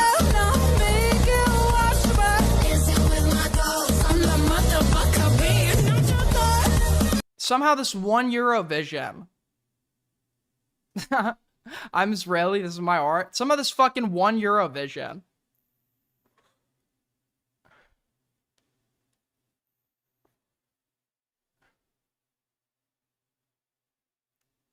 I don't know how.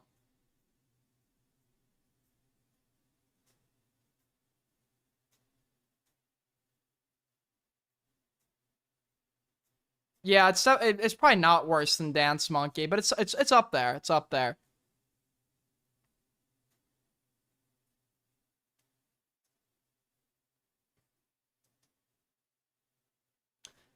My haters judge me by my enemies. Kids in danger and got arrested after calling me a pedophile. Let's take a look at this. That is a phrase that honestly has become more and more like ingrained in me for the last few years, and especially this last week. What is going on with his shirt? A few days ago, I covered this Have you ever considered investing in a fucking lint brush? Topic right here, where there was a literal... Wait, this has to be a quality thing. It's 1080p. Registered sex offender with multiple felonies that has harmed real people that was getting sided with because they disliked me. 3,000 people liked their post. And then there was people after this that... Guys, out of the hundreds of thousands of people that don't like me, I found an example of one of those people that is a bad person. So I'm going to spend the rest of my video trying to implicate everyone who doesn't like me now. just because I found a bad person amongst the crowd. This is a totally real, legitimate, valid way to respond to arguments, and is not done in a dishonest fashion by somebody looking to smear the validity of the other side, regardless of the validity of the substance of what they're saying. Would write literal paragraphs justifying the individual on what they did just because they dislike me over wanting to defend drawings. Then we had literally today, I found out that someone that made a video that basically slandered me 2 months ago. It almost has 400,000 views, by the way, and they just pretty much... By the way, folks, if you want to support the stream, a great way to help us out, as always, is to tip through Streamlabs and Super Chat. Another great way to help us out is to like and subscribe. You can see by the title, the thumbnail, and everything, they just straight up pretty much call me a PDF, and over drawings and stuff and wanting to defend drawings and being anti-censorship. They now got arrested just a few days ago because they were a public nuisance, and they also were having their Gideon got arrested? Kids. What? Over drawings and stuff and wanting to defend drawings and being anti-censorship. They now got arrested just a few days ago. Holy mugshot. Because they were a When did Gideon get arrested? Public nuisance, and they also... Do you live under a rock? No? I just look at my inbox to see what's happening. Maybe I missed it. Gideon.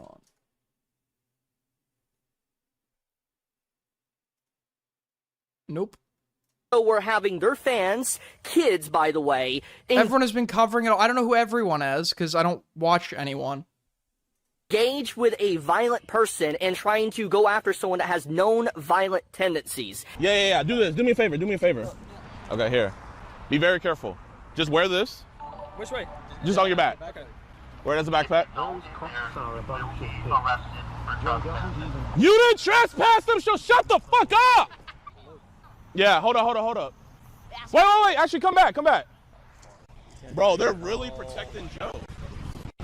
And I'm just like, did you not realize how insane that is? Like, well, we'll talk more about that in a second. And then we have a VTuber that legit was cheering on the skeleton share memes about my brother, by the way. AKA, if you need some context here, basically, people have made like bone chair memes. Thank you for showing us the artwork, showing it. Make sure to just like do like a slideshow emphasizing all of it, because it's just so offensive to you. Of my brother, literally, if you see anyone mention chair, they're literally talking about digging up my brother's grave and putting him into a chair and then having me sit on them or sit on the chair or whatever. It's probably going to be used as a thumbnail, honestly, just to kind of showcase just everything going on. How much I hate it and how offensive it is to me and my brother's memory. I'm going to use it as a thumbnail. But the point is that it was a meme that was created to basically make fun of my suffering. And this VTuber, as you can see here, she was literally... And a great way, by the way, guys, a great way to stop people from making memes about your suffering is to let them know how much the memes bother you. That's a really great way to get it to stop. Laughing at my suffering about like, oh, the meme and all that, she doesn't care about me or anything. Okay, fair. However, within literally a day, this post was made to where they legit are getting threatened and everything. And so it just, look, I'm just going to straight up say it. What happened to Vex shouldn't happen. Nobody deserves it at all. But what I am saying, however, I do believe in karma. I do believe in irony. And the fact that not even within 24 hours, Chibi really is just a living embodiment of the here's embarrassing information about me, please don't bully me with it meme. I said this the last time we covered him. That's a misconception. I get that it looks like that, but actually a better way to think about it is here's some embarrassing information about me. Please bully me with it so I can then use that to claim a role as a victim and give you more information so you can continuously do it while knowing full well that's going to enable you to keep doing it and is going to bait you into keep doing it. I want you to keep doing it so I can go and cry to my fucking pedophile YouTube channel about what a victim I am because I have some undiagnosed newfound psychological disorder like Munchausen's by internet or some shit where I love being the fucking victim.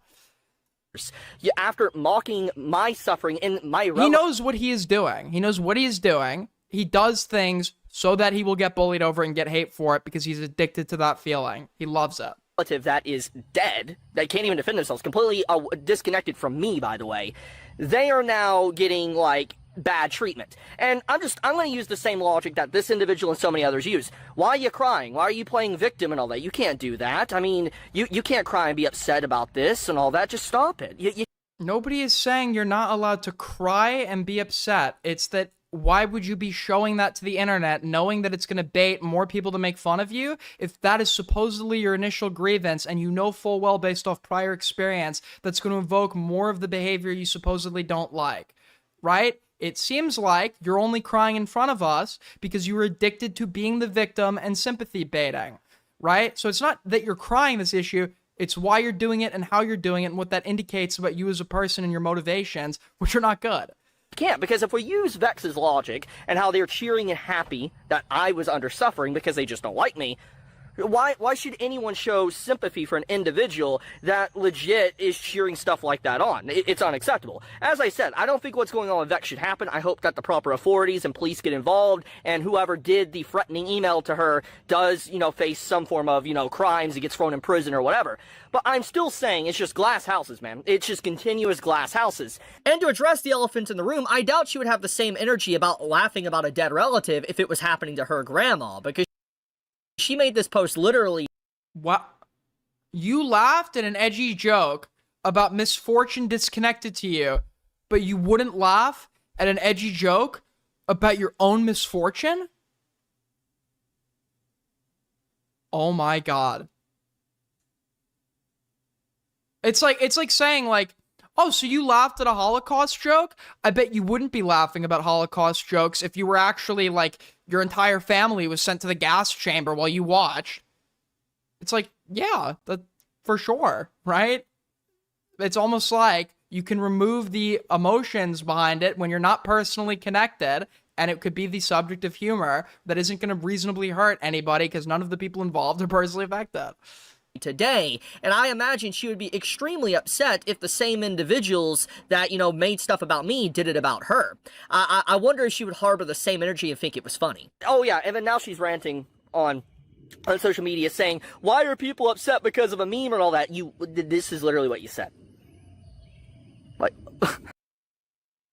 like what? We gotta move into Gideon, I can't pronounce his name, forgive me on that one. But you just pronounced his name. Basically, he is a content creator that is known as a Gideon? Straight up Pred Hunter, and he was like a prankster. Apparently he's religious. I don't really know. I don't watch his channel. But the point of the matter is that there was a live stream he was doing, I think on the 22nd, 23rd of this month, a few days ago. And in the middle of the live stream, he got arrested. Officer, what are you doing?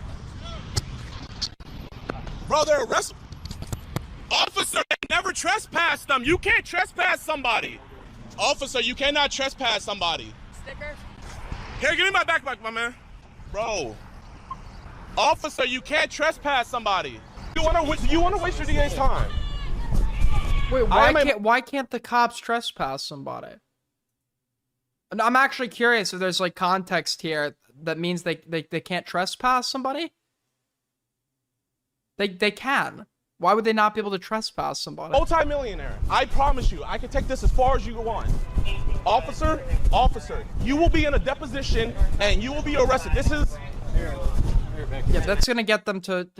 I don't know the context, so the cops could have been, like, doing something illegal or whatever. But as I've said to you guys a million times, there's nothing you're gonna say to them or do to them if they've made the decision to arrest you that's gonna get them to stop. If they're doing something wrong, fight it in court.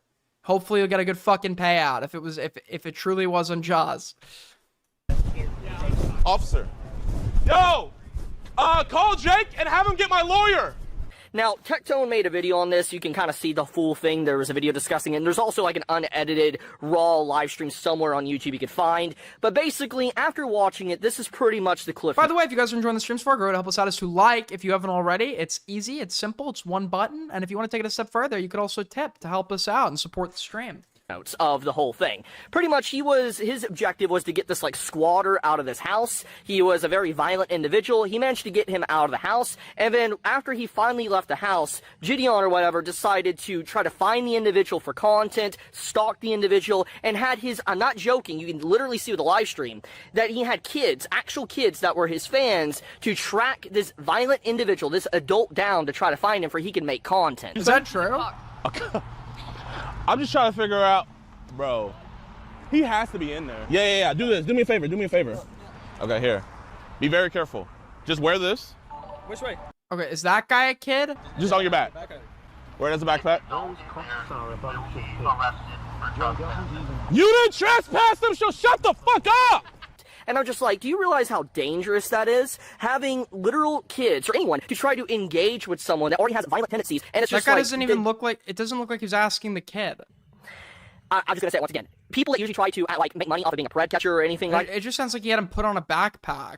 that, they might have done some good, but typically most of the time it seems very performative, and they're just trying to make money off of it, because obviously it's like, it's a very easy content to make. Oh, I brought an evil villain to justice. Yeah, I'm happy that you did that, but it's clear that it's not about justice or doing the right thing. It's about money, because the entire live stream when he's getting arrested, he literally How the fuck do you not know about this? It wasn't in my inbox. tries to mention the cops that he's gonna like sue them or whatever. He's going to he's a multi-millionaire. You could just see his ego fluffing up throughout the entire arrest, and it's not a good look at all. And so what the big thing here is that he got arrested because he was a public nuisance at McDonald's. He's like blocking like traffic. It looked like, he looked at the live stream and all that. You know, you had people going inside to be a nuisance to kids and stuff, to potentially engage with a violent individual just to make content, to interview him or make a video or whatever. It's very... It makes everything he does disingenuous, and that's pretty much what I want to say. It's just... Thing of the 5, cats a flocking. Gideon had his... Okay, I'm not reading that. Thanks for the 5. Like, it's ironic he makes a hit piece on me literally 2 months ago trying to say I'm a threat to kids or anything like that, and then does stuff like that in a live stream. It's like, bro, everybody sees it. So, it's just, yeah, judge me by my enemies, everyone, just straight up. Because it's like, you have people literally defending a registered sex offender with multiple felonies that's harmed people. You have individuals that are crying about them getting threats and harassment, but in turn, like, cheering on and happy that I'm getting threatened and harassed. Then you have someone that is just trying to basically say I am a problem and going to hurt people when he is putting kids in direct danger. Anyways, I will leave it at that. I got done with my hike and all that, and I wanted to talk about this because it was on my mind, and... Great stuff, man. Great stuff. You know what? I'm glad this Gideon shit sounds boring as fuck. He makes it sound like... My haters got arrested after calling me a PDF. It makes it sound like those are linked. His arrest was also, like, for being a public nuisance. Not, like, a big deal. I don't know what this changes about anything to do with Chibi.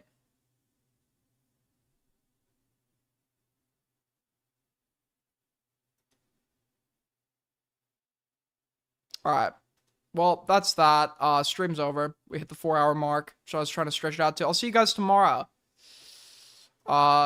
Take care. We'll go over some other shit. Who's live? Morale. Alright, see you guys tomorrow. Thanks for watching. Peace, peace.